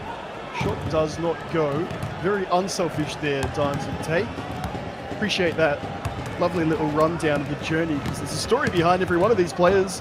Of course, some of them maybe a little more obvious than others, but you start to think about what else we could get out there and known. What about Milwaukee, Wisconsin declaring it esports day after that championship and things like that? That's the type of history, that's the type of impact players like Dimes have on not just a game, not just a season, but indeed on a city.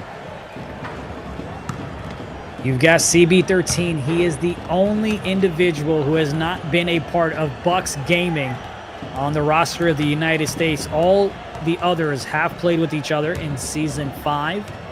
C's, of course, gets traded to Warriors Gaming Squad, wins another ring, this time with CB13 as C's getting bumped around on the left side. Has called for a pick, but not too strong of a one. And there's Jarcy that slams it home from the left side. Love it. That's why we got his face cam, surely. The man for the big occasion throughout the 2K League here in eFIBA Season 2. And after I've given him every little highlight, every nice compliment I could think of, CB inexplicably takes that timeout called, and that's the time to take him. He still hasn't got a bucket, just the 2 assists, and when Dimes are dominating their matchup so far. Have a look at Cease bouncing off the screens, by the way. They might as well not be there. I think Charlie would do well to get in the hands of one of his teammates a bit earlier. CB13 gets the little bit of a space, and he can't get that shot to go open slightly early. Dimes there to clean things up as they go ahead and regain the lead. Team USA was up by about 5 or 6 points. But then they go ahead and let Dominican Republic tie it up. Looked like almost a steal, and it is going to be a steal. Team USA, are they going to take the 2 or the 3? They get it to CB13. Cross-court pass to Johnny Red, and he goes ahead and misses. Dominican Republic has a chance to tie it up or take the lead on this possession. Slowing things down, gets it back over to the left side. To the right. Can't get that one to go, but there's another offensive rebound by Jay Snags. He goes up with it, but he can't connect. Great defense by that boy Dimes as he's bringing it up the court. Sees, tries to run a little curl route, it looked like, on the right-hand side. Nothing there. Dimes with the pick. Johnny Red dots up his former teammate. Super Sees for the easy 2 on the cut from the right corner. Whether it's a screen or just contact body on body, I don't know what it is about this build from Cease. He really doesn't care about you. He just glides through, nothing doing.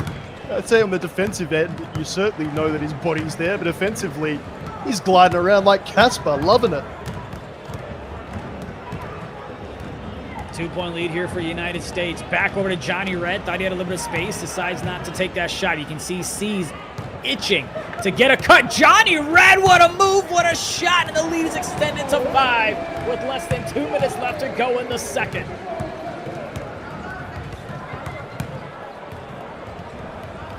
Got a little update. India in another game, if you don't mind, just to sneak on in there. That unfortunately, Guatemala experienced technical difficulties, so Puerto Rico will take the win in that game. So you do have Puerto Rico. We talked about them wanting to hold on to spot number 2, and so far they will, especially if Dominican Republic takes the L as Johnny Red. Wide open this time, can't get it to go. I guess if you don't do a fancy dribble move, he won't knock down the shot. Tip ball from the United States goes out of bounds as it's a 7-6 quarter scoring here between these two teams. About 1:30 left in the second. Jay Snaggs bringing up the court, has Jarcy, gets the defender in the air. What great patience by the professional. I'm as a big of a CB fan boy as there are out there. It has not been his half so far at all. Defensively, it's one of those things where you think you're doing the right thing, you're there stride for stride, and then you go jumping. Speaking of, oh God, please get 2 hands up in the face. You don't need to jump as well. There's the foul call. Knocks it down. Not ever in doubt. 6-point lead for the United States. As C's getting bumped around. Gets it inside to Jay Snaggs to get across half court. Look for the reset back over. You've seen a lot of fake cuts coming from the corners. And so far, they haven't been successful. The cuts themselves have been, but the fake cuts not as much. As Jarcy back over to C's. He's got to go ahead and chuck that one up. Nothing there. Defensive rebound secured. And there's Jay Snag that just snags it out of the air. He's got a shot if he wants it, but he's going to go ahead and get it right back out to C's. Calls a little bit of a wrap. Here's C's. No space there whatsoever. As C's dribbling. Can't get that shot to go. Dimes this time. Doesn't want to go ahead and chuck that one. Slows it down. CB13 back over to Johnny Red. Johnny with the take. And he's going to fade away from the left side. It's Johnny. Extends the lead to 9. Well, right before the half as well. Can we see a response at the end of it? Or USA going to have their classic momentum into a quarter, into a half as they seem to do.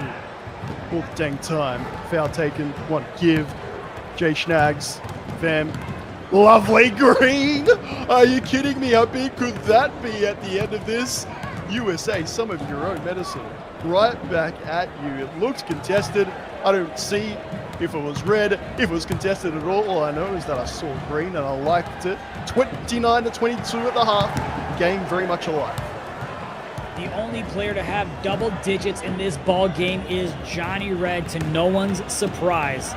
But not just that, you have 3 United States players that are outscoring almost all of Dominican Republic, with Jarcy being the only one with 9 points himself. So a lot of points being spread out for United States. Turnover battle is 2-1 in favor of the United States.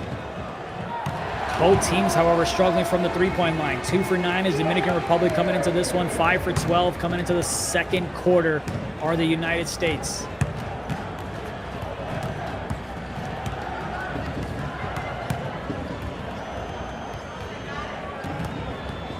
Coming into tonight, 111 points is the average points per game for United States. That is the number 1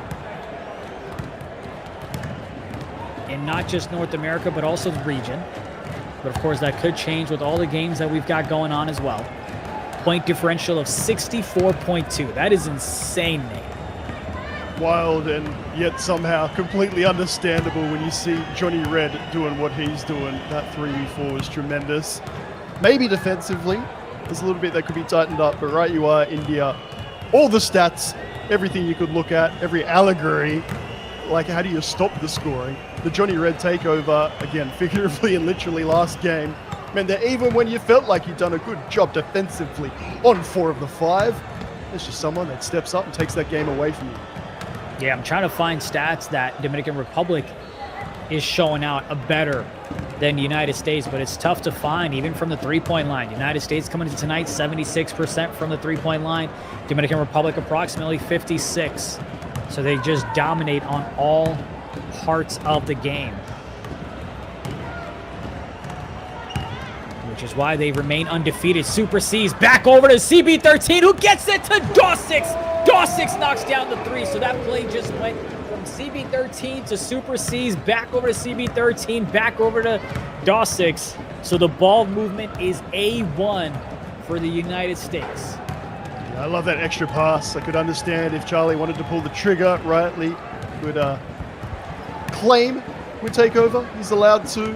Smart play, touch pass, bang. It's just another reason why this outfit's so good. Unselfish. You love to see it. Gradient in the chat trying to troll C's glasses. Gradient, I'm not going to lie, your hair is one that I feel like should be on a NASCAR driver. I envy your hairstyle, my man. Sad to see you leave Atlanta, but I'm sure you don't feel that way as that shot doesn't get it to drop.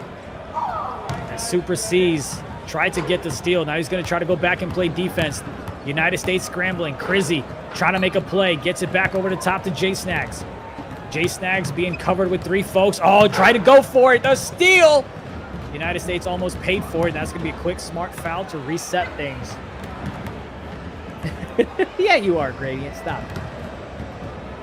I can't with you, India. I never know what I'm going to get. I feel like we'd restored some normality with this sort of pairing that we've got. And then hair like a NASCAR Are you saying I'm driver. abnormal and therefore you're normal, so we're balanced? Is that what you're telling me live on national internet? I can't say TV, but you get the point.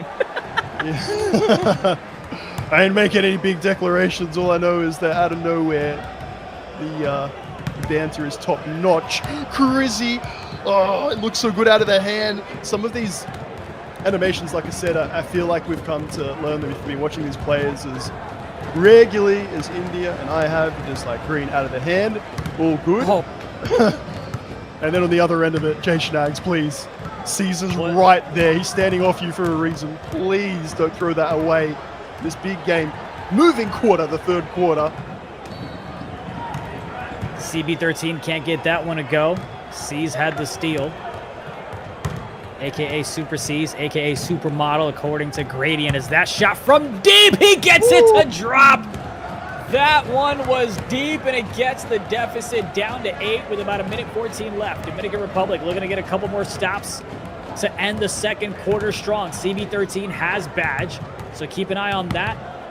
Great job by Dominican Republic. There goes the right. Nice. Sorry, there's so many things happening. I'm trying to commentate all of it. There's going to be a quick timeout. Great job. I believe it was Dimes, where you had the right corner open for a split second, but he saw the defender sprinting from the hash down to the corner, or else that could have been stolen away.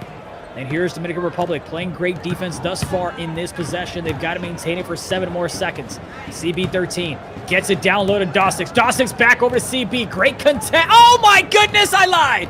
Looked like a great contest, but CB13 says it's open and I'm going to knock it down. And he does from the left corner. It's one of those that looks really good if you were to take a screenshot. Look, I've got the hand up. Brother, that ball is long gone. The release is well early compared to when you're actually there in position, let alone with take. Lovely look, lovely drop. I don't know. It's one of those like fake defending things. Yeah. India, I just don't like. I'm sure you got teammates in Pro-Am in Rec that did the same thing. Look, I was there. And it's like, fam, the ball was being released long ago. You were not in position. I don't want to hear it. Like right there, bro. This game, bro. On God, bro. Anyway. Great shot there by C's. Yeah, I know, right? It's one of those things you put on the timeline of like, guess that contest.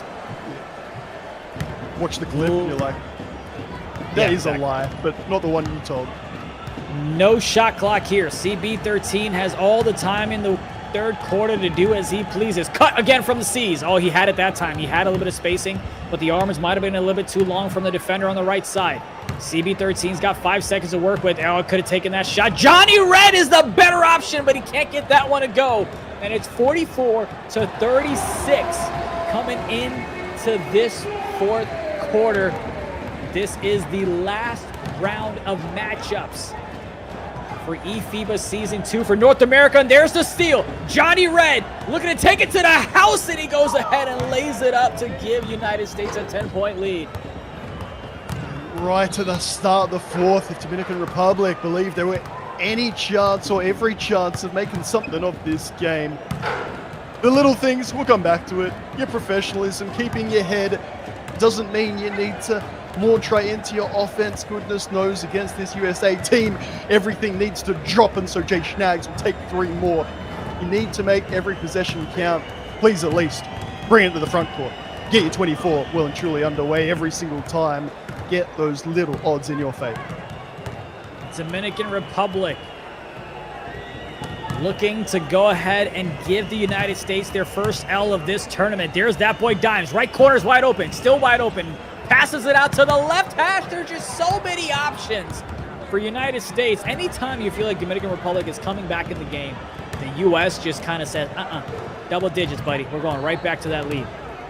It's an amazing pass. I had eyes only on Cease in that right corner. I did not see any other option. I could barely even get my eyes to look across your open point guard. Fantastic. It's what makes him so good. The vision, it's on another level. And unfortunately, that careless mistake on the inbounds is going to be a benefit to the United States as they've got a 10-point lead. They've got ball, and the clock is in their favor. Less than 4 minutes left to go. CB13 gets it over to Dawsix, back out to Dimes. That's a long 2, but it's a beautiful shot as it drops. 3:33 left to go in the fourth quarter. Dominican Republic needs to go ahead and get a few things together on the defensive side, get a couple of stops if they want a chance to make something happen in the final moments of this one.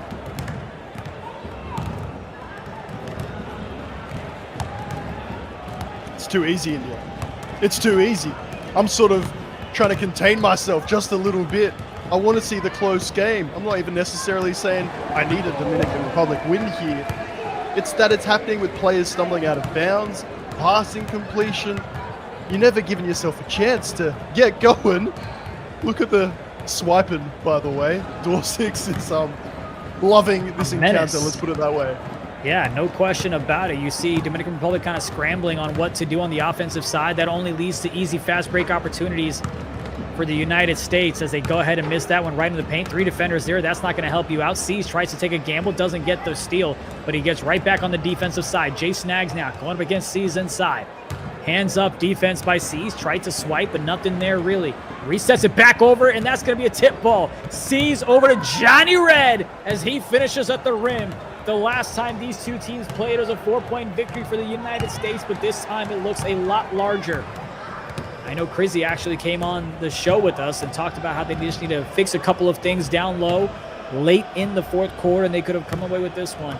Unfortunately, they have not been able to make those adjustments here in the second time around that they face them. Look, maybe they think it's done already. Maybe that's the reason for that pass. Your big's pulled up. He's got nowhere to go at all.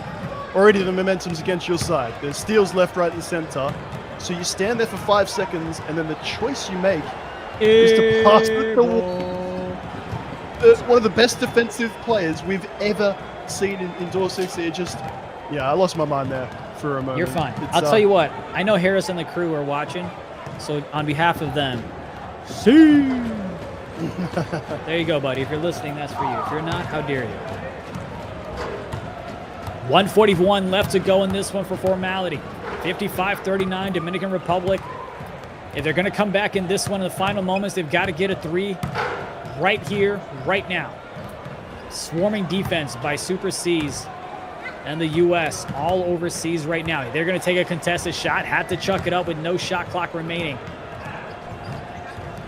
Smart job by Johnny Red not to go ahead and chuck that one up. Resets it. There's Dawsix with a nice cut from the left side.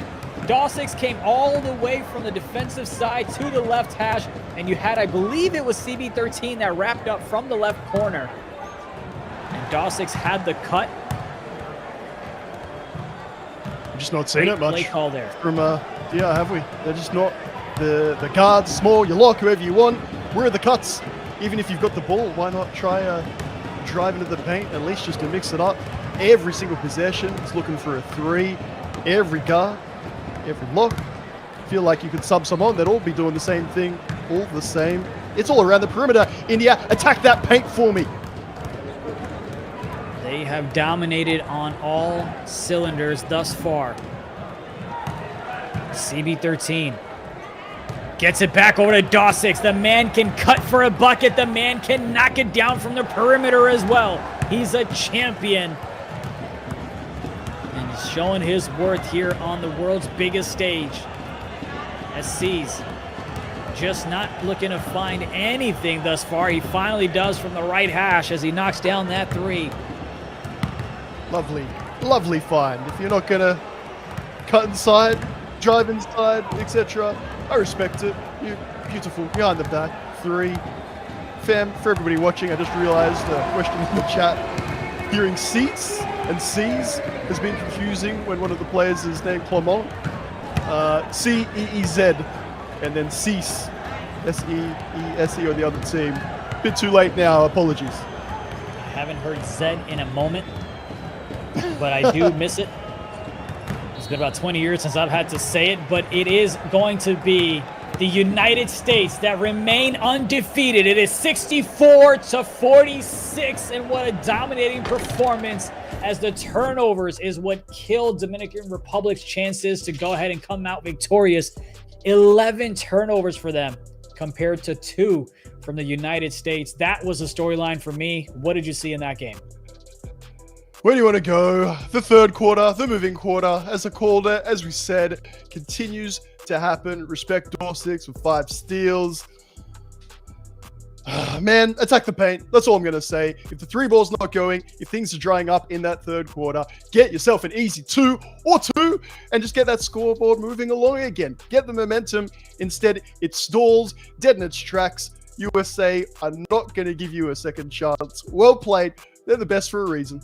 Yeah, the 3 ball definitely wasn't falling for Dominican Republic as they shot below 50%. But great defense out there from the United States as well. The rebound battle was quite even. It was actually in favor of Dominican Republic. The assists, unfortunately, the biggest one, actually, we talked about the turnovers, which obviously to me leads to believe, and for the chat to understand as well, that it was the steals that was a big ratio of a difference as well. You had 9 for the United States compared to 2 for Dominican Republic. So when you get those extra possessions and you're not able to knock down threes, that's going to hurt your chances to go ahead and come out victorious. They did a great job kind of hanging in there in the first half, right? 16-12 first quarter, 13-10 second quarter. That's a point differential of, what is that, about 7 points in the first half? But then they just get dominated in the fourth, 20 points to 10 points. And that helps them kind of come out victorious in this one.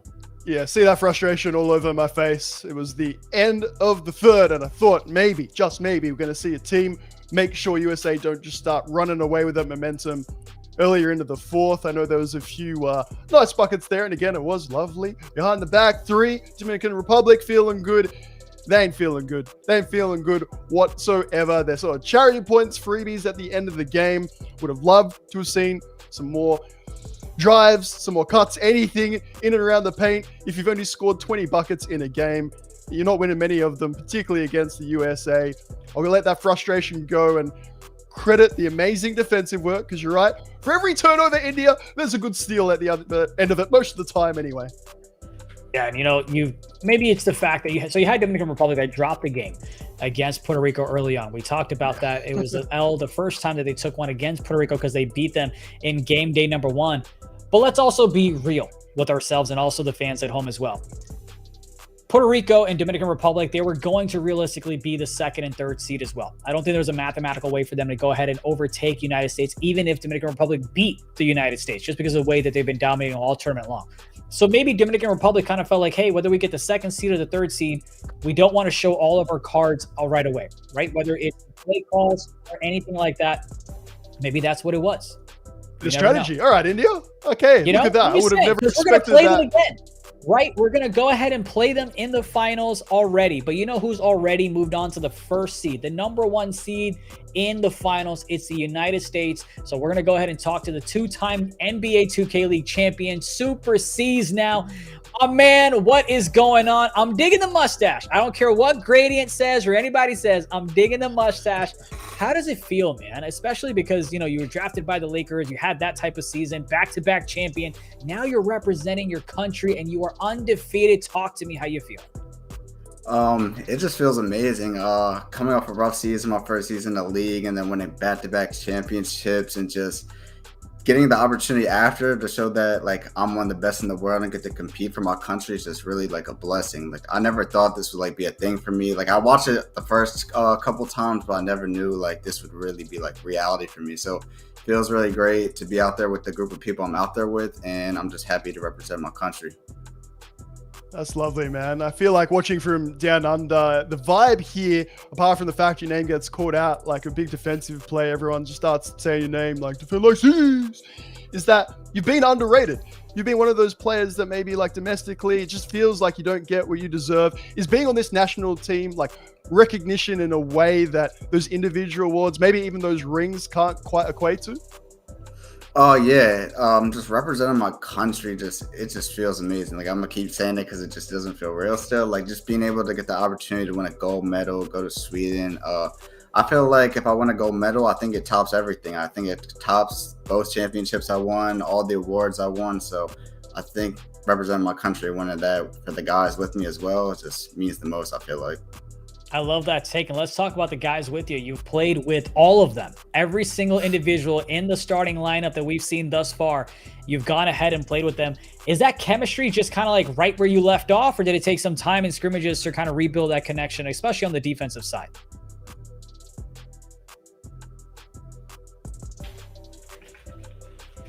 I feel like that connection was still there. I feel like we always are going to pride ourselves on defense, just being good at the game, just everything like that. So just being around with those guys feels great. Like also getting the opportunity to do these practices with them, like obviously that builds the chem up even more. I feel like we're even better than we were season 5 when we won the championship. So, and then playing with Keena, CB13, my point guard, it feels amazing. I feel so free to talk to my teammates. I have such a great relationship with all of them, so it feels really great to just be able to say what you want to your teammates and just know it's all love at the end of the day.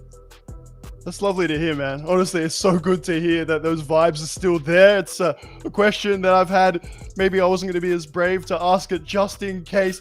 In terms of the actual on-court action, as I said, you're a defending prototype down here, not just down here, to be honest, man, like around the world, whether you realize it or not, one of the best we've ever seen defensively. Have you got any tips for anyone in the chat, anyone watching on wanting to defend like Cease? What could they do practically to be more like you? Hey, I hope no one that we play in the future is in here, but other than that, I just feel like just be the best you can. Just be confident in yourself. I feel like I was never really the best until I started being confident in myself. So whatever you call, however you feel during that play, during that game, just be confident in it. I feel like the game is really 90% of confidence and mental. So just being yourself and just being who you want to be on the court is really like my biggest advice for anyone that wants to be good on defense or at the game in general. Let's go ahead and talk about, you know, a competition outside of North America. I know you've got Puerto Rico and you've got Dominican Republic. You've taken care of both of those teams. Outside of North America, are there any teams that you feel will give you the toughest challenge and give you the first L if you do go ahead and make it to Sweden? I feel like we are going to actually win every single game possible in this tournament. I don't think we're going to drop a singular game to anyone in this entire tournament. Finishing our regional finals and in Sweden. So, I mean, there's a lot of talent over there. I know a lot of guys over there. I actually watch as much as people don't really know how much I watch, but I watched overseas and stuff. But I feel confident in this team, this group, this staff, just everyone that even isn't playing. Just I feel confident in us over anyone. So I don't think anyone will beat us for sure. Well, real quick, since you've been watching games overseas, and we're going to continue the conversation as we're waiting for other things to pop up here, Is there anyone where you feel like, hey, folks haven't really realized how good they are at the game, right? We've talked about international players. We've talked about lists. I'm sure you've seen the drama. I know you've sometimes felt some type of way about the list as well. Is there any international team or player that you feel doesn't get the recognition they deserve? Yeah, actually, I don't and you know can if say I'm it because your thinking- team is already full. You already have your starting 5. So I know you're good in the NBA 2K League. Don't be scared. Yeah, actually, 2 people I like to say is Breaker the Beast. That's the first one I would like to expand on that. He's actually a really good guard. I feel like he could have got drafted last year. I hope he really gets the opportunity because I think that kid is actually really good. And a lockdown I like to say is 𝐅𝐻𝐋𝐋𝐖. I feel like he is well recognized around the community, I would say, but I feel like that kid is really good. I'm really a fan of his game. Like, I watch him, I see he's good on offense and defense. That's a personal, like, a favorite of mine, is just being good on both sides of the ball. So I really like 𝐅𝐻𝐋𝐋𝐖 as well. There's many other players though, for sure, but those are 2 of the most that like resonate and like stand out with me. I feel like we could keep listing individuals. I got so many more on that. I'm unaware of how much time we got you for. So look, maybe offline, if you don't mind, I got some inquiries I wouldn't mind making. What about, though, a different region overall, if that's all right to talk about? Shouldn't be too competitive or on the nose or anything like that. Has there been a region overall with equality in eFIBA Season 2 so far sort of taking you by surprise a bit? I don't know about regions, but there's a lot of teams I've been watching that are actually really good. Like Brazil, I think Brazil is a really good team. I just feel like there's multiple teams out there that really have talent that are league ready. So I hope they get recognized. I hope FIBA really puts these international people on the map because I feel like they deserve the respect that they're not really getting. I feel like it's hard to get recognition, but at the end of the day, I feel like all these groups, like all these teams that I've been watching that are putting up all these points, Turkey as well, I feel like these teams are really gonna make a push in Sweden and show that they deserve to be in the 2K League. All right. Well, hey, I appreciate your time, man. Listen, if there was an underdog story ever to be written, it would be absolutely about you. The journey from the Lakers, back-to-back champions, representing Team USA, and I'm sure someone's gonna clip you saying that you're gonna go undefeated. But best of luck. Before we go, real quick, one-word answer. Who do you want to see in the finals, Dominican Republic or Puerto Rico? I lied. 2-word answer. Who do you want to see? Dominican Republic. All right, cool. I won't let you expand on that, but we'll talk later on. I appreciate it. That is Super C's 2-time NBA 2K League champion, undefeated, representing United States. Talk soon, my man. Keep growing that mustache. I'll see you in Sweden, hopefully. Appreciate it. All right. Appreciate you guys, but we're not done yet. We've got to see how things shaped out. You had Puerto Rico get the win. You had Dominican Republic that took the L from the United States. Let's take a look at the group standings. United States, number 1. Look at that point differential, 246-107. Second place is Puerto Rico. But these are group standings without the skill boosters. So let's go ahead and add the skill boosters and see what we get. It is going to be Dominican Republic. This is a leaderboards again. But now you had Dominican Republic that had 3 skill boosters and Puerto Rico that has 2. So we had Puerto Rico that was in second place, Nate, coming into this matchup. But I believe if the math is correct, and let's see the final result, it's going to be Dominican Republic that actually go ahead and take back the number 2 spot thanks to what? Your favorite skill boosters, as it's the United States, Dominican Republic, and Puerto Rico that move on to the next round, which is a North America Regional Finals. And just a reminder, if you just joined us, United States, as the number 1 seed, is already placed a spot in the finals. Dominican Republic and Puerto Rico will later on play a best of 1 to see who will face the United States in the finals. Then the winner of that matchup in the finals will be determining who flies all the way to Jönköping. Hopefully I said that right. If I didn't, I'm sorry. But they'll be going to Sweden for a chance to compete for the bigger prize pool, the bigger pie of the 50,000 euro prize pool that we've got. Nate, it should be an incredible matchup. But I want to go ahead and talk about South America before I let you get a word in. You know what I mean? I know it's still early for you, but let's go ahead and get to the South America leaderboard.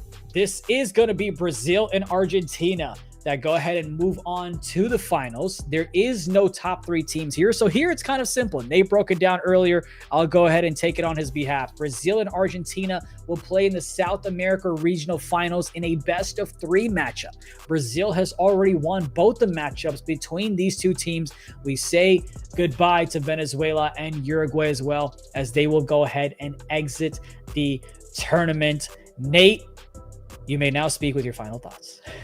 Thank you very much. I think it was also just like a farewell as well for some of these nations. It's been really nice getting to know them and whatnot. Shout out Barbados, for example, who come through and get into 4th at the end when I'd written them off for that spot completely.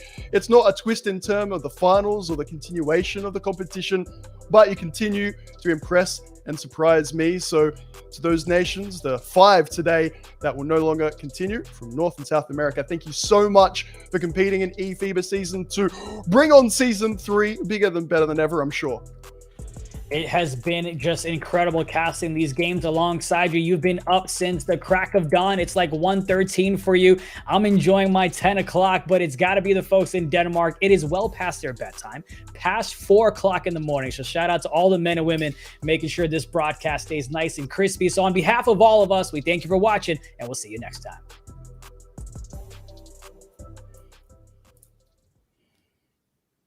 And then again,